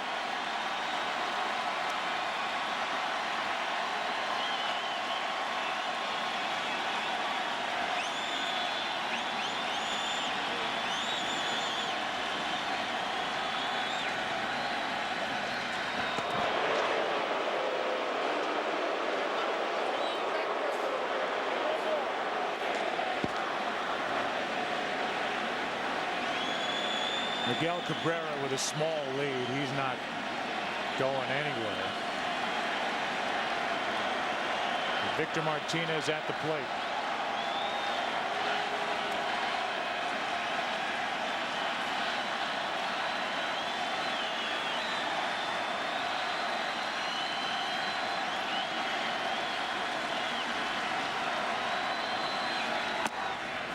Ball one inside. Outfield is playing a no doubles defense. And no doubles defense for outfielders means that the outfielders doesn't necessarily have to play them to pull or anything like that. They're straight away, but they play about 5 feet deeper than they would normally play for a power hitter like Victor Martinez.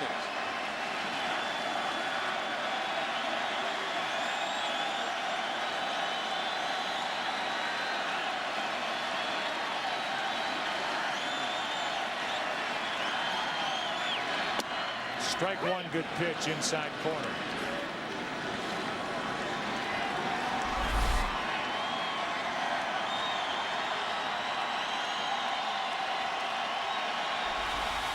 One ball, one strike, 1 on, 1 out.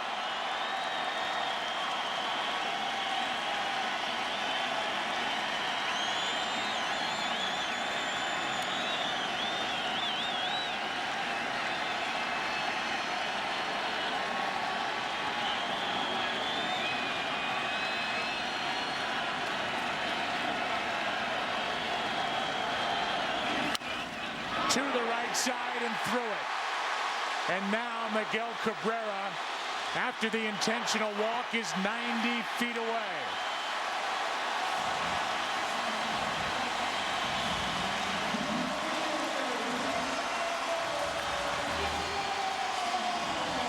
So not only is Cabrera walked intentionally, but the first baseman, Michael Young, is holding Cabrera on, and that allows the ball to go through and Cabrera to go to third.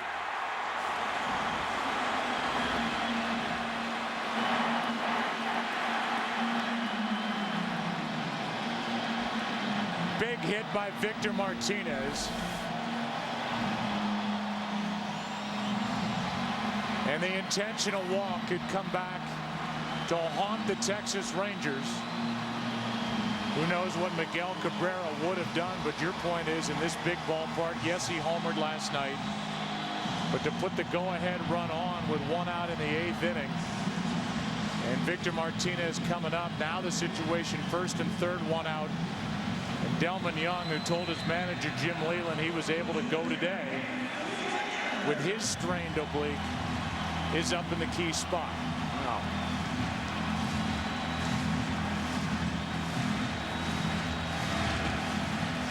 For the majority of the regular season, Victor Martinez made opponents pay for intentional walks to Miguel Cabrera. And no bigger spot than right here, and he's trying to make the Rangers pay dearly in the 8th.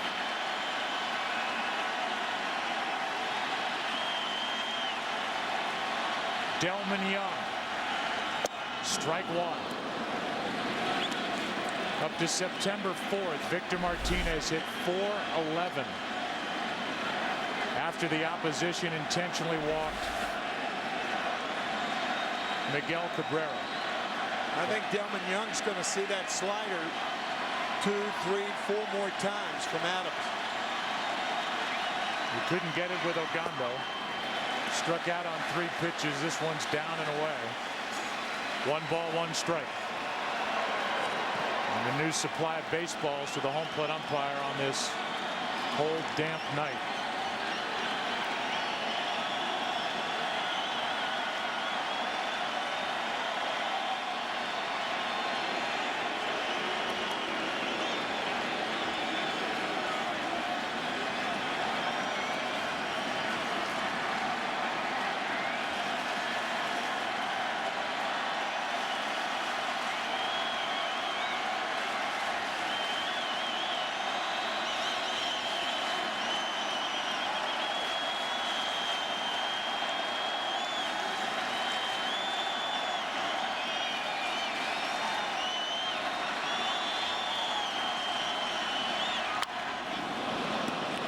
Strike two. That was hittable.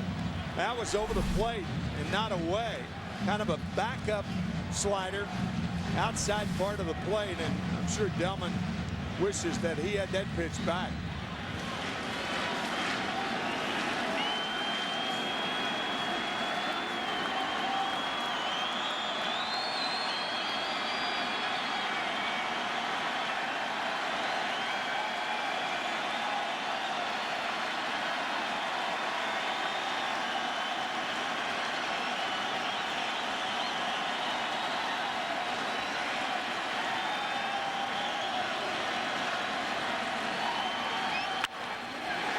In the air to right.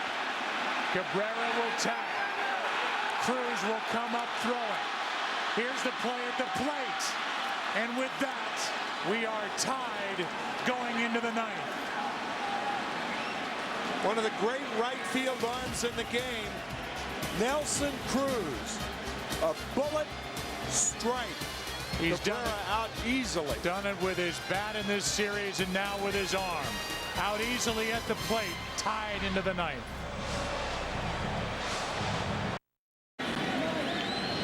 Before the game, talking to Jim Leland, he talked about the workload on Benoit, but he's back out there for another inning. Joaquin 2 nights ago. As the defensive change happens with Rayburn going from right to left, Don Kelly in the game in right. Benoit went an inning and 2/3. On Monday in Arlington, went 2/3 last night and is going to try and go 2 here tonight. First up is Napoli, who hung on that throw from Nelson Cruz. Good fastball for a strike. So hard to hold on to as you look at Neftali Feliz warming up. But it's so hard to hold on because you don't know where the runner is. On throws from right field, you're blinded. Napoli clunks one down the third baseline, foul. Strike two. AJ Pierzynski is with us. And AJ, what'd you see on that play at the plate? First of all, an unbelievable throw from Nelson Cruz. One hop, long hop, right on line. But watch Mike Napoli. Watch him prepare for this blow. Watch him get his feet out of the ground right there. And prepare and kind of lessen the blow from Cabrera. He knows he's coming. It's the only thing Cabrera can do is run him over. But watch him get his feet together, angle up his knees, and get him out of the ground right here before he hits him. That's well put, AJ. It's almost like a jockey getting on a horse. And here is Miguel Cabrera preparing for that collision at the plate in kind of a glancing blow. These two used to work out together. That's right, in Fort Lauderdale. Well, it was only a glancing blow because Mike Napoli did such a great job of trying to move. Yeah. He basically made Miguel Cabrera whiff right there. It's like a slider that breaks away from a hitter's bat. He broke away from Miguel Cabrera. Thank you, AJ. Here comes the 0-2 pitch. That's a foul ball. Still 0-2. So just to say again, Mike Napoli and Miguel Cabrera a couple of off seasons ago worked out together in Fort Lauderdale, and they just had that collision at the plate to keep it 3-3 in the bottom of the 8th.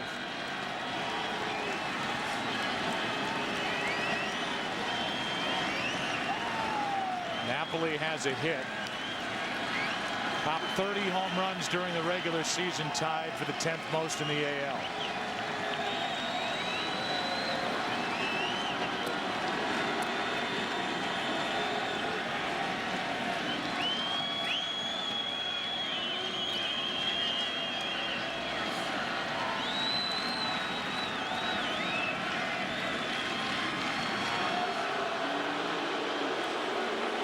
This crowd got frustrated with the length of time it took Napoli to get back to the plate after that ball rolled foul down the third baseline, and now he's getting out and Benoit's stepping off. Here's the 0-2 again from the right-hander,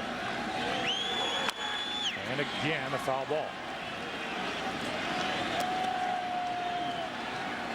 Napoli, then Nelson Cruz, who's been a hitting hero for the Rangers in this LCS, on deck, and then David Murphy. Avila, Peralta, and Santiago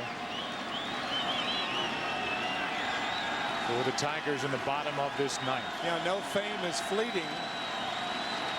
But for the time being, Nelson Cruz is a throwing hero also.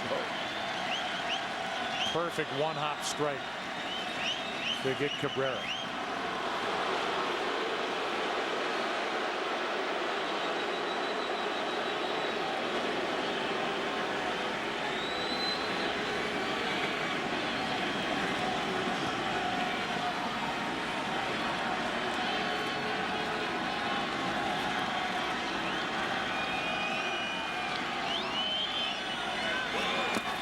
Ball one.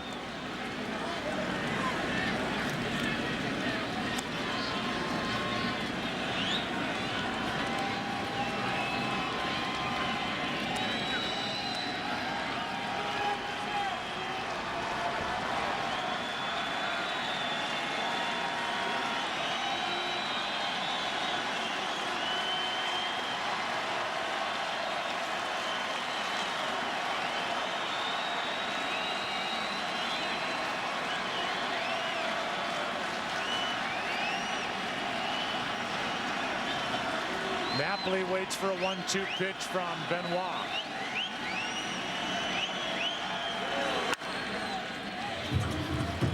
Still 1-2.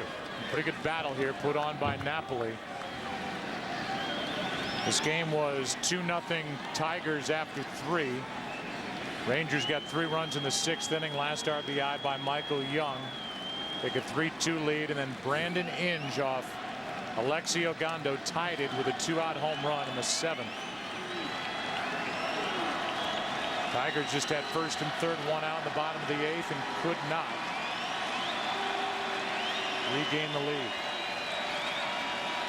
Another 1-2 pitch. 2-2.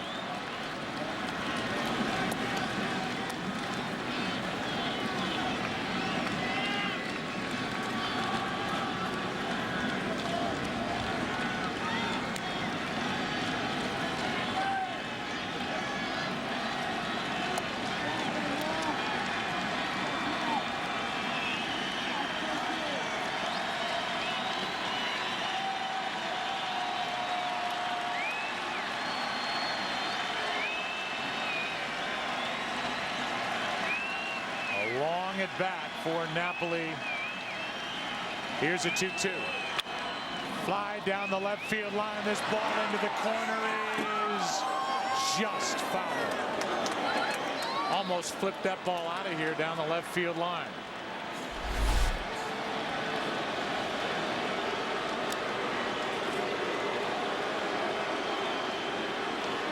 Just had the distance.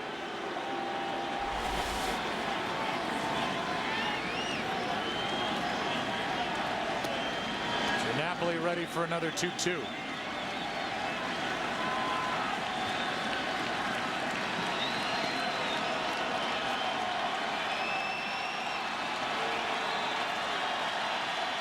Here it is from Benoit.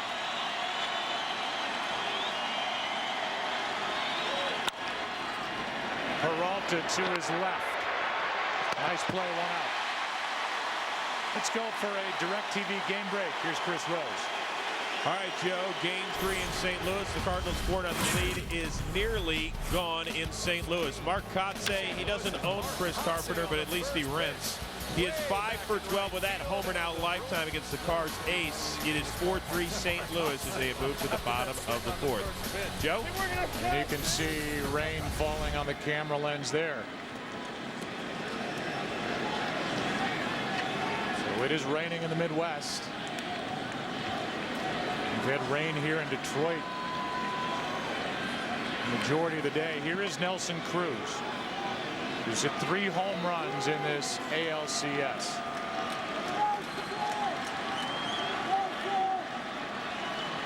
Benoit off the end of the bat of Cruz, strike 1. Again, the program alert due to the rain delay at the start of the night. X Factor will not be seen tonight. You can tune in tomorrow. Contestants learn who their mentors are when they travel to the judges' homes. An all-new 2-hour The X Factor tomorrow at 8 Eastern, 7 Central, right here on Fox.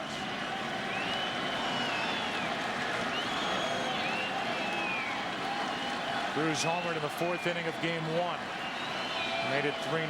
He homered 2 times in game 2. Tied it in the 7th. Won it with a grand slam in the 11th. Now he bats in the 9th inning of game 4 and takes ball 1. That was a 9-pitch at bat by Napoli. As you look at Feliz and Oliver, and you know it's the nature of the sport. And when you have a 9-pitch at bat, regardless of what the hitter does, people are inclined to say, way to battle him from a hitter stand. They rarely tell the pitcher, way to battle him, and the pitcher's been battling the hitter just like the hitter's been battling the pitcher. Here is a 1-1. Changeup is low.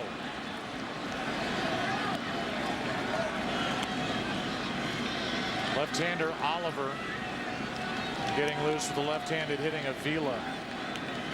Due up first in the bottom of this 9th. Unless the Rangers get the lead, then the flame-throwing right-hander Feliz will take over. Here comes a 2-1.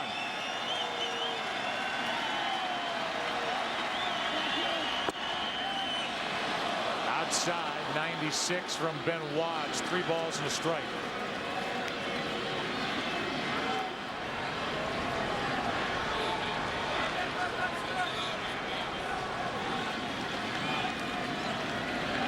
Murphy, who's had a big night, waits on deck. There is no action for the Tigers in their pen.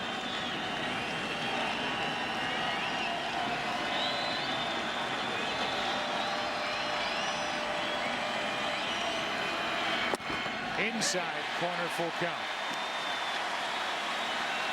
That was a just get me over slider. Doesn't have to be the slider on the black.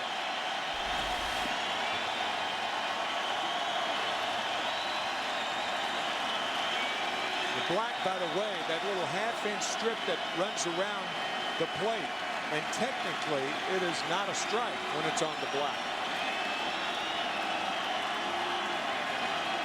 Here comes a 3-2 to Nelson Cruz. Up high for a 1-out walk. The first man to reach against Benoit in an inning and a 3rd.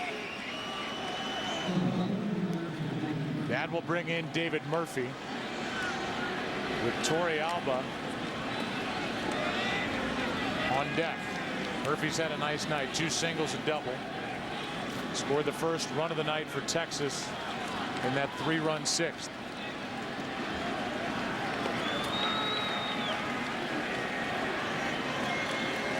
In case you're wondering, Cruz, a runner at first, did have a bad hamstring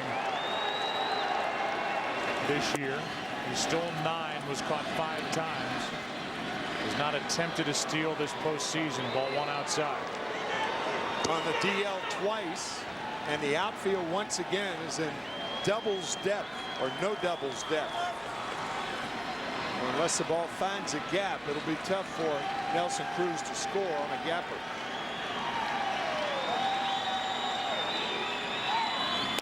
On the corner on Benoit's 28th pitch of the night.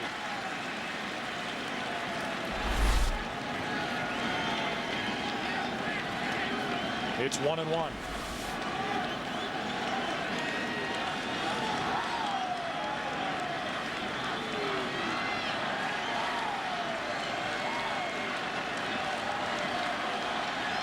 One on, one out. Strike 2.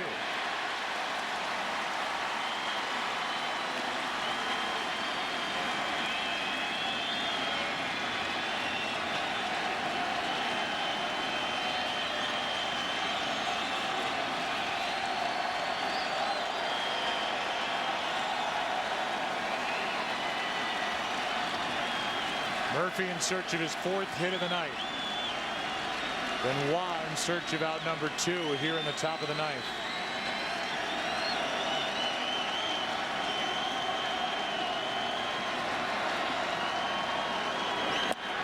And Benoit found it, 2 out. How about that? 3 straight fastballs from a guy who's got one of the best changeups in the business, gets Murphy. That's a 2-seam fastball. It tails away from Murphy to get him. Got a pretty good fastball, too. Oh, yeah. Batter is Torrealba with 7 home runs this year. Yeah, that's a tough thing with which a hitter has to cope. A 96-mile-an-hour fastball and an 84-mile-an-hour changeup.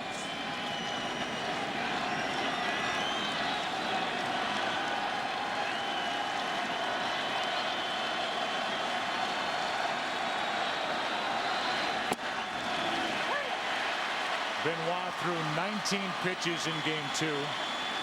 10 pitches here last night. 31 pitches here tonight. And he's been very good. The LCS, throw that clicker away. Here is the 0-1.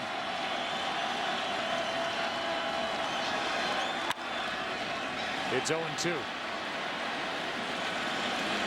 Talking about the remote or the no. pitch count? No, the pitch count clicker. No, don't throw your remote away. Well, you can do that too while you're at it. Sure. Bottom part of the order will bat for the Tigers in the bottom of the 9th. Benoit trying to keep it a 3-3 game.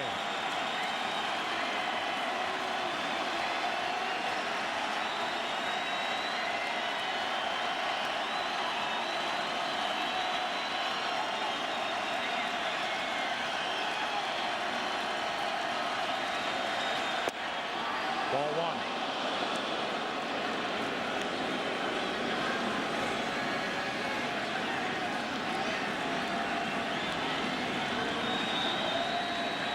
There's the clicker. That's it. Throw it away, Jeff. That's Jeff Jones, the pitching coach. It's the LCS. Forget the clicker. 1-2 the count. 1 on, 2 out.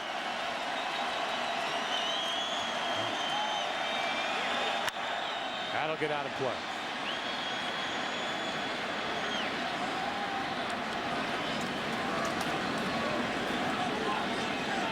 Season high is 38 pitches. I'm just going to keep bringing this up just to tick you off. 3 straight games up to 34 tonight.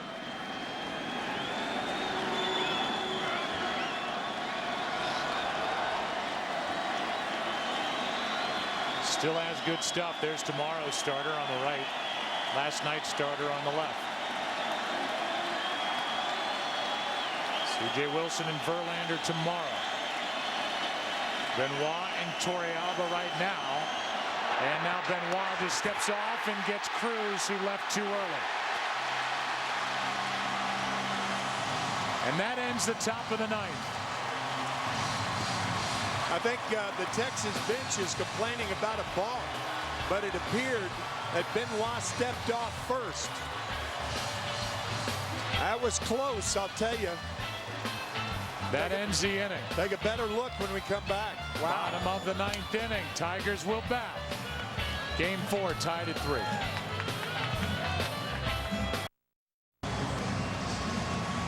We're back in the bottom of the 9th inning, and we go back to Nelson Cruz leaving early from first base. Watch Alex Avila alert Benoit to the fact that Cruz was leaving early, and he was clean when he broke from the rubber. Watch the right foot. He steps off, wants to throw to first, throws to second to get Cruz. And then he credits Alex Avila right there. So an assist by Avila. Man, what a game. And now Darren Oliver will take over as we welcome you inside our booth, and he will take on Avila. You know, you just never know where a hero is going to come from, and we saw a home run from Inge. Avila's trying to get something going. Yeah. I mean, not a sniff during the series. Not so far.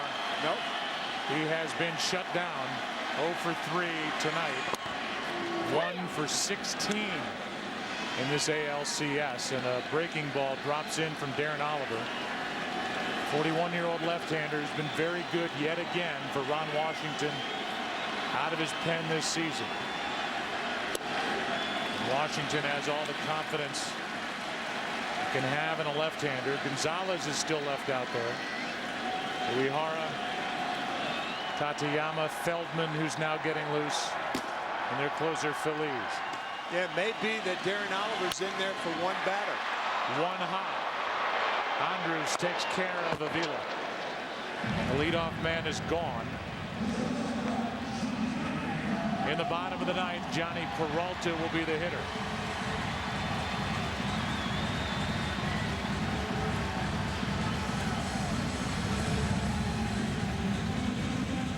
And for now, Oliver will stay in.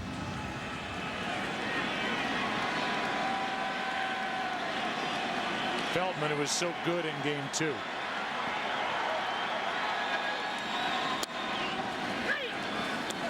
With a good breaking ball from Oliver, strike 1.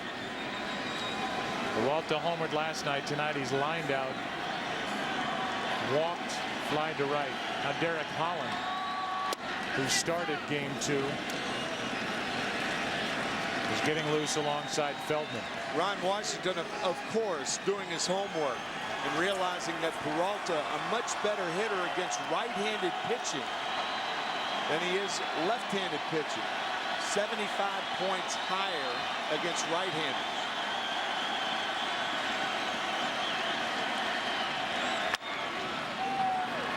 Kinsler to his left. 2 out. And the batter will be the switch hitter Santiago. We are 1 out away from extra innings in a game that was delayed at the start by 2 hours and 13 minutes.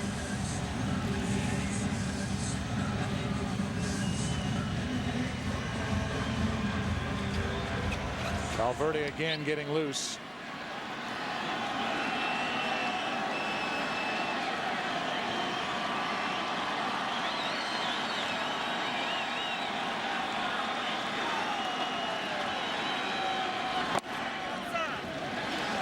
Outside, ball 1.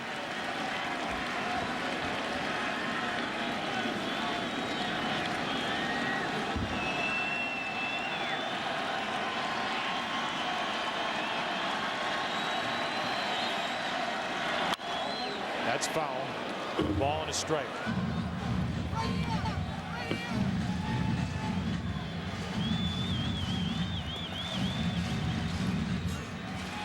Again, only 5 innings from the starter for Texas. They've had only 1 starter this postseason go 6. And strike 2. While the Tigers got 6 2/3 out of Porcello, they've only had to use Porcello, Albuquerque, and Benoit.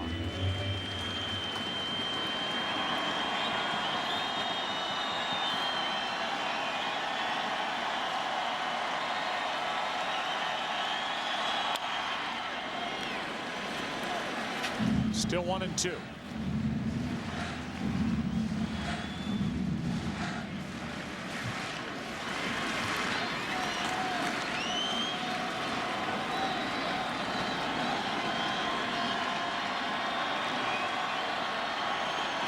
It's been a while since he last rode 1 out as he takes in the dirt 2 and 2.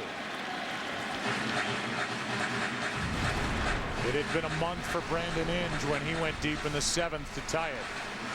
Game 5 is tomorrow afternoon at 4 Eastern, 1 Pacific. Verlander and C.J. Wilson.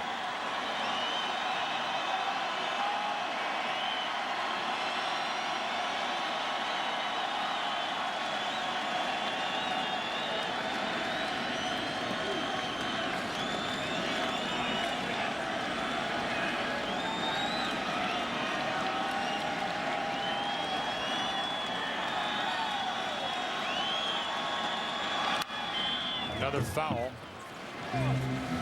Verlander's been in the dugout since the beginning. He is a leader, certainly among the pitching staff. But for that team, 24-game winner, and what will it be? 2-2 in this series or 3-1 Texas when he takes the ball tomorrow. Here is a 2-2. Another foul ball. Certainly understandable that Adrian Beltre is on the line. Because Darren Oliver, for a hitter like Santiago, is an easy guy to pull. That's why Beltre is trying to protect against doubles, in effect pushing balls out to the middle part of the field. He's been pulling one after the other. He has.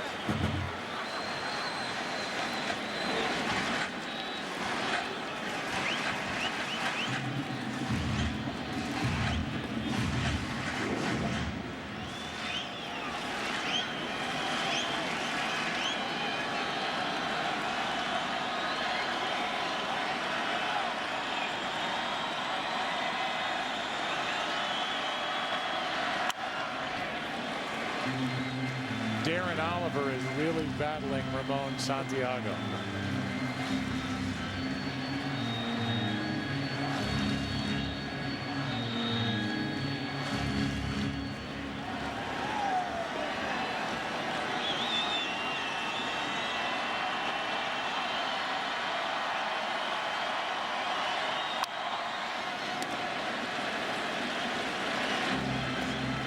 See that Sparky on the right arm of Santiago's jersey? That's for the late Sparky Anderson, the great manager here in Detroit and certainly in Cincinnati.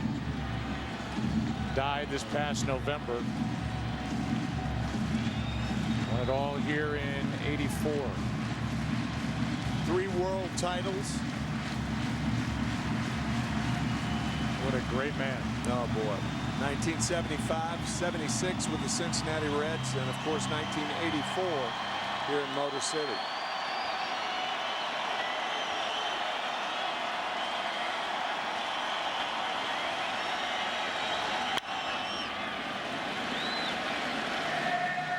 Now can we give Santiago some credit for this battle against Oliver? Absolutely. Give them both credit. This is some battle here. This will be the 12th pitch of the at-bat. As we check in there in the top of the 5th, they're catching up to us in St. Louis.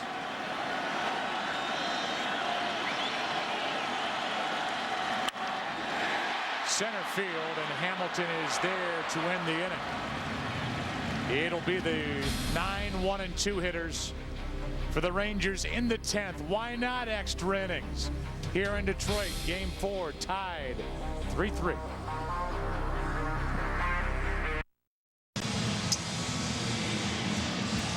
And as we welcome you back, we are in Detroit. We give you a game summary. We're into the 10th now. A game that was 2 hours and 13 minutes delayed at the start because of rain. The RBI hits in the 6th, a 3-run 6th inning for Texas, the only inning where they put up runs. Brandon Inge tied this game in the 7th. Tonight's aerial coverage brought to you by DirecTV. If you call yourself a sports fan, you got to get DirecTV. Remember in game 2 in Arlington, the home team tied it with a solo home run in the 7th inning. That was Nelson Cruz. He later won it in the 11th with a grand slam, first walk-off grand slam in postseason history. Well, tonight, home team tied it with a home run in the 7th. How's this one going to end? Jose Valverde takes over after 2 very good innings from Benoit.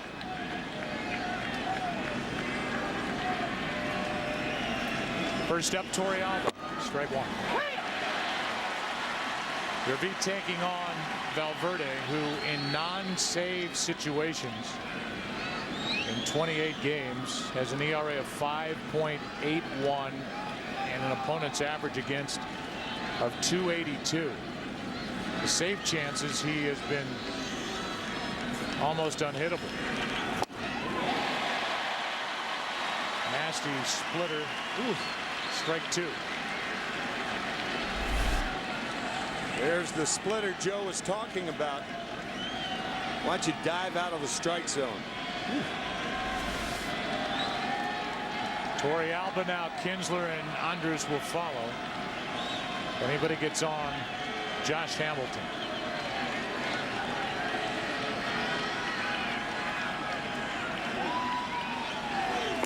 One away, and a strikeout starts the 10th.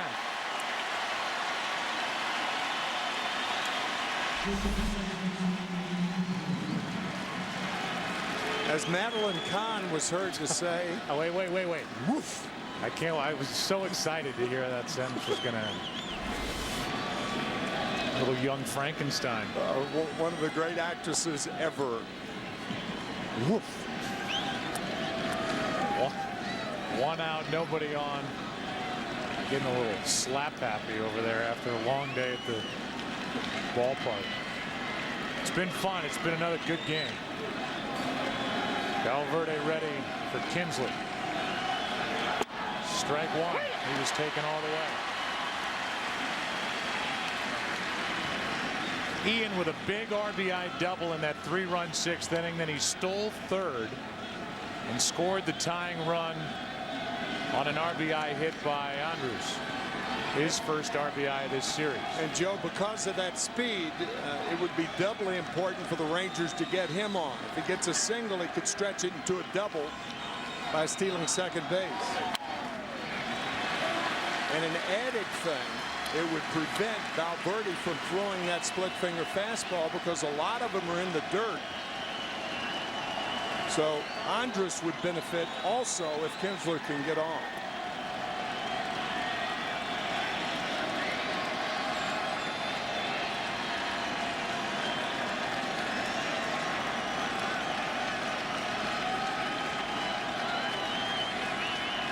Here's an 0-2. Kinsler flies one into center. Got under that. Austin Jackson. 2 out.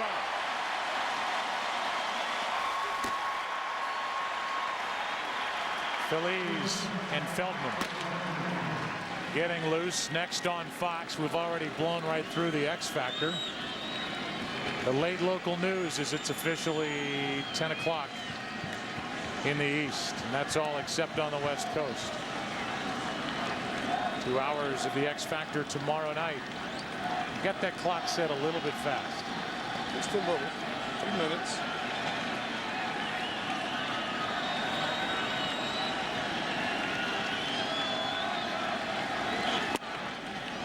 Ball one inside.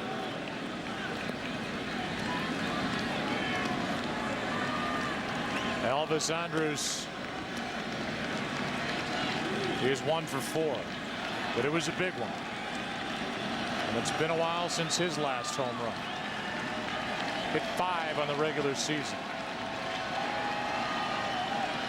Be tough on a cold, damp night to ride one out of here. This big ballpark, except down the line. There's a fly ball into left. Back in front of the track. The inning is over as Rayburn puts it away. We go to the bottom of the 10th. Hinge, Jackson, Rayburn coming up. Tied at 3. Back after this from your local Fox station.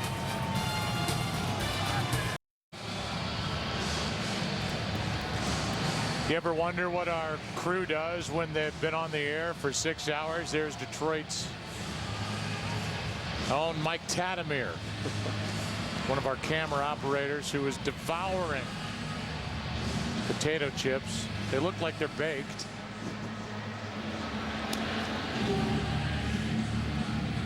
So probably low in trans fat, whatever that is. And Scott Feldman takes over. There his numbers from game 2 of the ALCS. He was terrific in relief of Derek Holland.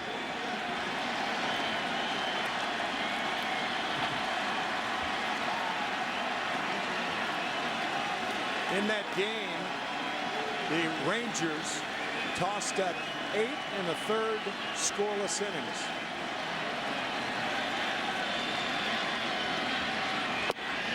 Breaking ball drops in. In the 7th, the guy at the plate did that. Off Agondo to tie it.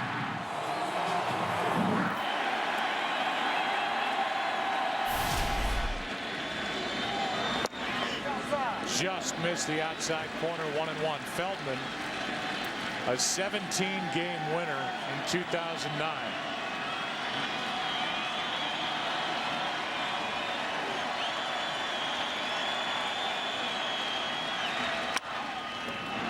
swing. Feldman makes the play one out. Frascati went 7-11 last year. Was not on the postseason roster. Had knee surgery after the Rangers lost the World Series to the Giants. He didn't come back this year until the 3rd week of July.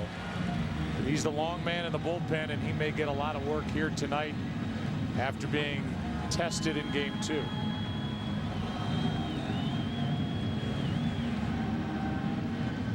Here is Austin Jackson.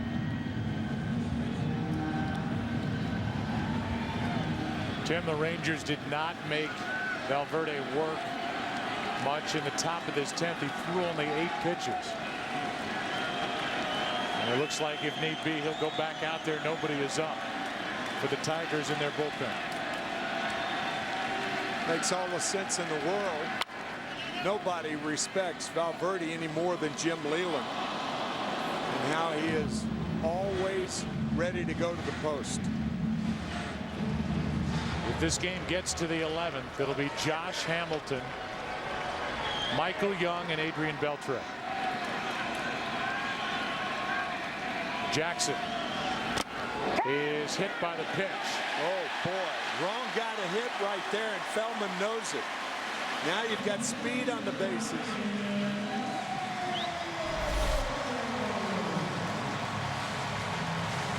Just nicks the uniform, the bloused part around the abdomen, and Jackson is on. And guess who's on deck? Uniform considered part of the body.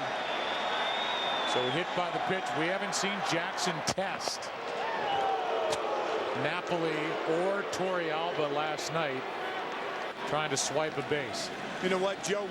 It's going to be interesting to see if Rayburn gives him a chance to steal and takes maybe a pitch or two as Michael Gonzalez is warming.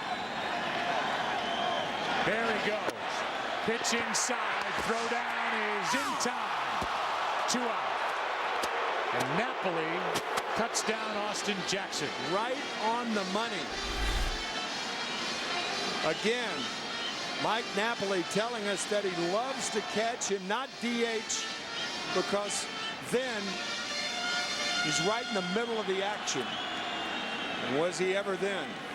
The tag at home plate, and now the throw to get Jackson. Rayburn with the bases empty fouls it, and they count 1-1. I don't know if Napoli and Mike Scioscia, his former manager with the Angels, always saw eye to eye. I think Napoli wanted to be more the regular catcher with the Angels, but he was taught by one of the better fundamentally schooled catchers in the game, and Mike Scioscia. And the Rangers are reaping the benefits of that. I think Mike Scioscia, from a teacher's standpoint and a manager's standpoint, is about as good as it gets. That is not an easy pitch to throw, because your transfer's got to be longer. You make the one-handed catch inside, and you have to bring the glove around. You have to have very quick hands to do that. Napoli did and got his man. Now the count's 3-1 on Rayburn, with the big guy on deck. 2 out, nobody on. Rayburn was taking, it looked like, and it's a full count. Gonzalez getting loose. Yeah, if there's ever a time where a pitcher has to make a hit or put the ball in play, it's now. And he strikes him out on a 95-mile-per-hour pitch. We go into the 11th here in Game 4. Big bats coming up for the Rangers, tied at 3. 3-3 into the 11th. Nelson Cruz provided the Audi best play of tonight's game. The Audi A8. True greatness should never go unrecognized, and Nelson Cruz has been great in this LCS with his bat there, with his arm to keep it tied. Final out of the bottom of the 8th. And it was 3-3. It still is 3-3, and the big bats of Hamilton, Young, and Beltre to face Valverde.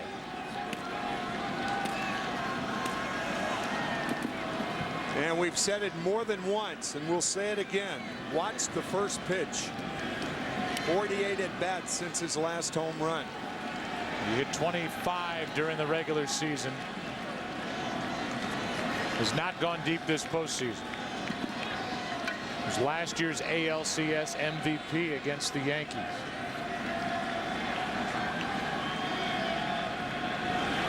And he rips one down into the corner. Good start in the 11th for the Rangers as Hamilton has a leadoff double.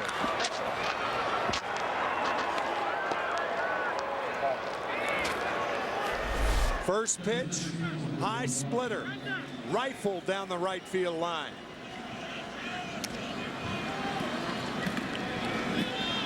Once again, looks like Valverde just hangs it. Line drive on the end of it. So there's the go-ahead run at second with nobody out in the 11th, and Michael Young steps in.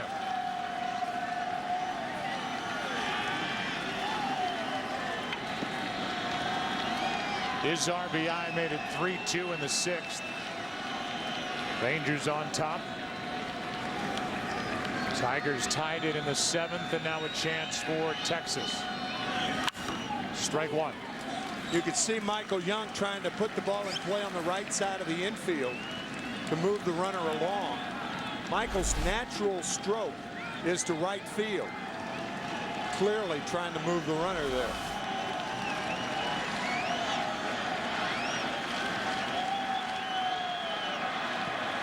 Valverde's thrown 10 pitches.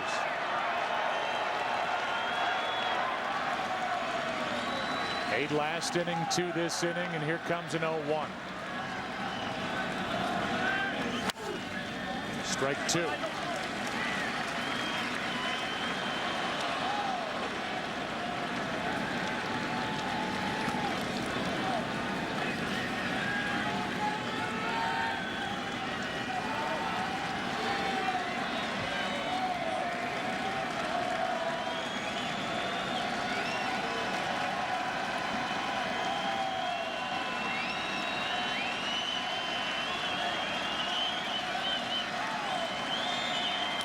Nothing in 2 to count on Michael Young. That pitch was almost delivered with Valverde staring back at Hamilton at second base. He didn't get his head around till late. And this one on a splitter down and away. Ball 1.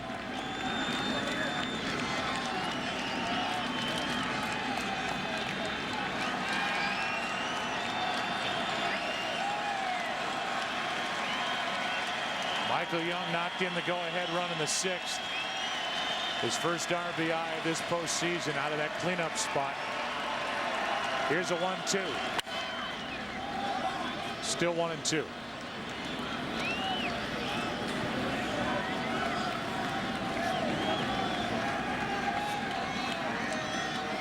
Struck out only once against Valverde in 7 at-bats.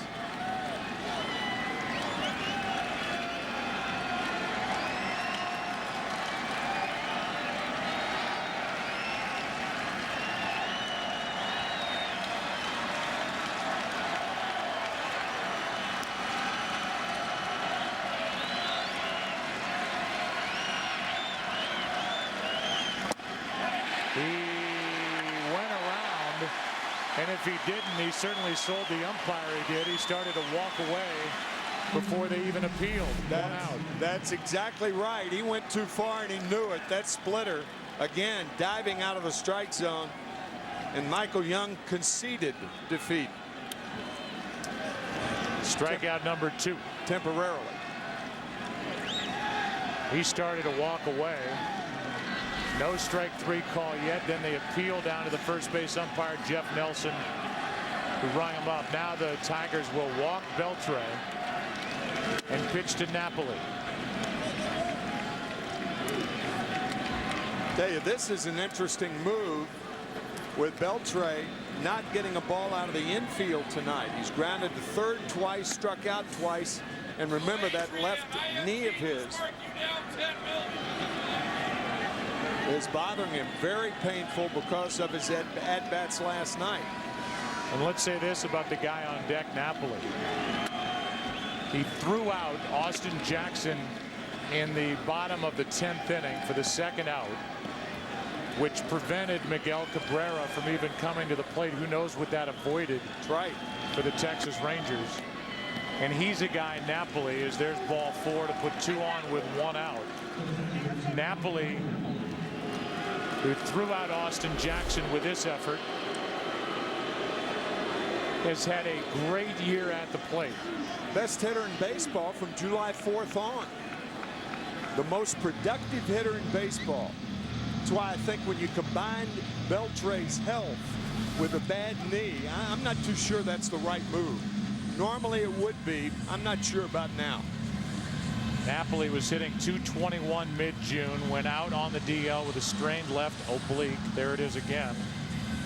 And came into today's game hitting .368. The top average across Major League Baseball. Whatever Jeff Jones just said to Valverde, it made him smile. And it's 2 on, 1 out. Napoli this season, coming in, he was traded twice within 5 days.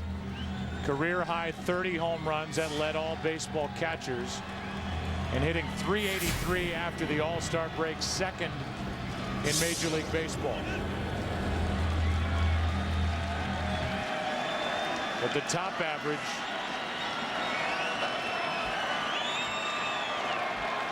since coming off the DL first week of July. And the pitch is inside, ball 1.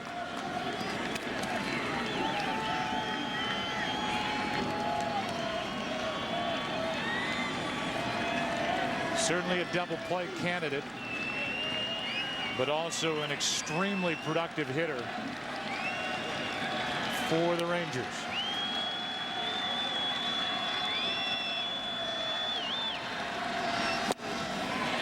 Good fastball, strike 1. Another thing about that intentional walk, unless Napoli hits into a double play, then you're guaranteed that Nelson Cruz will be at the plate. And Nelson Cruz right now is a lot healthier than Adrian Beltre.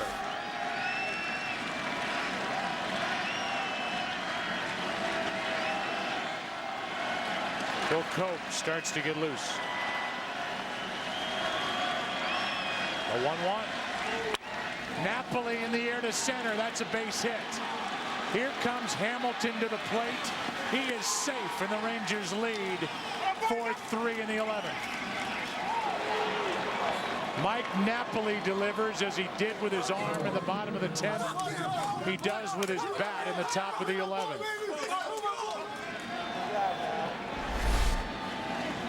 Hamilton with a tremendous jump at second base. Instincts for the game. He knew it immediately. Checked the outfielders, realizing Austin Jackson was too deep, and scores easily.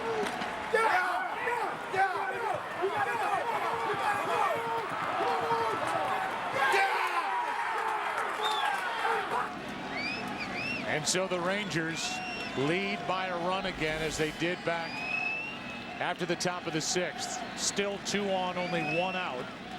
And Nelson Cruz steps in. And he shoots one into left center. Back at the track, at the wall. Goodbye. 3-run home run, Nelson Cruz. And it's another 11th inning home run for Cruz. And the Rangers have broken it open here in Detroit.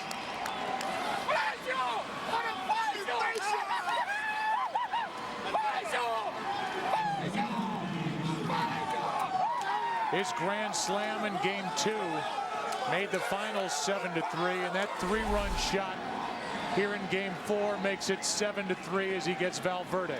Joe, as you did in game 2, you talked about non-save situations and Jose Valverde. You talked about it again tonight when Valverde came in there, and once again in non-save situations he's been vulnerable. And that dugout leads the world in yes. And this guy, Nelson Cruz, has just hit his 10th career postseason home run. in his 24th game. He is turning into a machine in October for the Rangers, who have a commanding lead as we play in the 11th inning of Game 4. Pitching change. Valverde is out. And the Rangers still batting in the 11th.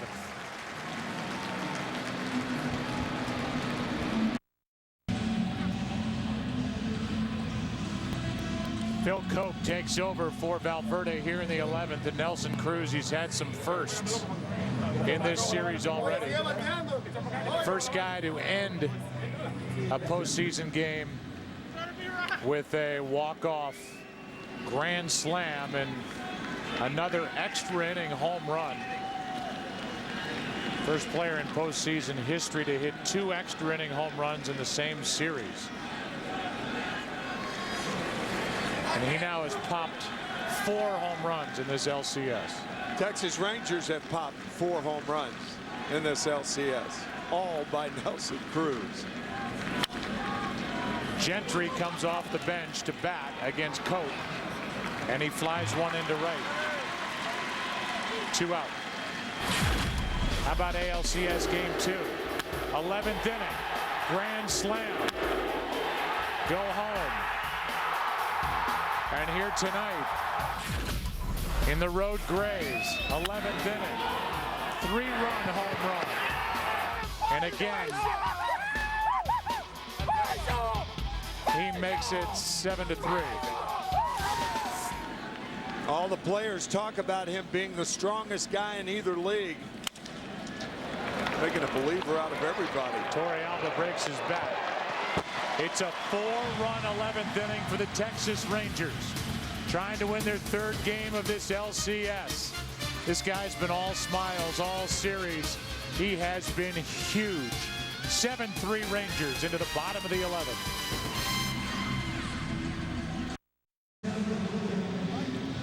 Josh Hamilton, whose double started that 4-run rally in the top of this 11th inning, moves from center to left. Craig Gentry, who pinch hit, goes into center, and Neftali Feliz, who's been almost untouchable in this LCS. There are his numbers this postseason.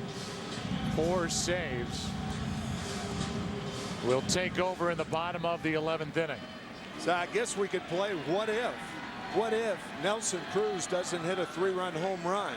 Would Ron Washington in a 1-run game have walked Cabrera to lead off the bottom of the 11th inning? He walked him intentionally the last time. It's kind of fun to think about. Instead, Cabrera up there fouls it away, strike 1. Detroit pitching was very good tonight, and in the bullpen held down Texas until a 4-run top of the 11th.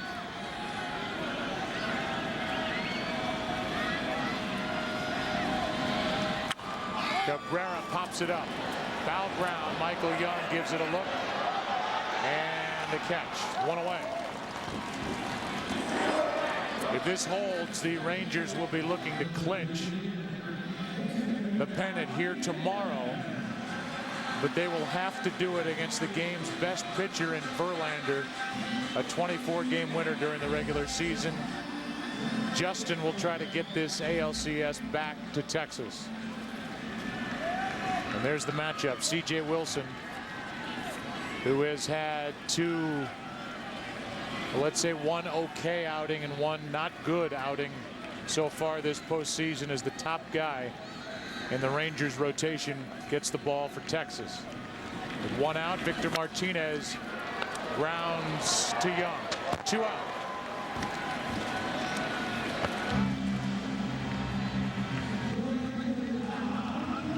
Tonight's game produced by Pete Macheska, directed by Bill Webb.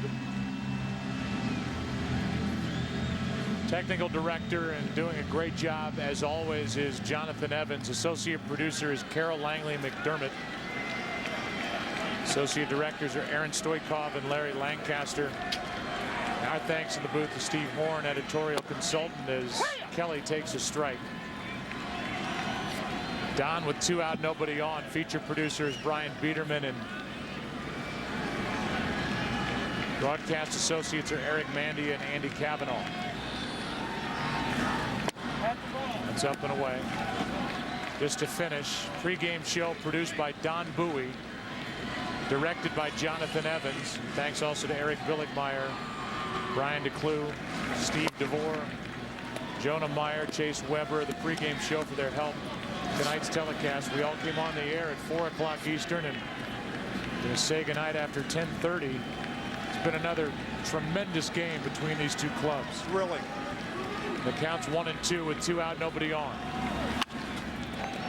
Adrian Beltre flashes leather to end the night as Kelly grounds out and the Rangers are 1 win away. And what a night defensively. The throw by Nelson Cruz, the throw by Napoli, that play right there by Adrian Beltre. They can do it all. They can beat you in many ways, and the Rangers have beaten the Tigers 3 times in this LCS. The winner is Feldman. The loser is Valverde, who has been asked to do a lot. In his second inning of relief work, got knocked around for a 4-run 11th inning. When you think about the Rangers, it's hard to think of a guy who did not contribute. David Murphy with 3 hits. Josh Hamilton, the go-ahead run. Nelson Cruz, the great throw, the 3-run homer. Ian Kinsler with a big steal of 3rd. Michael Young with his first RBI of the series. And you mentioned Napoli and that great pitching staff. All of them contributed. 4 hours in length of game after a 2-hour, 13-minute delay at the start. Let's go down to Ken. Thanks, Joe. Mike, take me through the sequence in the 11th. First, how surprised were you that they walked Beltre to pitch to you? And second, the at-bat against Valverde? I guess they were just trying to set up a double play. But, you know, I got pretty excited when they put him on. And, you know, I like him when runners in scoring position. And, you know, he fisted me pretty good, but I stayed inside. I got enough to get out to the outfield. Nelson Cruz, not just the home run, but also the throw. Yeah. Talk about his night. Unbelievable. You know, we did as a team. Everyone had a part of this game, and it was great. And, you know, great win for us. What an exciting game. Mike, thank you very much. Joe, back to you. All right, congratulations to Mike Napoli on a big night, and to the Rangers. They're 1 win away from going to the World Series in 2011. Coming up next, except on the West Coast, is your late local news. And we remind you to join us tomorrow from here in Detroit, Game 5 of the ALCS, and that matchup of Verlander and Wilson. Coverage begins at 4 Eastern, 1 Pacific, only on Fox. Promotional consideration paid for by the following.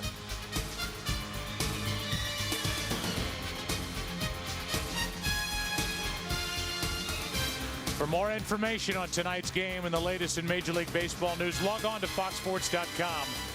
Powered by MSN, the world's favorite sports site. For Tim McCarver and the rest of our crew, Joe Buck, so long from Detroit. It took 11 innings again, as it did in Game 2. In Game 4, a 7-3 win for Texas. Until tomorrow, so long from all of us at Fox Sports.